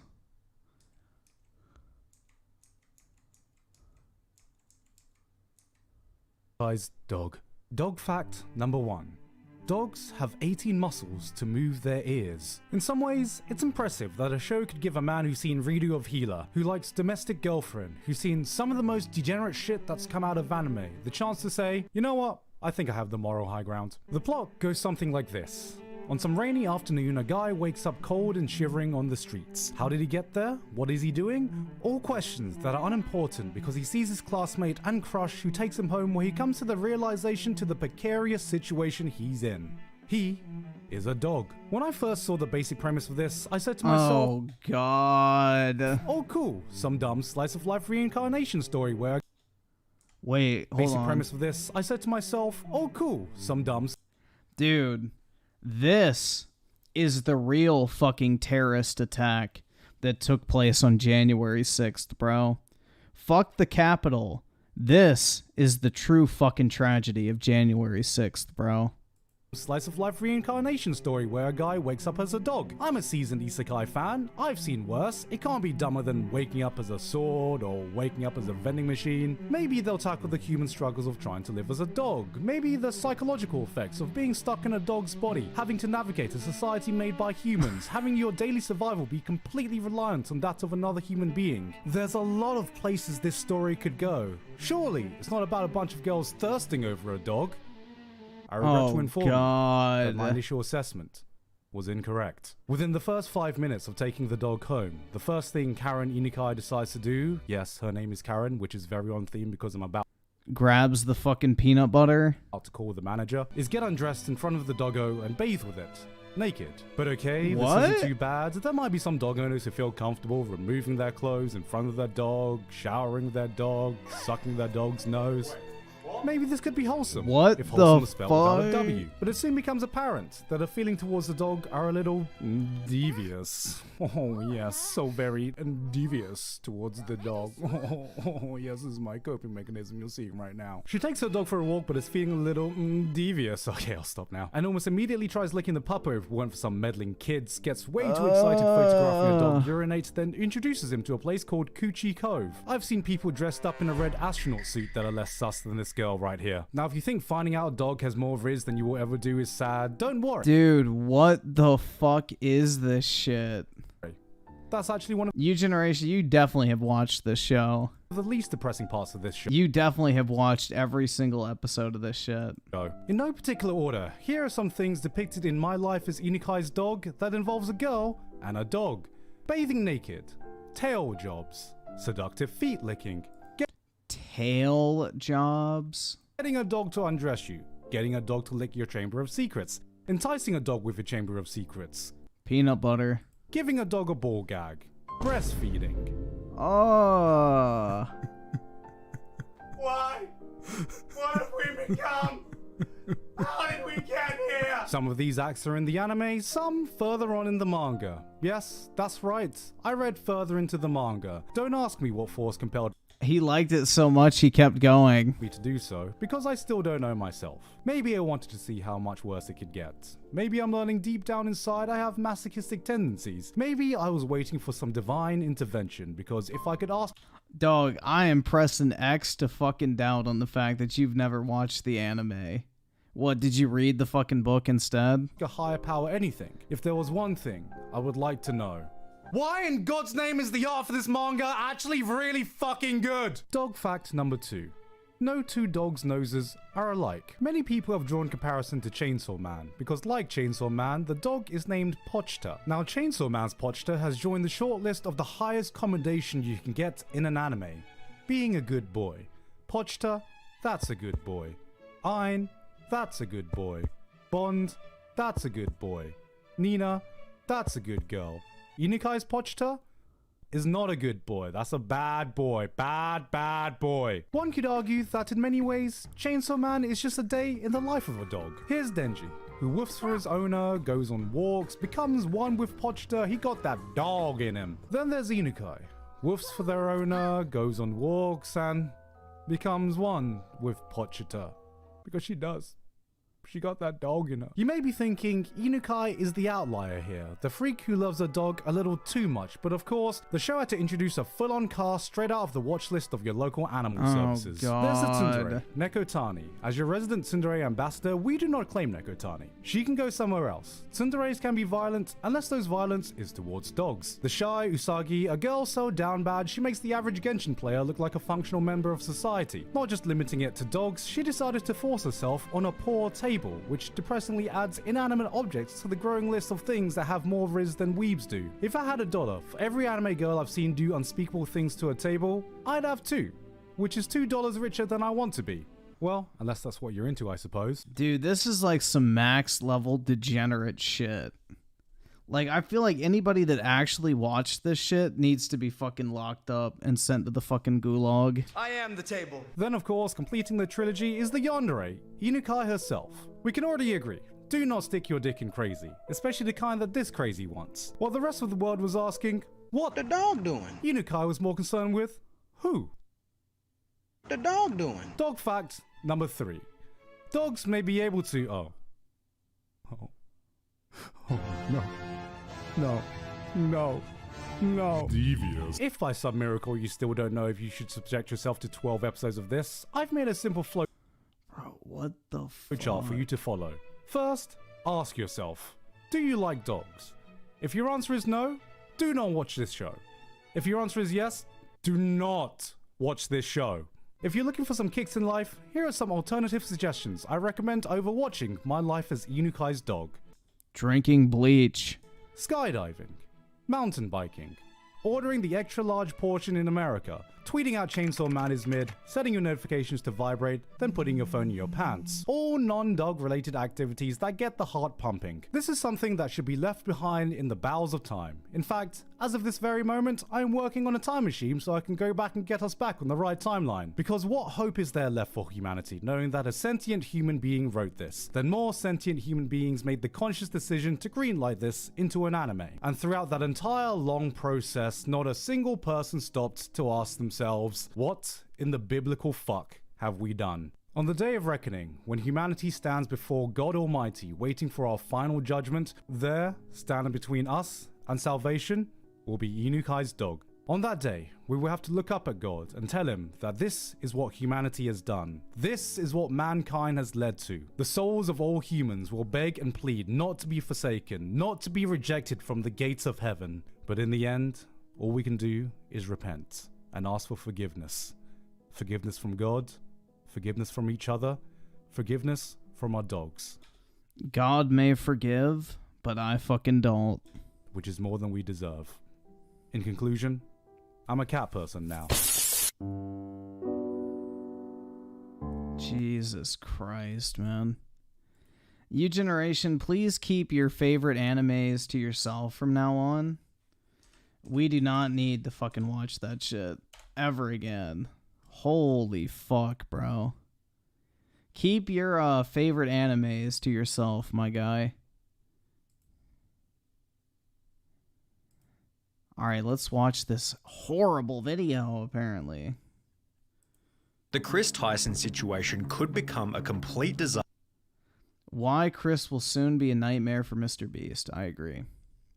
For Mr. Beast's brand. However, it may also provide some unique benefits. So let's begin by going over the drama before explaining exactly how this will impact the That is creepy. Mr. Beast channel. In mid-2022, fans began to notice that Chris Tyson was changing. In the early days, he represented the quintessential southern gun and truck loving dude. Yet beginning in March 2022, Chris began to display increasingly feminine traits, making tweets such as, "I finally got my nails done at a nail tech."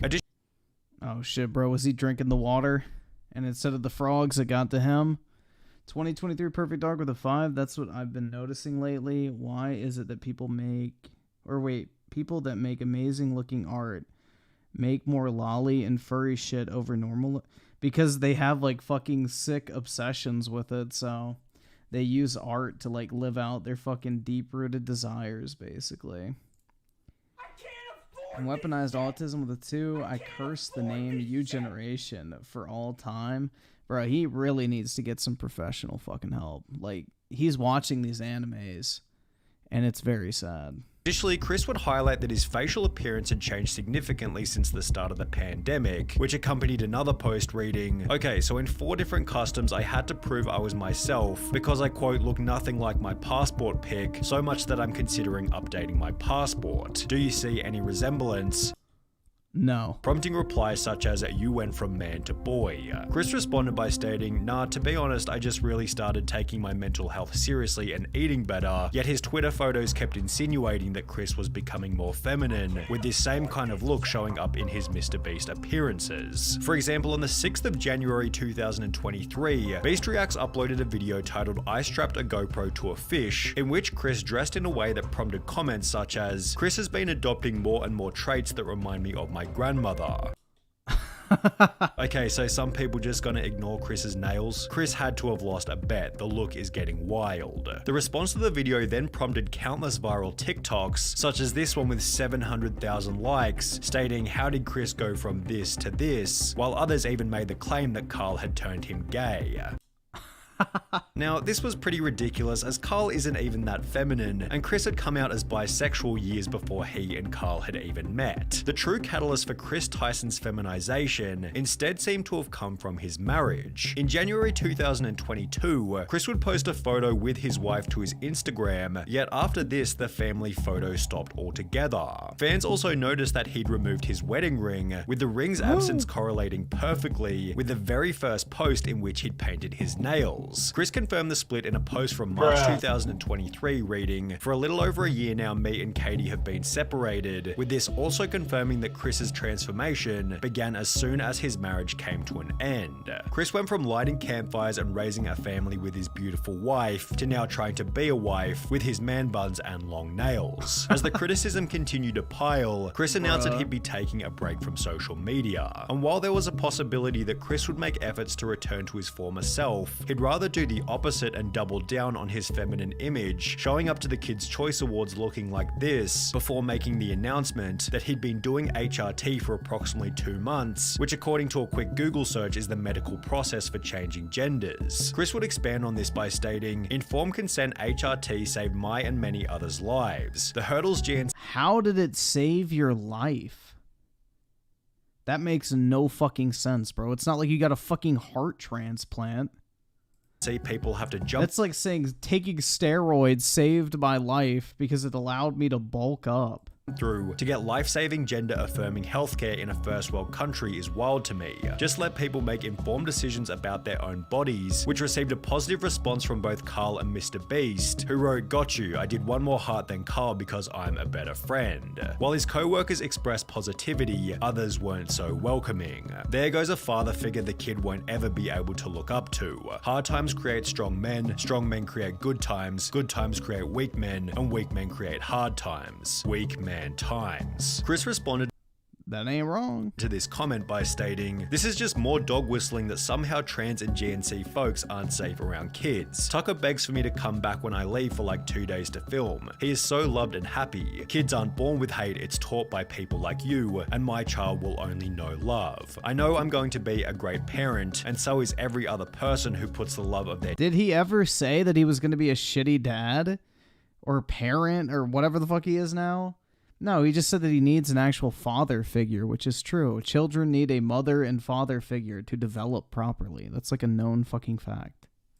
Their child before everything. I made this decision because I wanted to show up as my best and happiest self for him. In a way, this was for Tucker. Chris's response received some positivity such as, "I'm convinced you're an amazing father. Tucker is lucky to have you and also lucky to have all of those who surround and support you in his life, as well as I adore that, I'm glad you made that decision. It's so much easier to be a parental figure when you're not struggling with dysphoria," yet he'd also receive an equal amount of backlash. "You ripped apart your family and took a father figure away from your son just so you could paint your nails and act zesty. Pathetic. He will get torn apart at school, won't want to have friends around his house. A life full of difference and being alone. Must have missed the point in that tweet. How's this for him when you're depriving him of a father figure?" Although Chris wasn't altered by these comments, as he'd once again reiterate his certainty in a new post reading, "It's never too late to start being yourself," which received praise from Mr. Beast as well as Nolan and Carl. However, these comments also added extra fuel to the fire.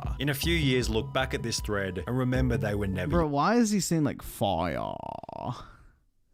He almost sounds like Chills, but different. your friends. Only yes men cowards. Hope you come out of this safe. Mr. Beast responded to this with a simple opinion irrelevant ratio, to which the original commenter would state, "I have 30 followers, so go ahead and ratio me. I'll still rest easy knowing that I'm not a coward who idly sits by watching my friend ruin his own life." In some ways, it was nice to see the boys standing up for Chris on Twitter. However, the situation has already begun to change the dynamic within the videos. For example, in a recent livestream titled "Opening 1,000 Mystery Art Boxes," Chris would once again dress in quite a feminine way, and while everybody participated as usual, the energy and vibe didn't feel nearly as smooth as it normally does. Really? He's Australian? I would have never guessed. No, I mean like how he's drawing out the last syllable of like the ending word of each sentence.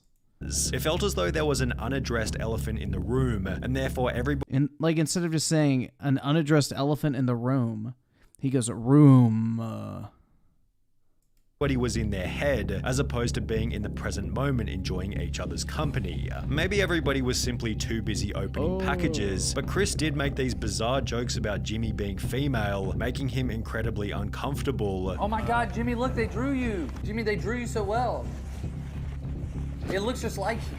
Oh, yes. Oh my god, it's Jimmy. How did fan art? This is what we were looking for. Be brave, be honest, be kind, Mr. Beast. That is my tagline. Becoming even weirder when each member started to pay each other compliments. Hey, nice shirt. Thanks, dude. Nice shirt. Hey, nice shirt. Thanks, dude. Nice shirt. Thanks. Nice shirt. Nice shoes. For the most part, the live stream was devoid of awkward moments. However, it would act as fodder for another 100 million views worth of drama and criticism. Chris likely believes that people will slowly adapt to his new appearance over time, but is this really going to happen? Nope. Well, maybe. It's difficult to say as the situation is fairly... No, it will not happen. It will not happen. This will always be a fucking pain point for their content forever. No matter what happens, this will always be a recurring point of drama that always comes back to bite him in the ass. This shit is never gonna go away.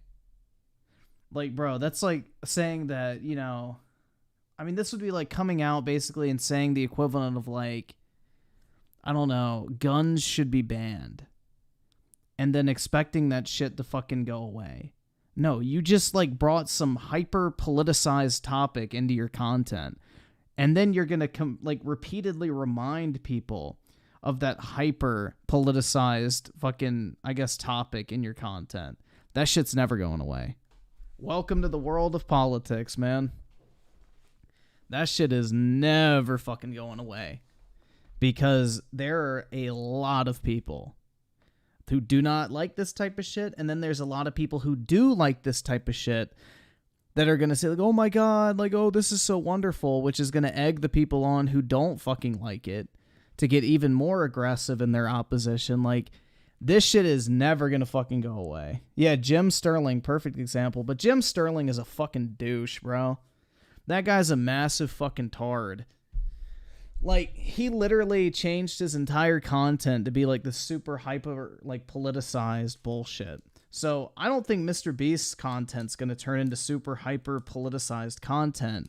The problem is just having Chris in the videos now brings that topic into the discussion when people talk about his content, whether or not his content has anything to do with that or not. This shit will never go away. So long as Chris is in those videos. And at the same time, Chris can never not be in a video, because every single time he's not in a video, people will assume, oh my god, Mr. Beast is being transphobic because he got a bunch of backlash because his friend came out as trans and now he doesn't fucking support him, blah, blah, blah. Like, there's no fucking win in this scenario. Like, if Chris is in a video, it's going to cause drama.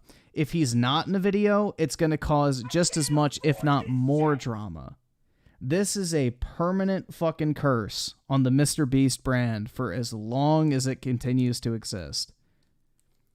I mean, I guess it's smart on Chris's part, bro. He has permanent job security now because there is no fucking way on planet Earth, under any circumstance, Mr. Beast could ever get rid of him.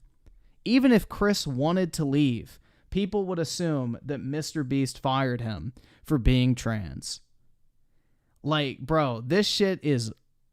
He's, like, literally stuck between a rock and the hardest place imaginable. There is no fucking win in this situation whatsoever. Neither love with the two. U-Generation, just keep everything far and away. Especially his love of dogs, bro. And weaponized autism with a 5. I just want to feel comfortable in my own skin. Performs life-altering surgery and takes horn. Hey, my lips are sealed, bro. But that is a very fair observation. Motherfuckers want others to accept them for who they are, but couldn't accept themselves for who they were. Bruh.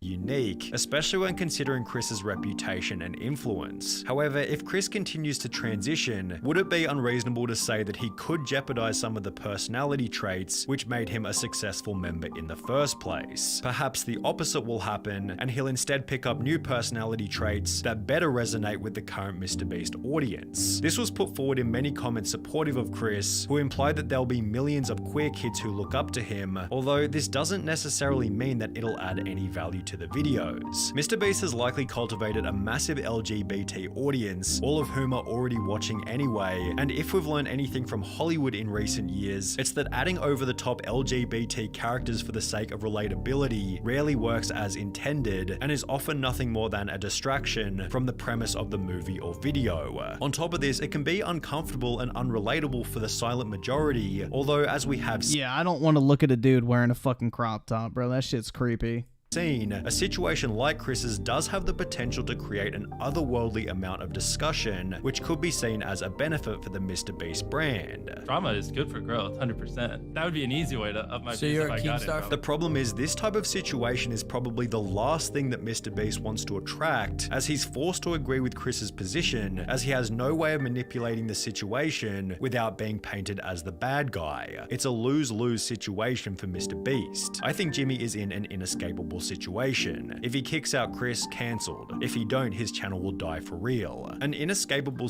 I don't think his channel's gonna die, but it's always gonna be a controversial subject surrounding his channel. Like, let's say 70% of MrBeast's viewers completely fucking stop watching his content. The dude gets, what, 100 million views a video? He would still get 30 million views a video. I don't think MrBeast is going anywhere, bro. His channel is perfectly fine, even if 70% of his audience stops watching over this. The motherfucker is going to be fine.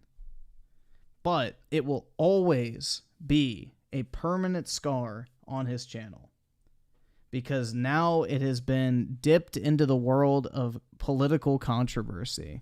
Situation is a pretty good way of describing the drama, which is also why it deserves the harsh label of being a nightmare. Jimmy has no option but to publicly express acceptance of Chris's transition, as silence or even worse, disapproval would come with obvious severe repercussions. However, in accepting Chris's transition, Jimmy implies that this will be the new normal within the content, thus annoying a different group of people, many of whom will never express their true feelings and may rather simply click on fewer MrBeast videos. If this is the case, Jimmy has no option but to accept this fate, as Dude, YouTube is gonna push his content like a motherfucker now. Like, if y'all think YouTube played favorites before when they were, like, promoting MrBeast, they are gonna push this shit like fucking Coca-Cola pushes soda. Like, MrBeast is gonna become the new fucking face of YouTube in every single aspect, bro. This is like the I support the current things dream. This is like literally the fucking type of shit they like pray every night they get the chance to fucking promote. So even if MrBeast loses a massive chunk of viewership, they're gonna push his content like nothing we've ever fucking seen before to make sure he doesn't just make up for those views lost, but gets even more than ever before. 100%.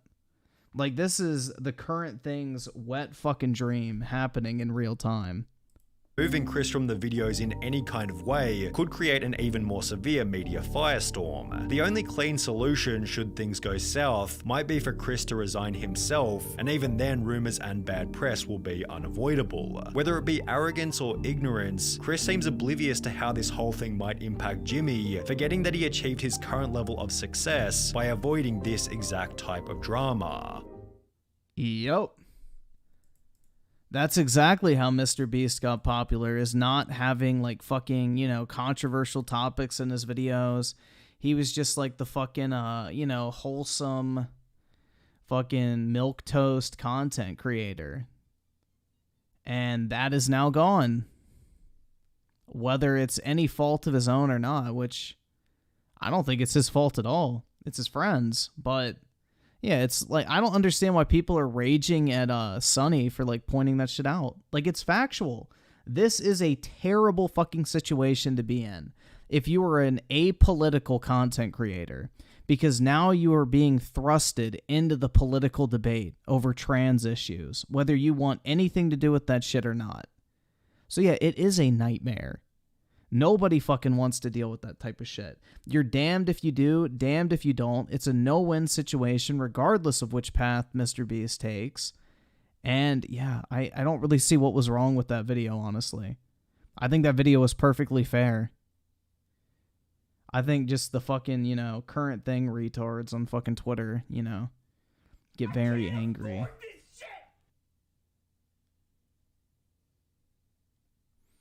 Weaponized autism with the 2. I'm not afraid. Fight me. Your crimes against nature. Fuck. Zong Xena with the 2. Who's mad at Sunny? The Twitter retards, basically. The fucking Twitter tards. And, you know, the gay mafia are very upset about it. I mean, this is now a political issue, guys, so anything saying anything negative about this Chris guy is going to be seen as like fucking, you know, alt-right fucking, you know, talking points, and anyone supporting him is going to be like considered to be a leftist. So we have now entered the realm of political debate when it comes to discussing Mr. Beast. Whether you want to or not, that is now what this shit has devolved into. But yeah, this shit is now a hyper-political topic, and it will remain that way so long as Chris is in or not in that content. Because like he mentioned, the rumor will always be, oh, well, Chris left the channel because Mr. Beast hates trans people. I mean, it's just fucking wild, bro. You can't win in this situation. Delta Gold with the 2, politics topics always ruin everything. Yeah, it's unfortunately the world we live in, though. Like, shit. You basically have to pick a side at this point. It's very hard to stay neutral.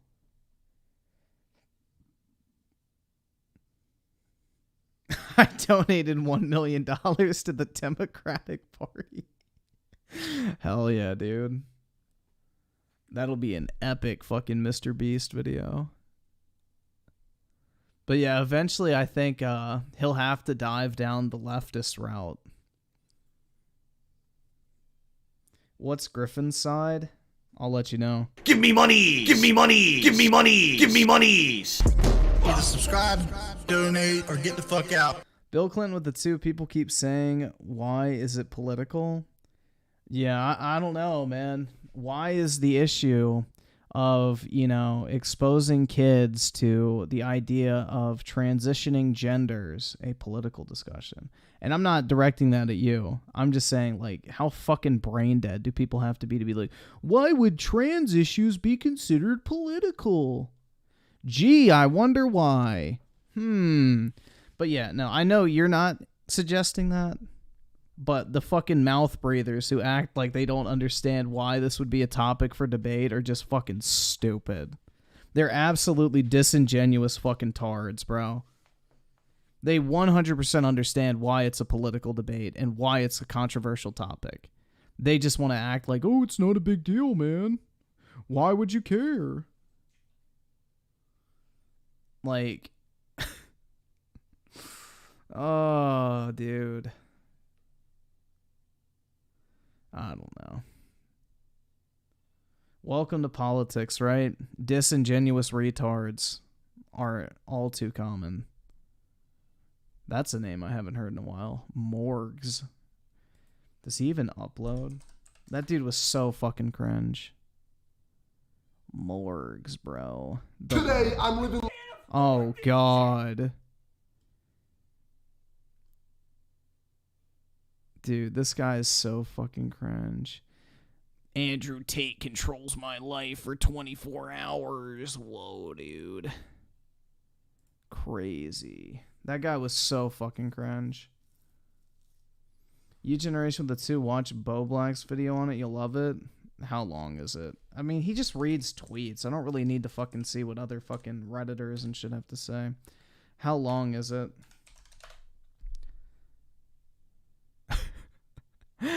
Oh, wait, not blowbacks. The biggest woman moment on Twitter. What the fuck is the thumbnail? Holy fuck, man. The internet is down bad. Yeah, I don't really know. We can see. The YouTuber SunnyV2 is losing subscribers and trending on Twitter due to a controversial... Oh no, dude, he's losing subs even though he just got, what, 4 million views on that video? I'm sure he's staying up late tonight worried about that shit. Video he uploaded a couple days ago talking about how MrBeast's friend Chris making the decision to start hormone replacement therapy might end up damaging MrBeast's brand. I already made a video laughing at how absurd that video was, so now that you guys have seen my reaction to it, let's check out everybody else's reaction on Twitter. Nicholas Diorio posts a clip of the video and captions, Wait, what was his... Let's watch his video. I really don't give a fuck about Twitter. Let's see what this is. "Why Chris will soon be a nightmare for MrBeast." This is a real serious video that a 3 million sub commentator has just uploaded. So, as many of you guys know, Chris Tyson, who appears in majority of MrBeast's videos and is a personal friend of his, recently announced in a tweet that he's been taking hormone replacement therapy for the last 3 months, meaning that he's replacing his natural male hormones with female hormones in order to transition. And obviously, with MrBeast being the biggest YouTuber on the planet, with people even criticizing him for curing blind people, this turned into a massive topic of conversation, with most of the concern being around if Chris is denying a father figure for his child growing up. My thoughts on that is I think the issue with an absent father figure in a child's life more comes from the fact that the parent is absent rather than the fact that a man specifically is not around for the kid. But with that being said, I get the concern that people have for the child's well-being. What I don't get is how Chris's personal decision to transition in any way affects MrBeast to the point of it being a nightmare for him, but... Are you fucking stupid? Probably. You're a YouTuber. It's not exactly a high intellect... Like, a high fucking intellect barrier, but like, bro, you don't understand how that might be a fucking nightmare? Oh my god. So far, I am judging a book by its cover, so let's watch this video and find out why Chris looking more feminine is going to destroy the career of the biggest YouTuber on the planet. He's literally not trying to destroy the... Oh my...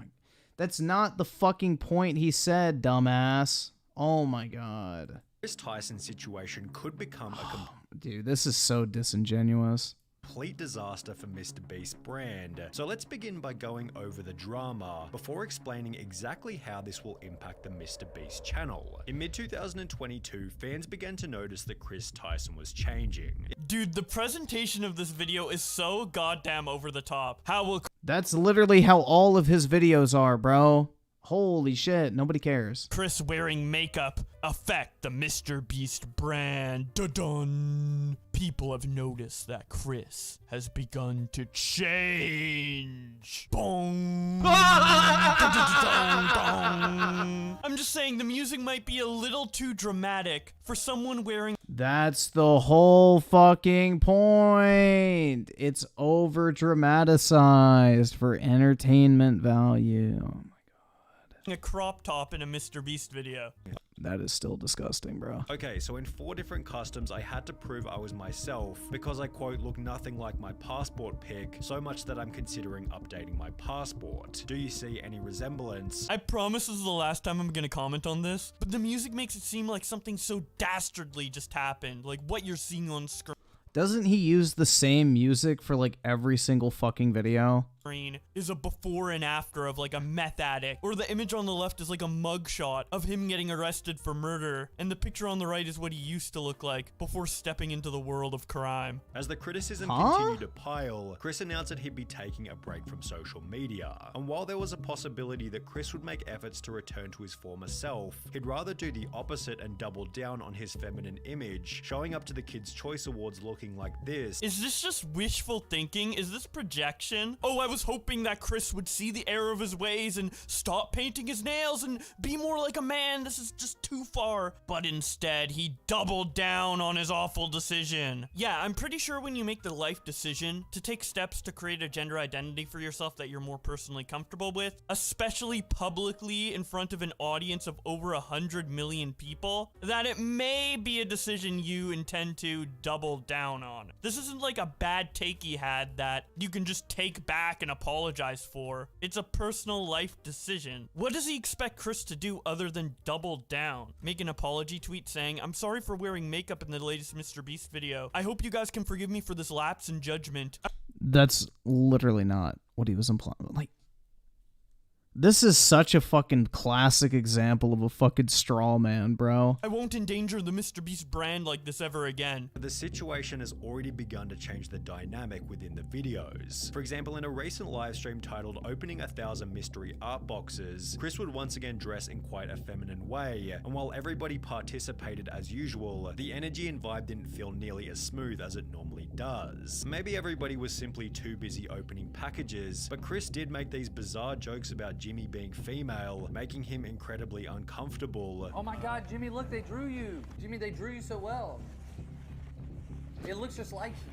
Oh, yes. Oh my god, it's Jimmy. How did fan art? This is what we were looking for. Be brave, be honest, be kind. Mr. Beast. That is my tagline. I love the caption SunnyV2 adds to try and prove his point somehow. Chandler joins in to avoid awkward moment. Mr. Beast tries to divert conversation in any way possible. Dude, they're doing a video showing off fan art that was sent to them. I'm pretty sure Chandler joined in and showed more fan art because that's the point of the video. And that Mr. Beast moved on to the next fan art because they got to get through all of it for the video. But even is the implication here that this video is awkward because Mr. Beast secretly has negative feelings towards Chris's transition and is annoyed at him for appearing feminine? No, literally the point is what he fucking said, bro. That fans have noticed the dynamic of the live streams have changed significantly. That is literally what he said, word for word, that the dynamic of the stream has changed and seems a lot less smooth than it normally would. That is literally what he said. You implying that he means something else is pure fucking speculation. In his videos and ruining the Mr. Beast brand. I understand the argument that if Mr. Beast was really against Chris's transition, he couldn't outright say it publicly due to the immense backlash he would get. But if he really did secretly have an issue with Chris's transition, I don't think he would continue to invite him to make second channel content opening. Oh, but he has to. He absolutely has to. Like, bro, let's just talk about a scenario that Mr. Beast is like the most transphobic motherfucker on planet Earth, okay? It doesn't matter. This Chris guy can never not be in a piece of content moving forward. If Chris is not in one video on any of their channels, the immediate reaction is going to be, oh my god, they didn't put him in this video because of the backlash because he's trans now. That'll be the first fucking thing that happens. If he's not in any of Mr. Beast's future content, people are going to automatically assume that they cut him because he's trans. Without even a fucking second's hesitation. Now, forget the fact that he doesn't have to be in every video, because, you know, not every single fucking side person in the Mr. Beast cinematic universe needs to be in every single video. But any video that he is not in is going to be an immediate point of controversy. This is just an extremely naive viewpoint. Like, does this guy not fucking understand internet fucking, you know, political outrage and fucking, you know, it's just like, where the fuck has this dude been? Like, he literally reads tweets for a living. You don't understand how fucking Twitter works, bro? Holy shit. This is awful, dude. Azul with the 5, I couldn't care less about SunnyV2's opinion on this. I just beg him to stop stretching the last word on each. Yeah, that was the part that irritated me the most, in all honesty. Weaponized autism with the 2. I curse the forensics was invented. Yeah, you can't get rid of the local pedophile anymore, unfortunately. fan mail, if he actually felt that negative about Chris's transition and wanted to actively distance Chris away from his brand in a subtle and non-controversial way, he'd probably start with excluding him from the extra side content. They're not and then going slowly to, phase you him out of the main dumbass. Mr. Beast videos. Not casually open fan mail with him in front of 10 million viewers and make subtle clues to his disapproval by having a somewhat minimal reaction to his friend's joke. Becoming even weirder when each member started to pay each other compliments. Hey, nice shirt. Thanks, dude. Nice shirt. Hey, nice shirt. Thanks, dude. Nice shirt. Thanks. Nice shirt. Nice shoes.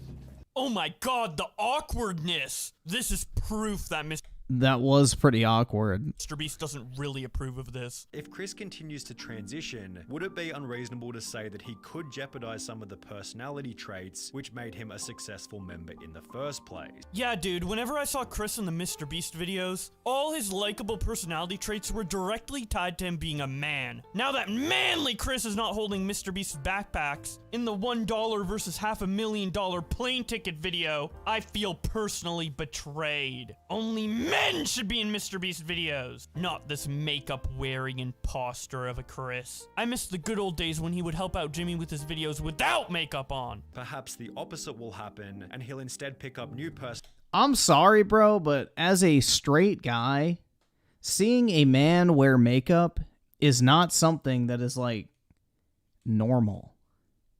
I don't know if it's just me, bro, but it's off, like, it's weird. I don't know. It's not that I have an issue with it, like, whatever, you can do what you want, but it doesn't look fucking natural, bro. Most guys are naturally, like, off-put by that sight. Sorry. That's not like a fucking, you know, oh my god, you're homophobic or whatever. That's just normal, bro.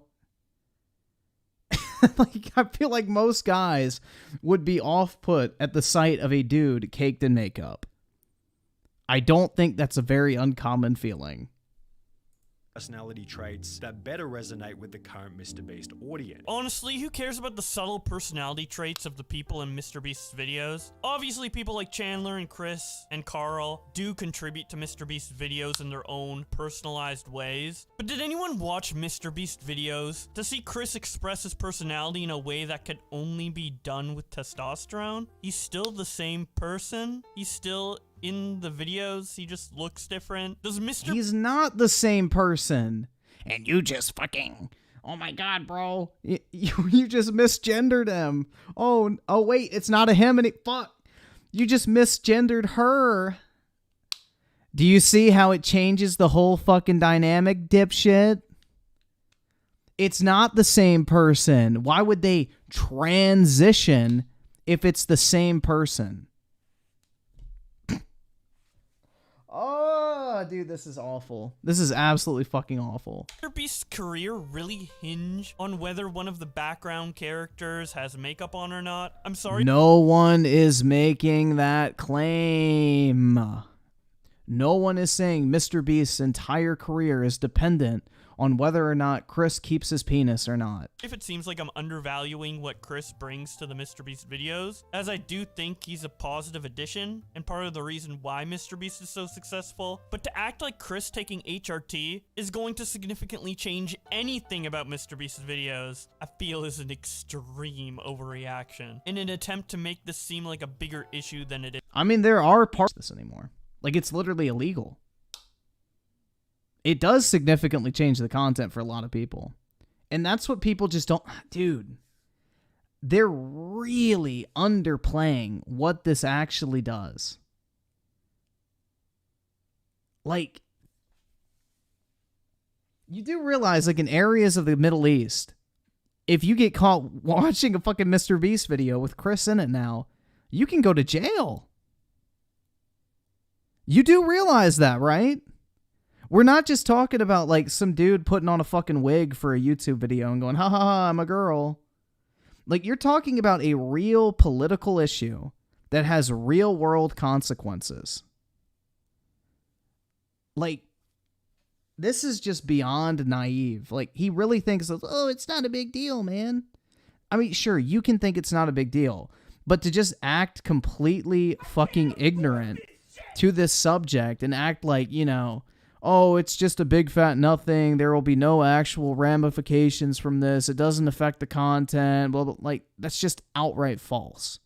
And I'm not even saying there's anything wrong with Mr. Beast having a trans person as content, because obviously it doesn't really fucking matter at the end of the day. The videos are still the same clickbait garbage. Like, who fucking cares?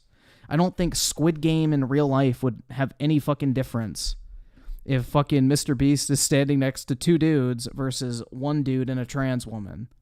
Like, the videos are not going to change, but you can't say the content's not going to be significantly altered in a meaningful way when literally in certain parts of the fucking world, this shit is now considered to be illegal. Like, I don't think they understand that, bro. Like, this is not just like, oh, who cares? Like, whatever. This is a real hot button political topic that is extremely divisive. Extremely divisive, especially in other parts of the world. Like, it's extremely divisive in the fucking Western world.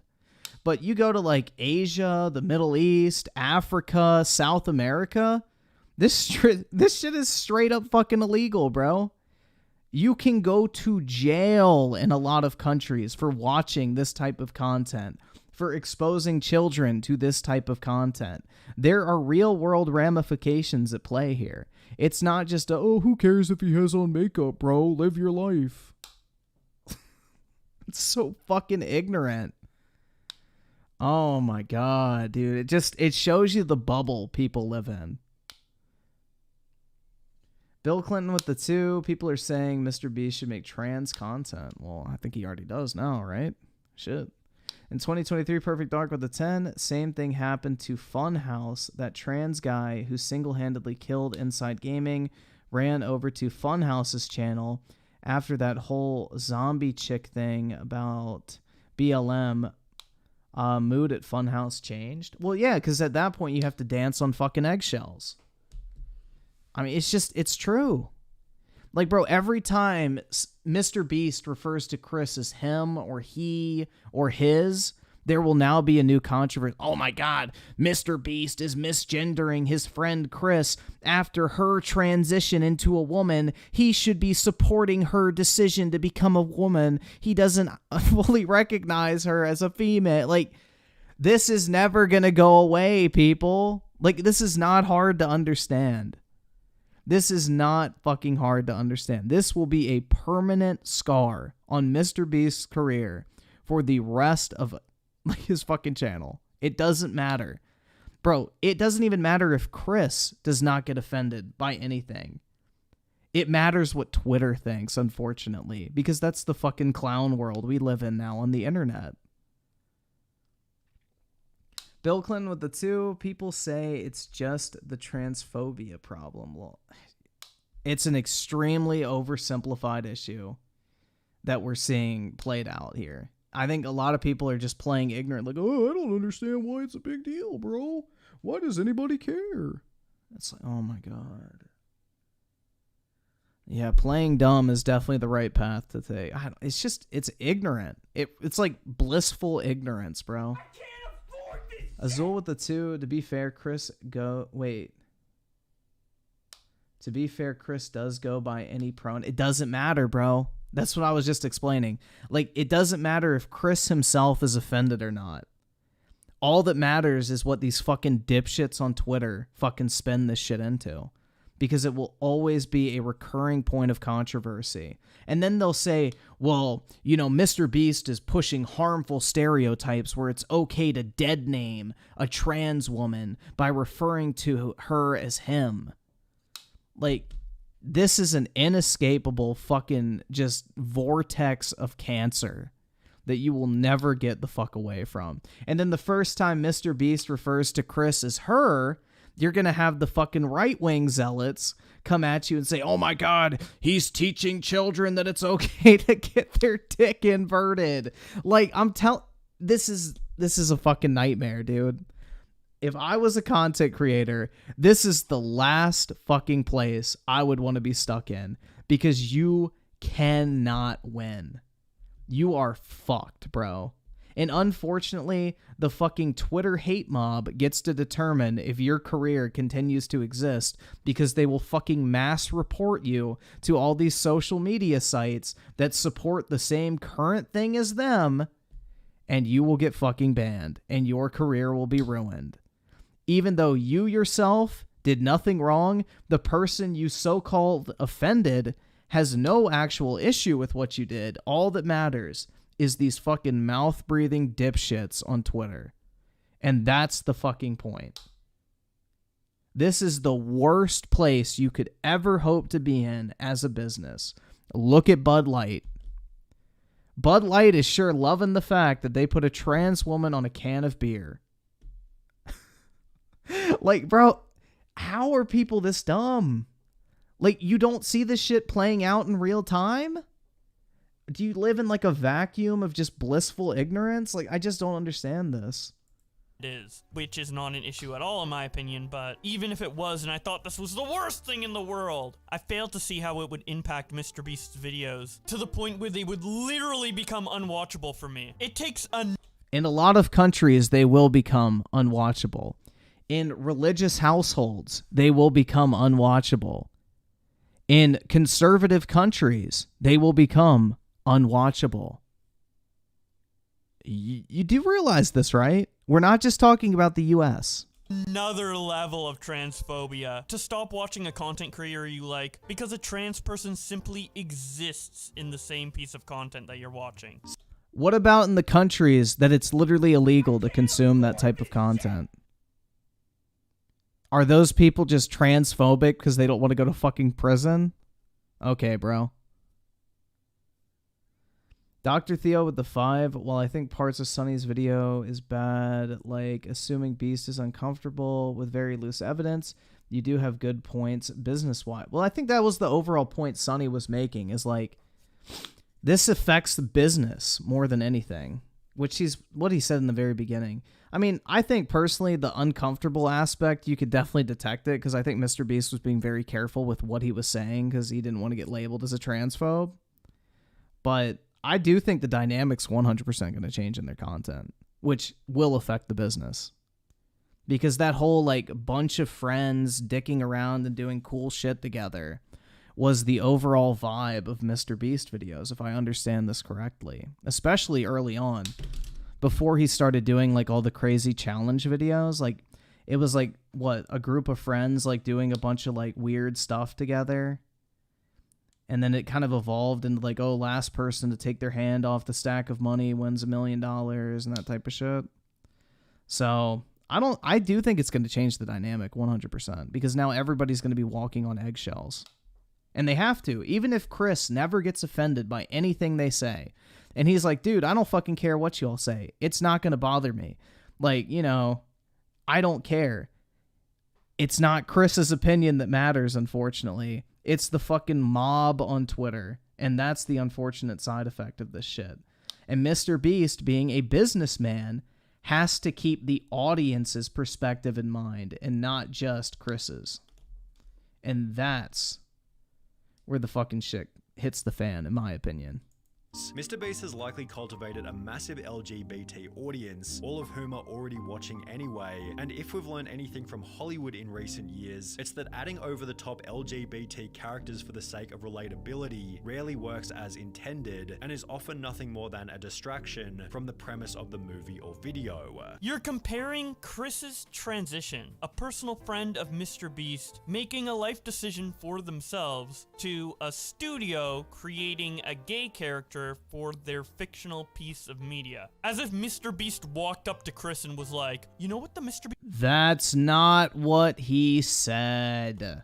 Oh my, dude, this is so disingenuous. Beast channel is really missing a trans character. Get on HRT right... That is not what he implied in the fucking slightest. He's saying that the presence of those type of characters in media franchises has had a negative effect on audience, basically, I guess, acceptance of that shit.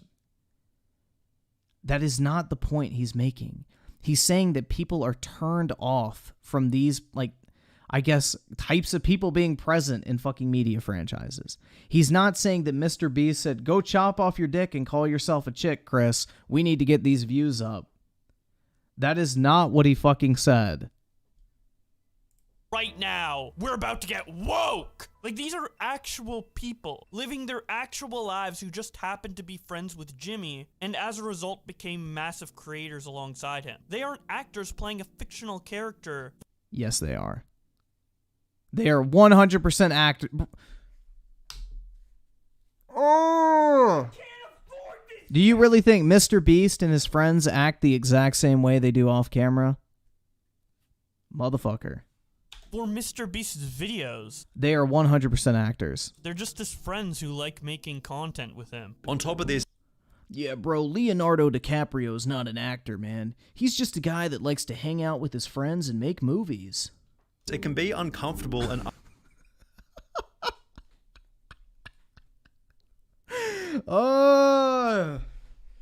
Oh my god, dude. That's like saying the Jersey Shore is real. Or fucking TV dating shows are reality. You know, the Fresh Prince of Bel-Air. You know, that was just Will Smith hanging out with his family, guys. Why would anyone ever act like someone they're not when they're being filmed?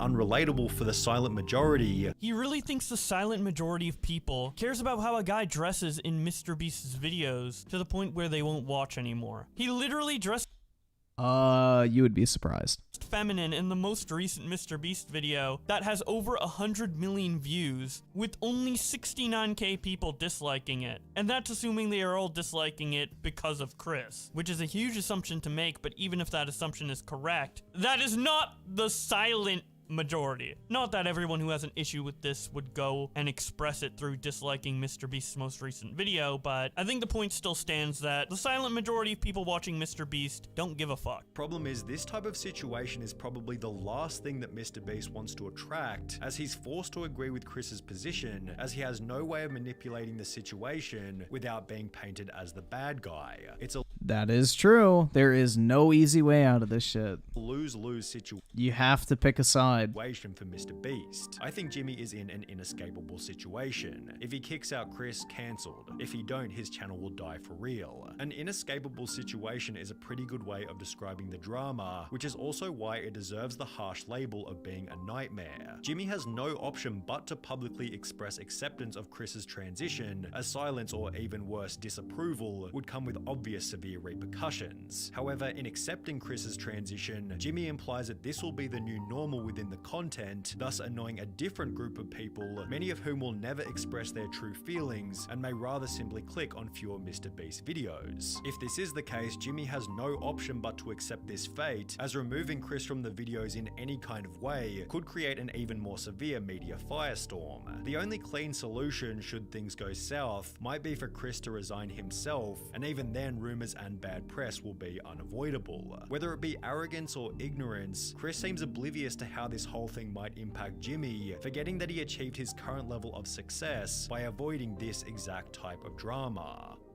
How could Chris be so oblivious to how his decision to transition would negatively affect his best friend's YouTube channel? So you're saying he shouldn't have transitioned in order to ensure brand safety for his friend's YouTube channel from controversy he may or may not get due to his friend making a personal life decision that is politically divisive. That's literally insane. If all... No, that's called being a smart businessman. If you're operating a business, the last thing you want to do is attach yourself to a politically divisive topic. How is that hard to understand? Why as a business would you ever want to attach yourself to a topic that alienates 50% of the population?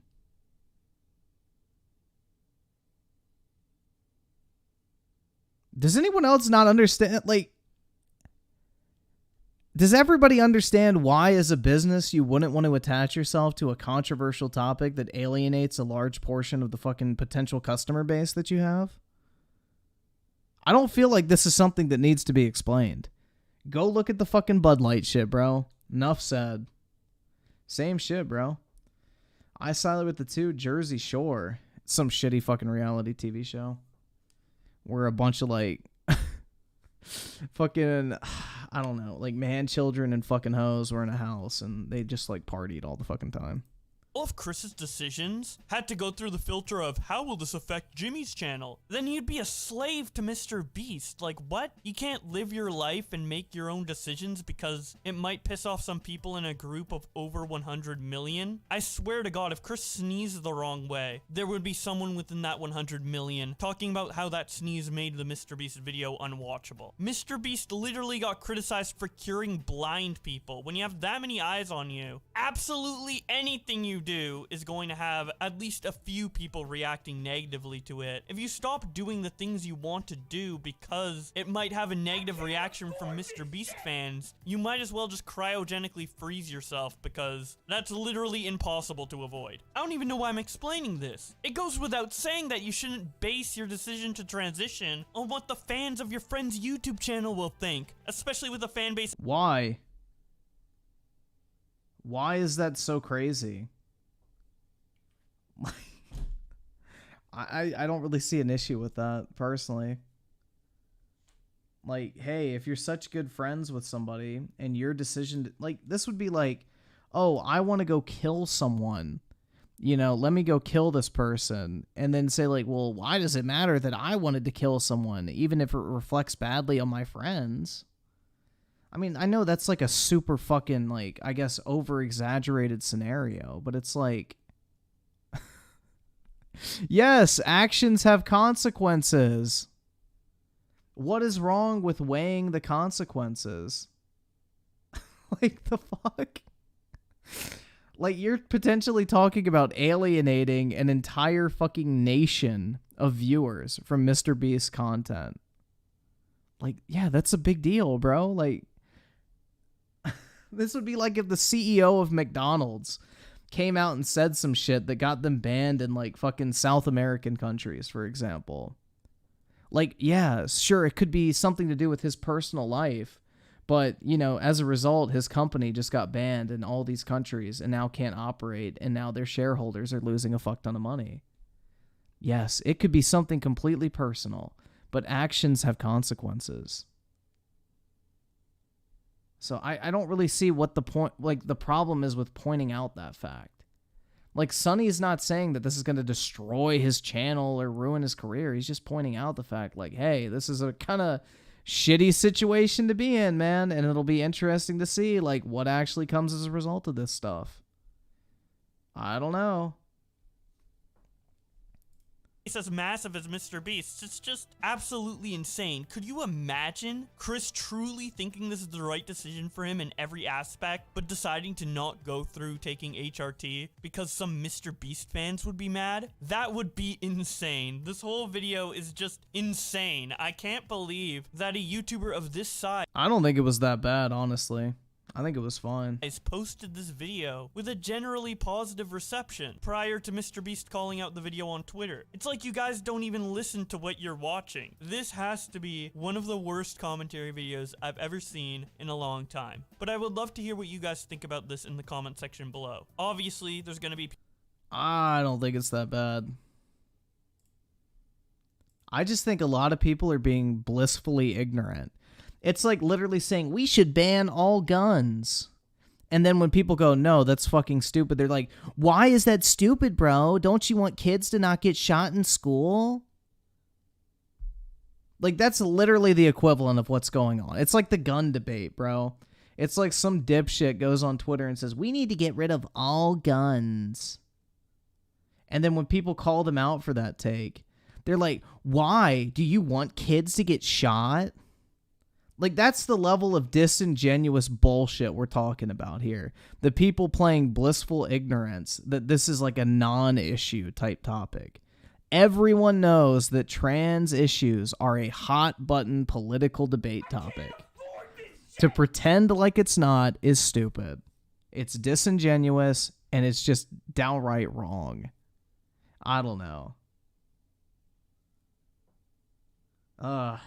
It's irritating, man. Political is fun, right? Waterboy with the 5. This trans political BS hurts my head. Yup.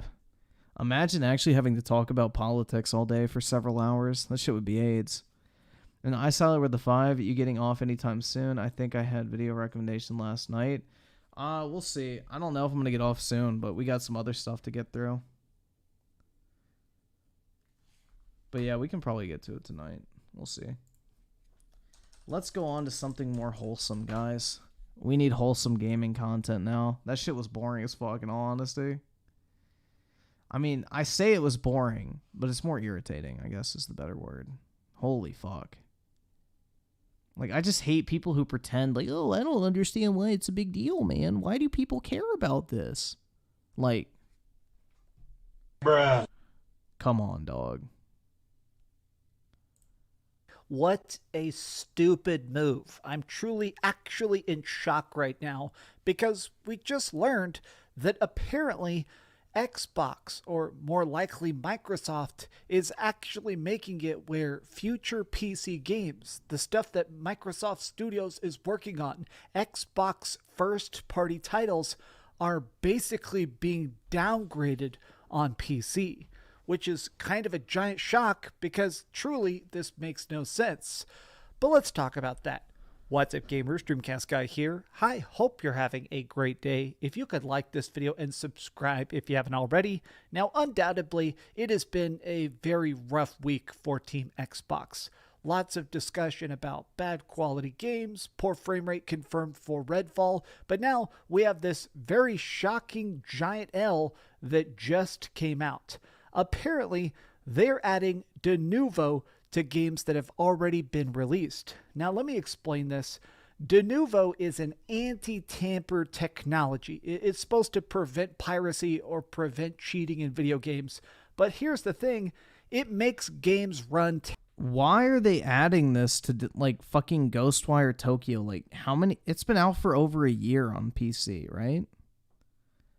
Why the fuck are they adding de novo to a game that's been out for over a fucking year at this point? That just seems really stupid. Terrible. It has absolutely been confirmed, and of course everybody is actually stunned because they brought it to Ghostwire Tokyo more than a year after release. Man.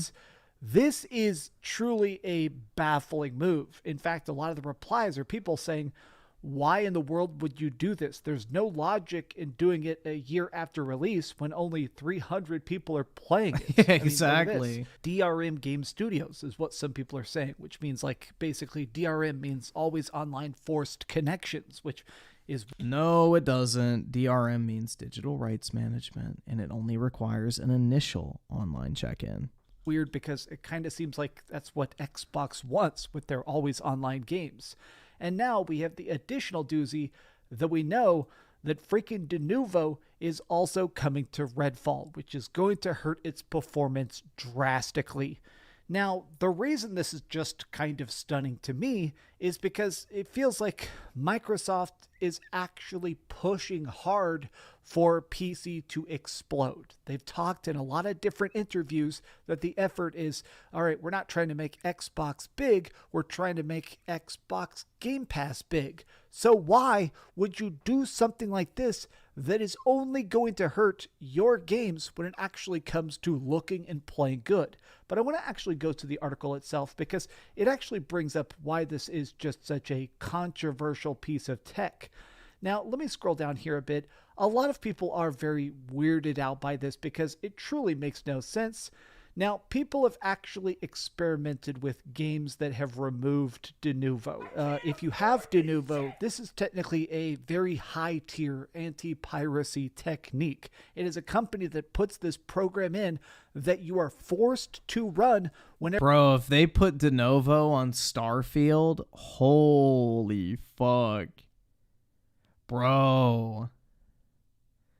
Oh, shit. Yeah. You know how I was saying that Starfield's probably going to be Bethesda's buggiest game to date? Bro, can you imagine once they add that on top of it? That shit's going to be fucking glorious, dude. Holy fuck, man.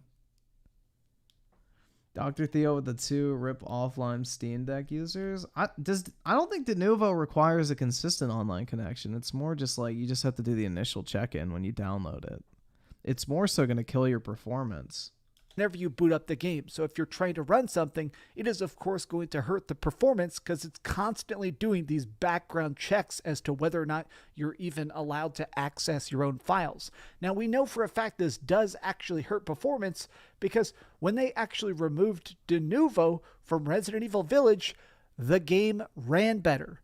Like, it's one of those weird things where, okay, we're all trying to make money. I understand that they want to have the highest sales possible, but stuff like this, if the game is going to run worse, why in the world would you actually support it? But here's the extra... Especially a year after release, bro. Nobody is fucking pirating this game at this point. Nobody cares about this game at this point. Part of this... Everybody has actually been experimenting with Denuvo and seen that basically whenever you actually crack a game, which is like hack it to remove all that anti-piracy stuff, the games run noticeably better. And right now, Microsoft, the big talking point is that your games on Xbox Series X are not... Wait, this game came out in 2021? Dude, this shit's been out for 2 fucking years and they're still trying to put Denuvo... What the fuck, man? 2 years ago? Hold on. Are you fucking kidding me? Not hitting 60 frames a second. Do you not want these games to even be able to hit 60 frames a second? Bro, there's already a fucking cracked version of this game out there. Why the fuck would they even bother at this point? When it comes to freaking PC, oh gosh, here's the other part. People are actually a little bit afraid. What if Starfield, which is probably going to have performance issues because a lot of Bethesda titles do, what if that ends up having a Denuvo? Now, here's the extra crazy part of it. So everybody hates Denuvo so much. This is actually a Twitter account that tells you whether or not you're going to have this terrible freaking garbage stuff. Midfall is going to have it too. In your game. You can actually see the name. Yeah, those PC performance issues are only going to get fucking worse.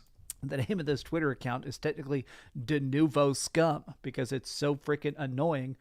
Redfall is coming out on May 2nd, and it's confirmed to have Denuvo anti-cheat.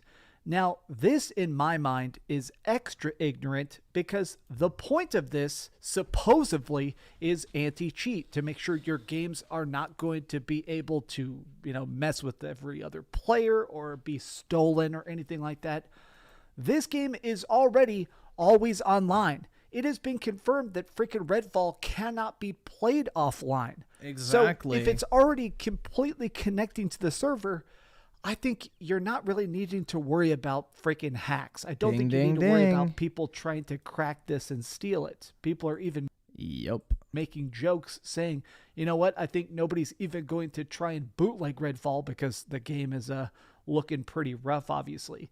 I had to make my own smarmy joke because since we know it's only running at 30 frames a second on Xbox Series X, I said, here's me trying to boot up Redfall in a couple weeks. Oh my god, I remember when people made this video. I remember this shit was going fucking crazy on the internet when the Xbox Series X launched. Somebody puffed a vape cloud in their console and then acted like their console was burning. You can see my nice Xbox Series X on fire. Now, this obviously is a joke. Nobody get offended down in the comment section.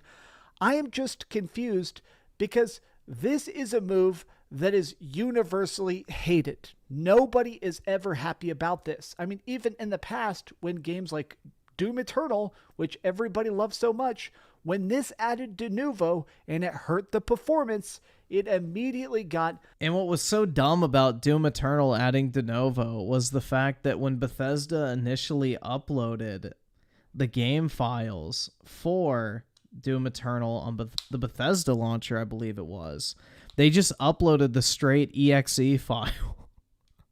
Like, they didn't encrypt it or anything.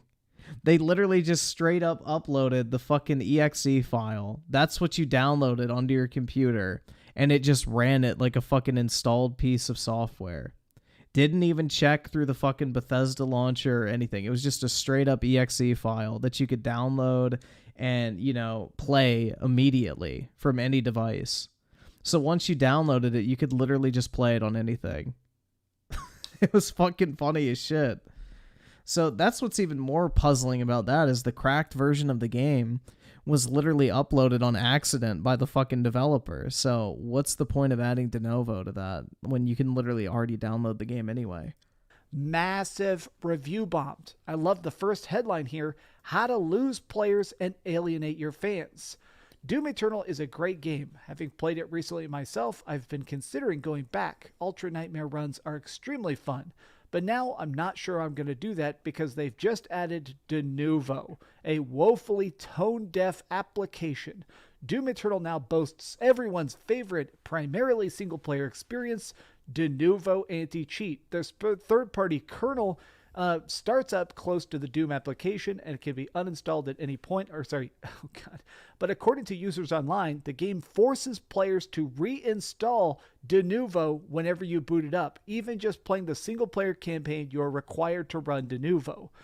Microsoft, you guys have a very clear methodology. I think what Microsoft does best is Game Pass. They go, hey, here's a ton of games for dirt for... It's the only thing they do.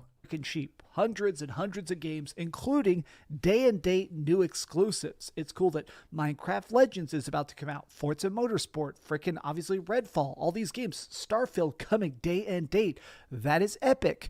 But the other half of the coin is, okay, Game Pass is coming to consoles, obviously, but what about Game Pass for PC? If you're telling me, hey, Game Pass for PC has these extra caveats that, oh, it's going to need these anti-cheats, oh, it's going to run bad, oh, you have to wait for modders or hackers to actually remove all the BS so the game itself actually runs.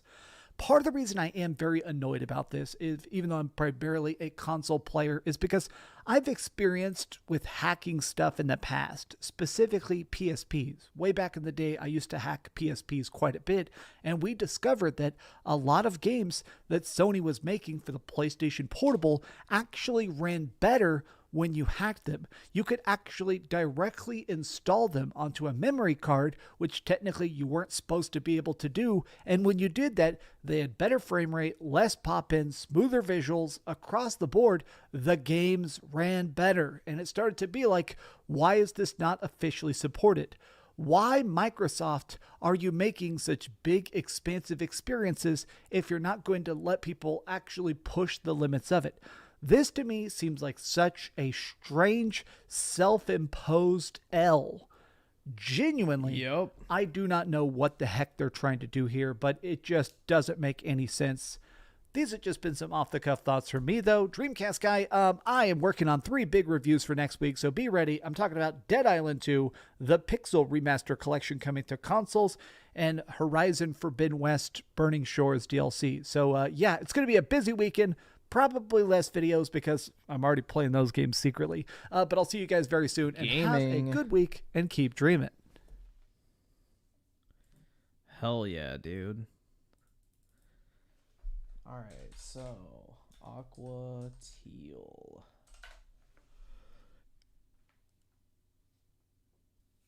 This shit is fucking sad, bro. This shit is really fucking sad. DSP whines about Lil Wayne hosting a Street Fighter 6 event.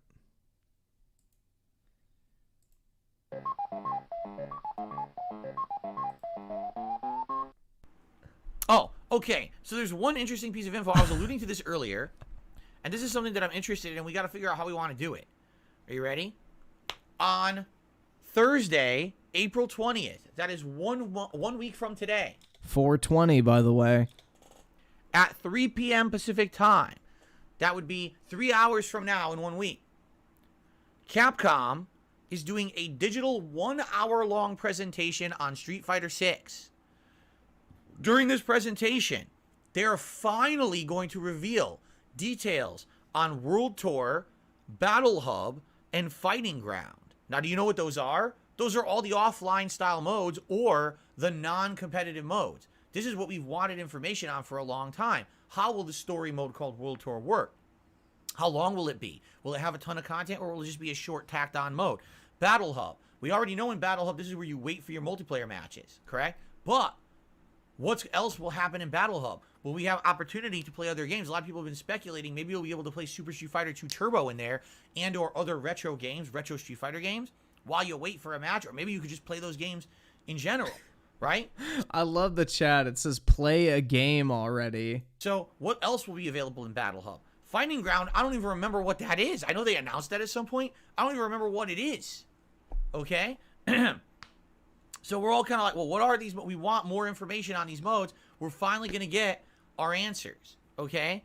And some other stuff. They said there's going to be a big announcement at the end of the show, like something no one, I guess, had been expecting is going to happen at the end of the show. I don't know what that's going to be. You know, usually when they announce something like that, it's kind of like, it's probably going to be something stupid, like DLC skins or something, right? Something dumb. But anyway, this is happening 1 week from today. And ladies and gentlemen, it is hosted. Are you ready for this? No, I don't think you're ready. Okay, everyone, if you didn't hear the announcement, you got to calm down. I got to prepare you. We have to temper your expectations here. You have to prepare yourself. Okay? So, first of all, before I make this announcement, make sure you're firmly seated in a safe position. Make sure there's no dangerous things around you. Make sure you have a radius to move and flail your arms and enjoy at what I'm about to tell you. Because so much positivity and excitement is about to hit your body all at once that you need to be ready to be safe. You don't want to have any loved ones near you. Make sure you have no pet. If there's a cat near you, put the cat away. Push it away. A dog? No. Rover? Go over there and play with your bone. Because I'm about to make an announcement and I don't want to hurt anyone inadvertently with my explosion of satisfaction. Okay, you ready? Alright, I'm going to warn you. This Street Fighter 6 presentation is going to be hosted by none other than... I'll announce it in 3, 2, 1... Lil Wayne! Lil Wayne! Street Fighter and Lil Wayne! Wow! Who the fuck is Lil Wayne? Not a clown, by the way. Do you hear how fucking upset he is, man?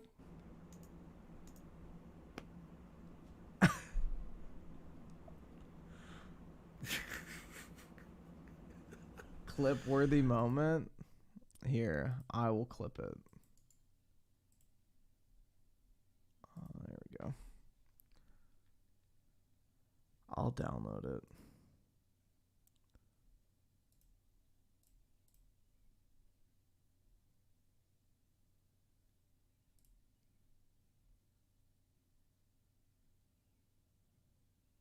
All right. It baffles me. It baffles me that we're in 2023 and these game companies have not figured out yet that we don't need celebrities to present video games. We just were watching the Crow B Cat video making fun of E3 2016. Do you remember in E3 2016 it was Battlefield 1 from EA? And they hired all these celebrities like Zac Efron, right? And all these Snoop Dogg coming in to play the fucking game. Did that sell a single copy of the game? No. None of them knew how to play it. None of them knew what the fuck was going on. Dude, do you know how niche Street Fighter is nowadays? Does Phil realize how fucking niche, like, fighting games are outside of Smash Bros? Like, he literally bitches all the time about how he can't find matches on, like, Capcom Street Fighter compilation games. Do you not understand that bringing in a big-name celebrity to host an event for a franchise he actually has a history with, fun fact, might help viewership and bring people in to be interested? Also, in case you guys don't know, this was brought to my attention as well. I think it was in the comment section of this video. Ironically, let's see, where was it? I think, I don't know. Somebody in this thing mentioned, yeah, there it is. Lil Wayne literally had a Street Fighter themed tour a few years back. It's not random. So yeah, if you look this shit up,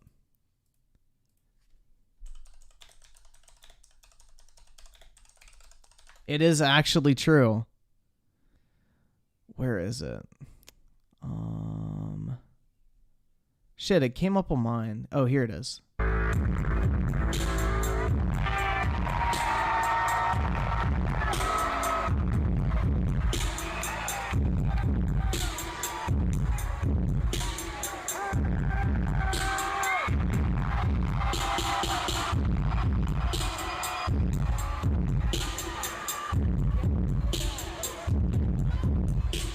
So you can see OVO, Young Money, and Capcom.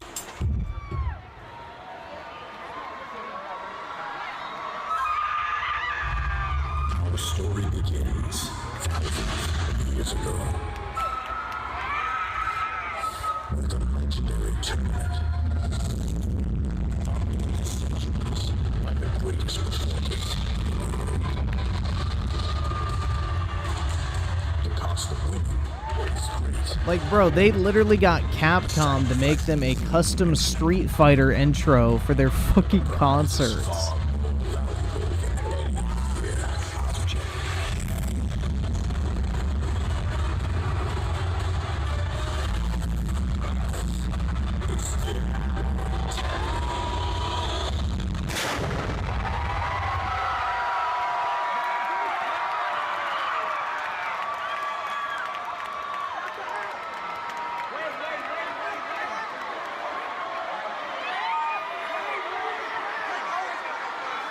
Based crowd.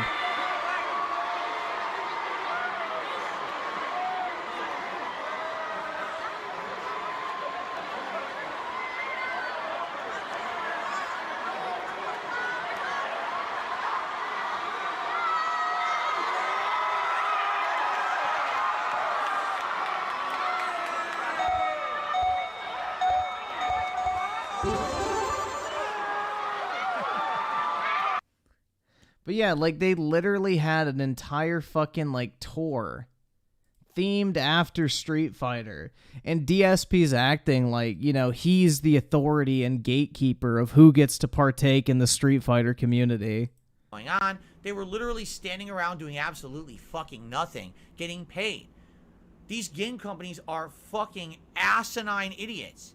Why the fuck would you pay Lil Wayne, a rapper, to present the Street Fighter 6 hour-long presentation? Are you fucking stupid? Here's the answer. You ready? Whoever made this decision, yes, you are fucking stupid. What if, like, one of the announcements, somebody is putting that in the chat, like, one of the announcements could be, like, he's part of, like, the music lineup for the game. Like, what if that's also something, like, they collaborated with different rappers and shit to do, like, actual music for the fucking game? That's a possibility as well, too. But, like, bro, he's so fucking jealous. Like, he's angry that this person that he doesn't deem as worthy gets to partake in a fucking video game event, and he does not.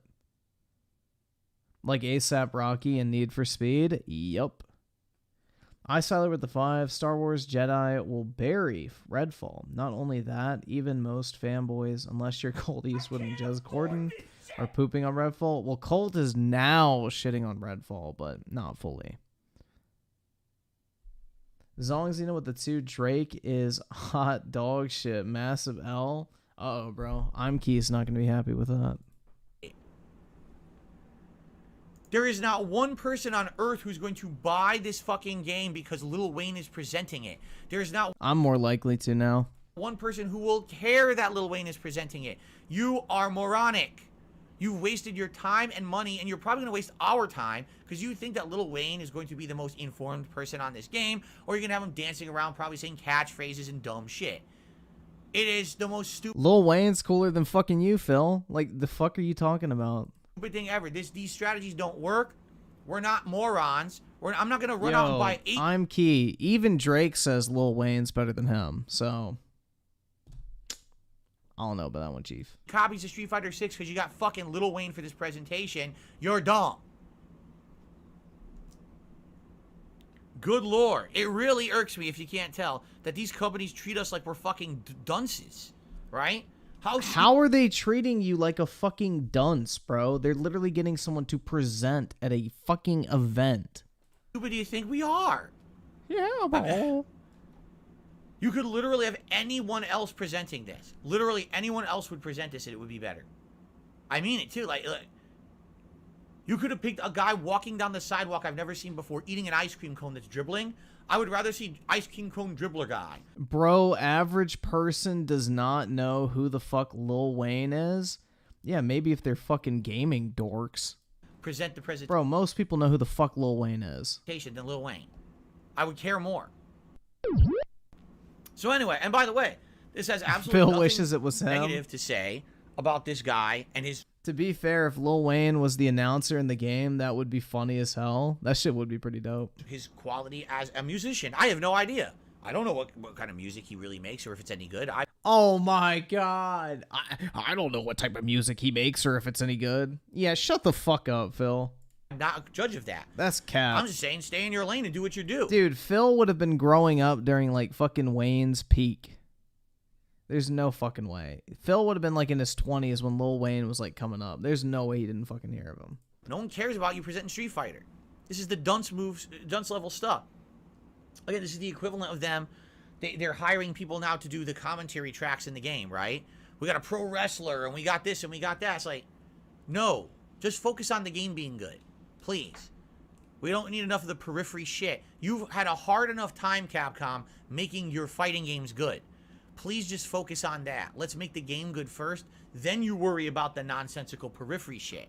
You don't do that first and before the game's out. Make the game be good, then do the extra. Okay? Oh my god. But yeah, this is the ad in question that made DSP so angry.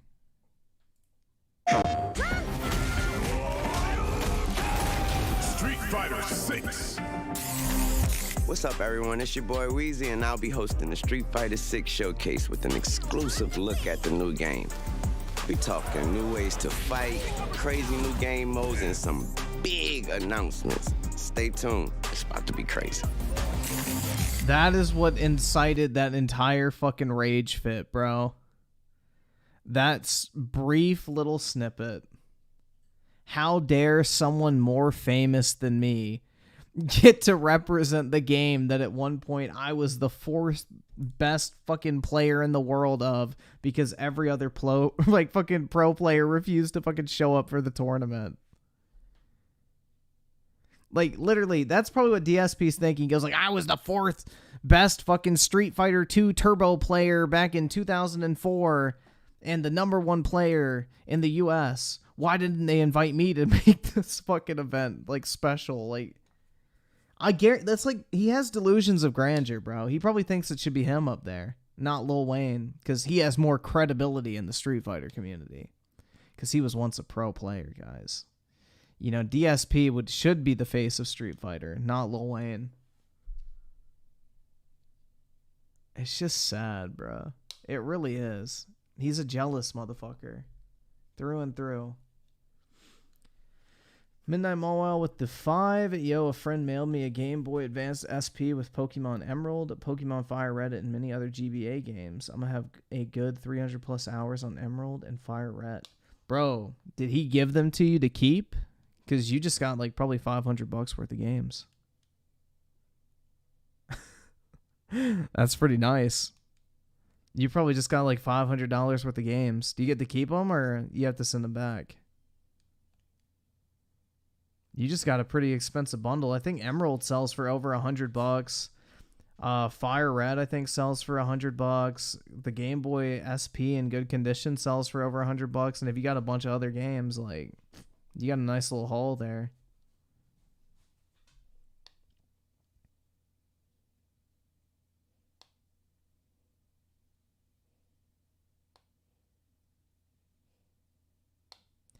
To be honest, Griffin, you thought Final Fantasy music was popular enough that we would all know it?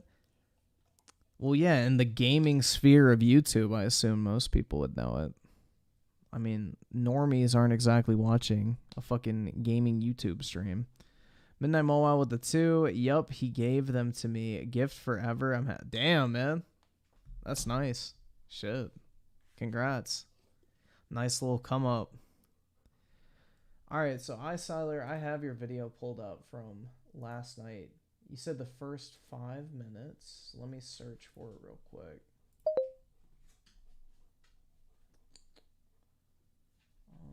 There we go.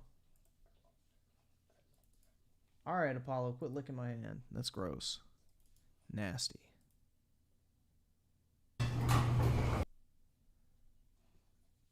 Dude, quit. I don't put my mouth all over you when you're just sitting there. Quit. Oh my god, man, this dog. Isaac Himmler with the 2. Should I get Final Fantasy VII Remake or wait for part 2? I would just get part 1 now, man. No better time like the present. Get the Intergrade version though.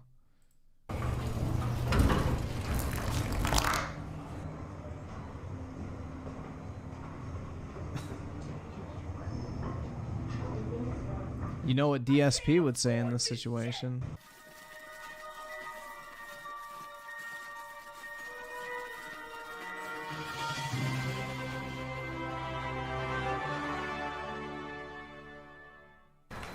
Dude, El Palo is sus, man.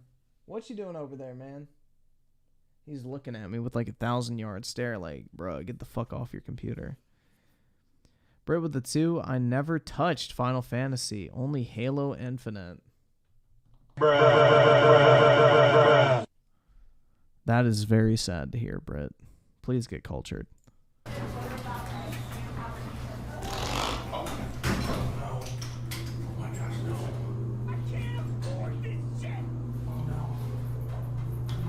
Damn, she got a Gucci bag? Looks like it.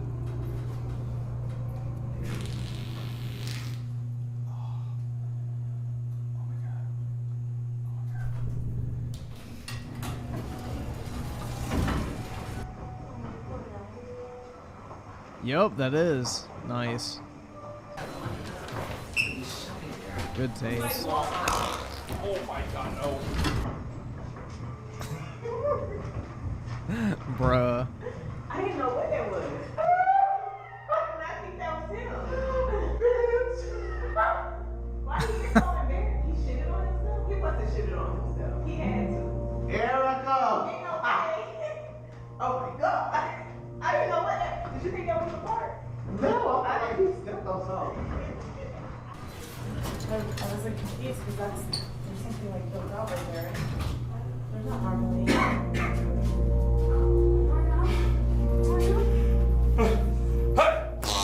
Bless you. Oh no.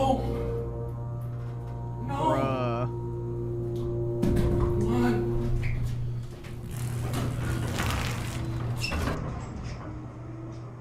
Okay, guys, I guess. It sounded like. Bruh.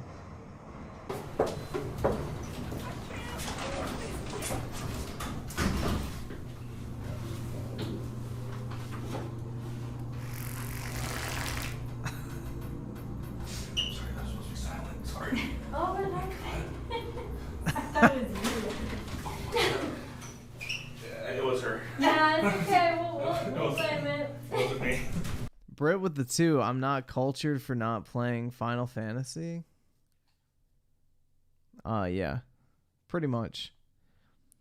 You need to step outside of your own culture, Brit. Stop being a racist and stop saying, I'm not going to play Final Fantasy because it's a Japanese game. I understand you only play American games, but you should give a Japanese game a try instead of just being so bigoted and racist all the time. Please. Waterboy with the 5, nice video recommendation. Yeah, these are usually pretty funny, honestly. Oh my gosh. You have a good night.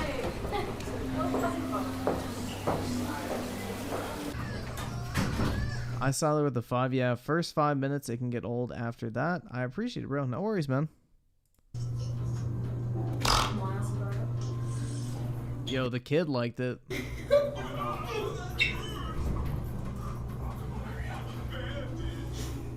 No.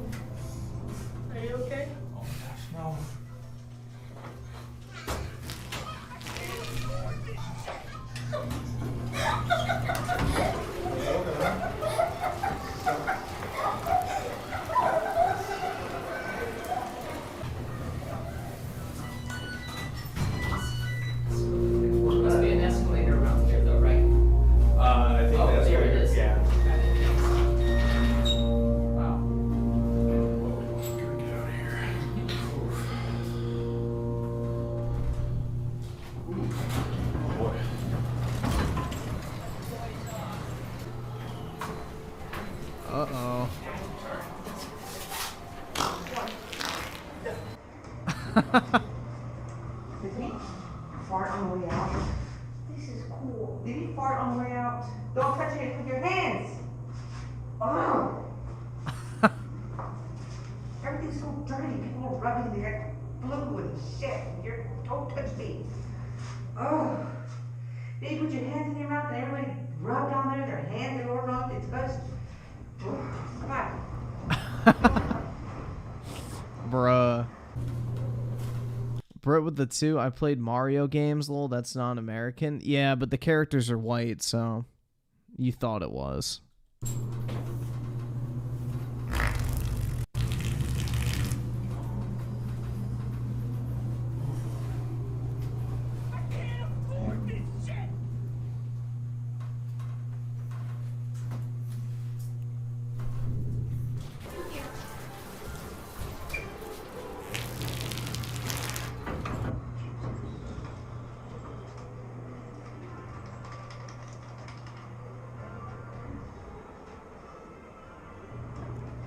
How did they get elevator footage? They mounted the camera up there.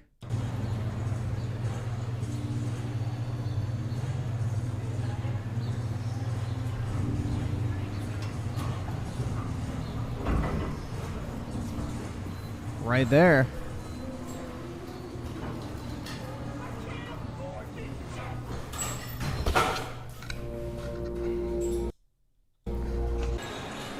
How did the things work? You just put a whole phone in? Go through the process and U generation with the 2, I can fix Brit. Damn. Good luck to you, sir. Godspeed. It's gonna take a lot of work. you plug your phone in and follow what it tells you. Oh, dude, come on.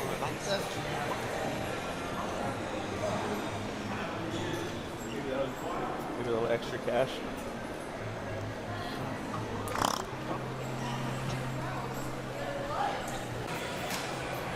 Yo, I haven't seen a JC Penney in like fucking close to a decade. What the fuck? Are those even still around?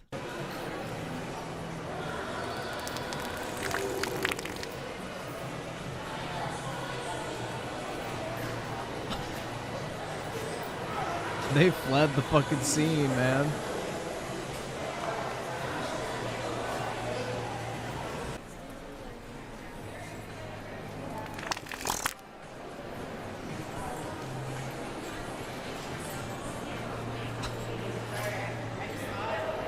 Dude, this is like a fucking throwback. I've never seen anyone actually play the GameStop demo things.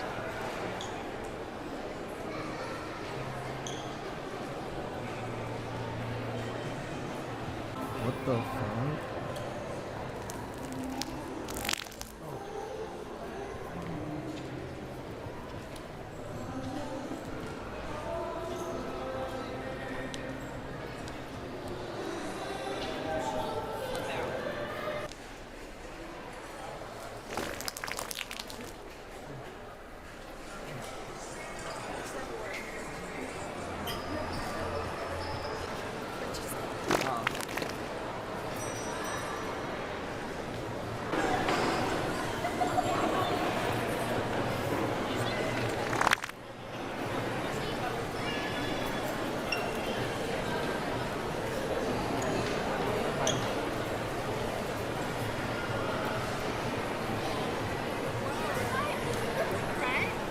Okay, so I just looked it up. J.C. Penney is owned by Simon Mall Group.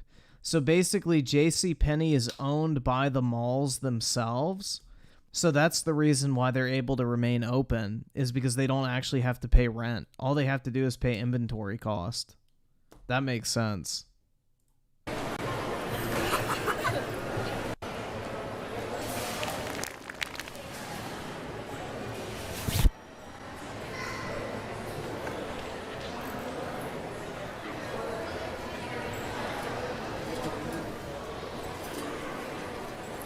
Who's Simon? Simon Mall Group owns like every single major mall in the US and internationally, I think, too.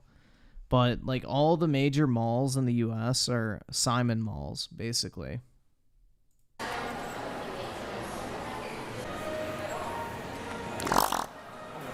Damn, bro. That had some volume.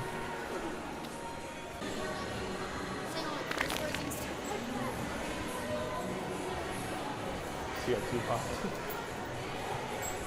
Of course.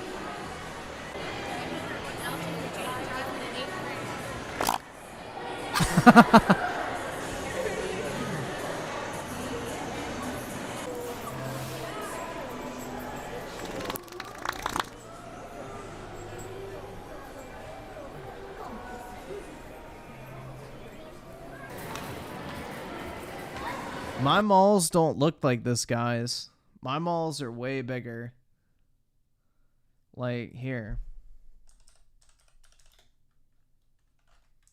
Let's see if there's a quick video of it.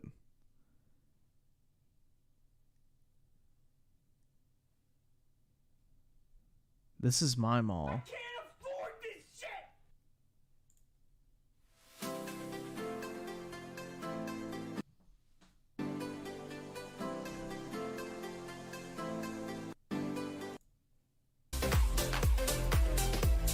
What the fuck is this footage, man?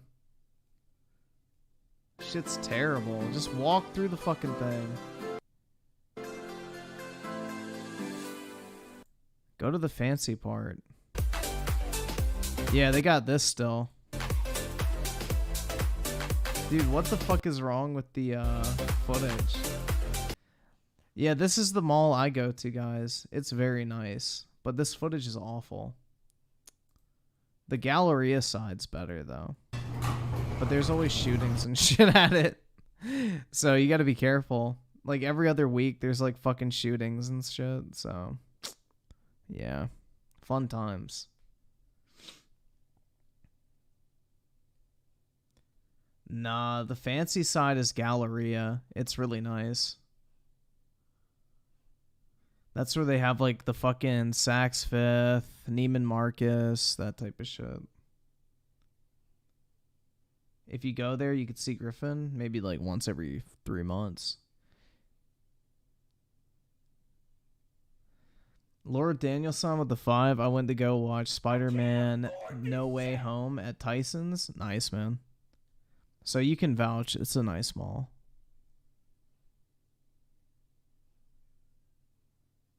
But yeah, I don't go to the mall very often. Remember, guys, I'm broke. I can't afford to go shopping.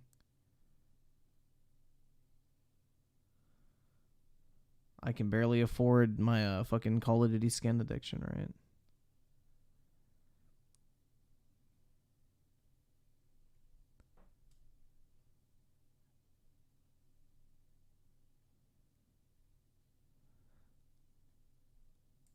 Freedom at last. Andrew Tate is out of prison. Mashallah, brother, mashallah, mashallah. It's a little bit emotional. I've been in one room since last year, so it's a little bit emotional. Tate and his brother Tristan have been placed under house arrest, but both men face allegations of rape, people trafficking, and forming an organized crime group, and they could be sent back to jail if they're found guilty. I believe in God, and I think that the fire of truth will eventually destroy all lies, and anybody who lies on a long enough time frame will feel the sting of regret, and I believe in this. Yeah, sure. I truly believe that justice will be served in the end. There is 0% chance of me being found guilty of something I have not done. When I was in jail, I did 7,417 push-ups. I would like to get to 10,000 before the end of the weekend. So I make 8,000 already. I will focus on the push-ups, and I will read the Quran. Freedom at last. I know, people trafficking. The British have to make everything sound fucking weird, man. I don't understand it. I thought he was Muslim. Yeah, he is. What do you mean? He just said he was going to read the Quran. The malls here have 5 floors and 2 food courts. That's fire, man. Yeah, I've never been to like one of those mega malls. I know we have a mall in the US that has like a freaking amusement park in the middle of it. That's wild. We've got like freaking roller coasters. Fucking mall.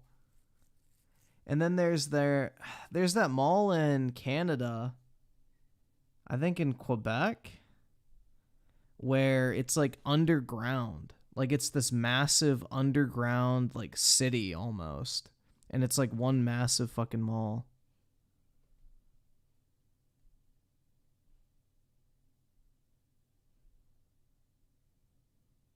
Oh my god, it's Jenna Ortega. I know, dude. She's so hot, bro. Oh my god. Oh, never mind. I can't even fake it, guys. I can't even fucking fake it, bro.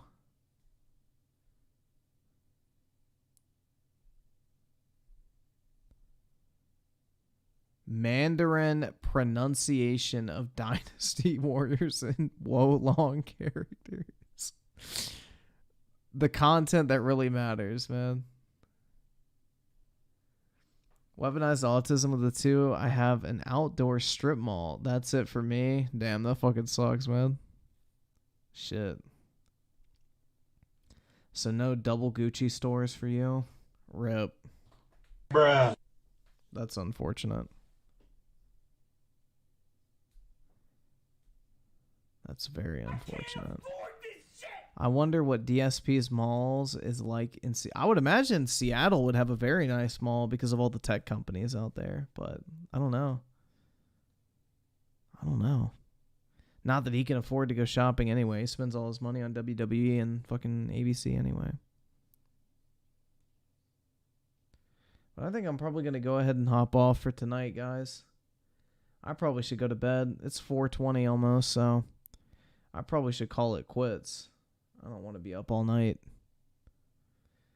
So I can at least wake up at some decent hour tomorrow. So I'm going to go ahead and hop off, everybody. Have a wonderful evening. Big ups to everybody in the chat, and I will talk to y'all later. Peace out, everybody. Have a great